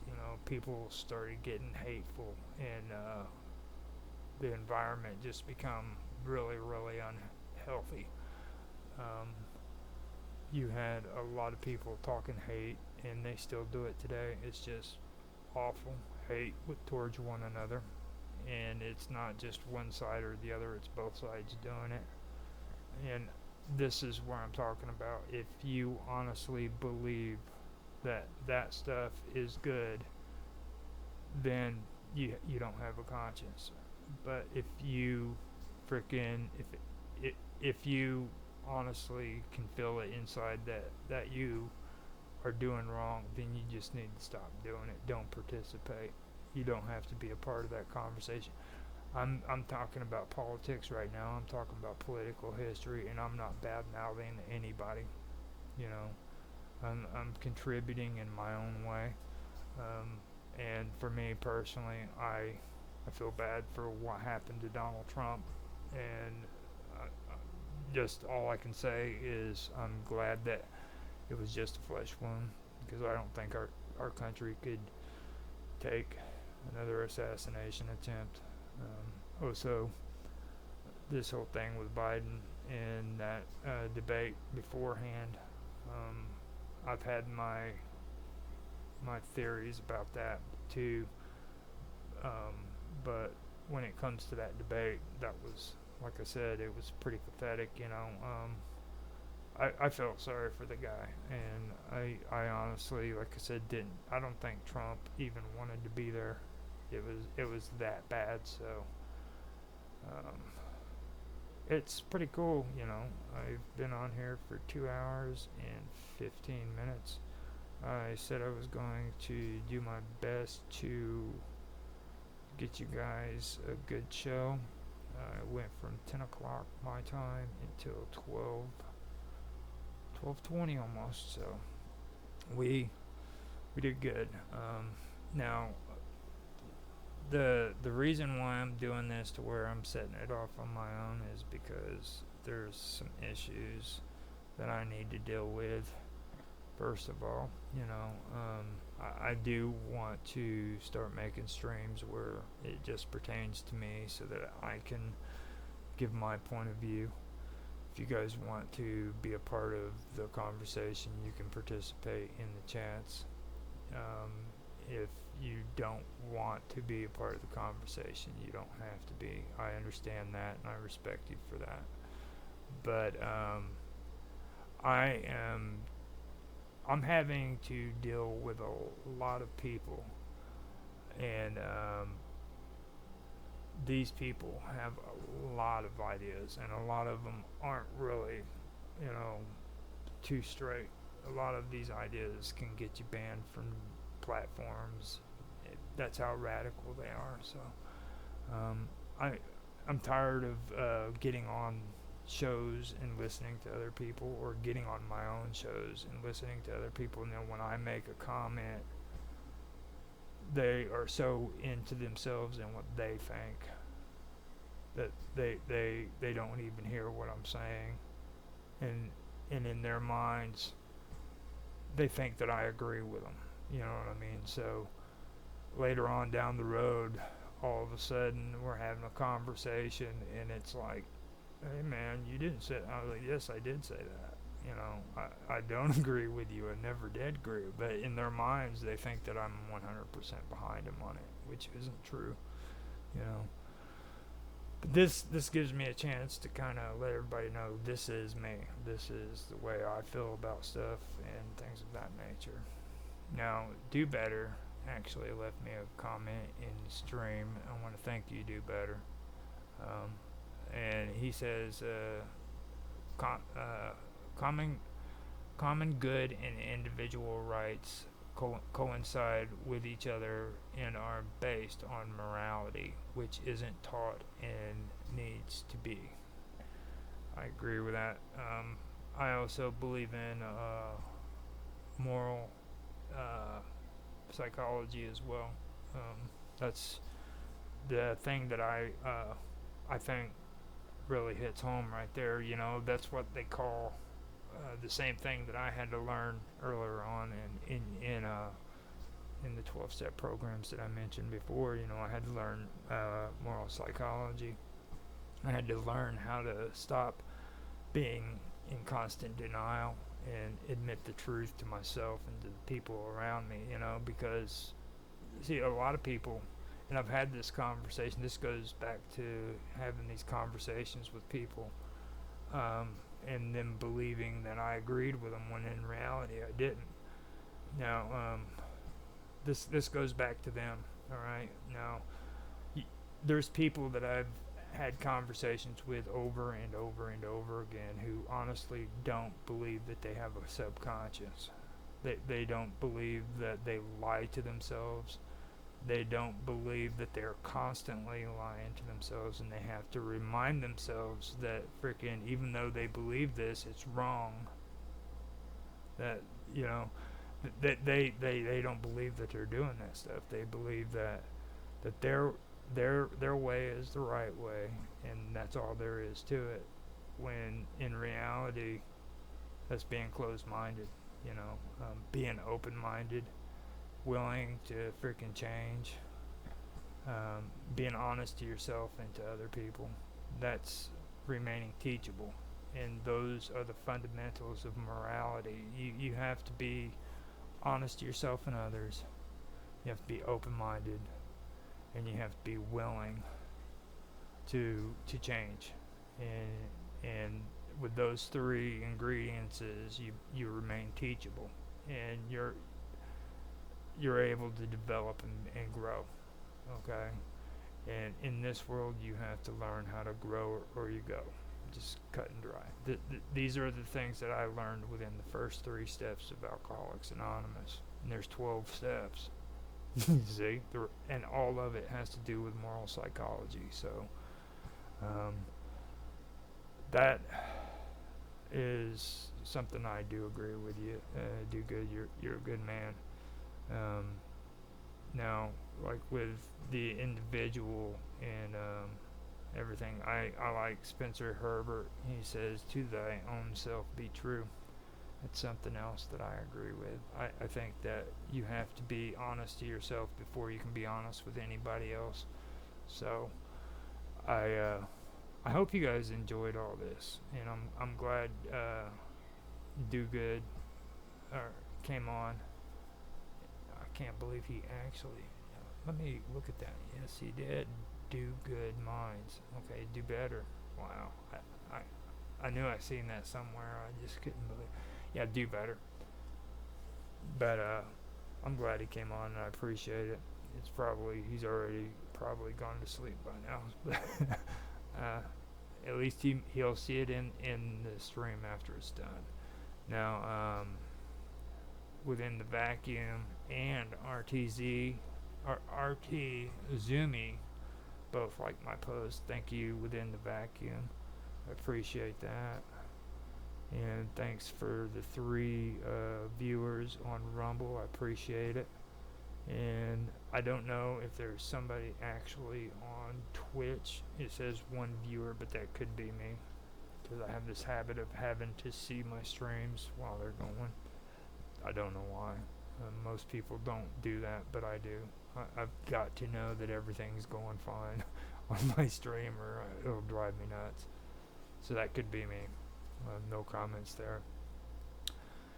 And with that, I guess I could end this and say that we did good. I made it to 2 hours and 20 minutes, and I thank everybody for listening, and I hope you enjoy the rest of your night. And good night, guys.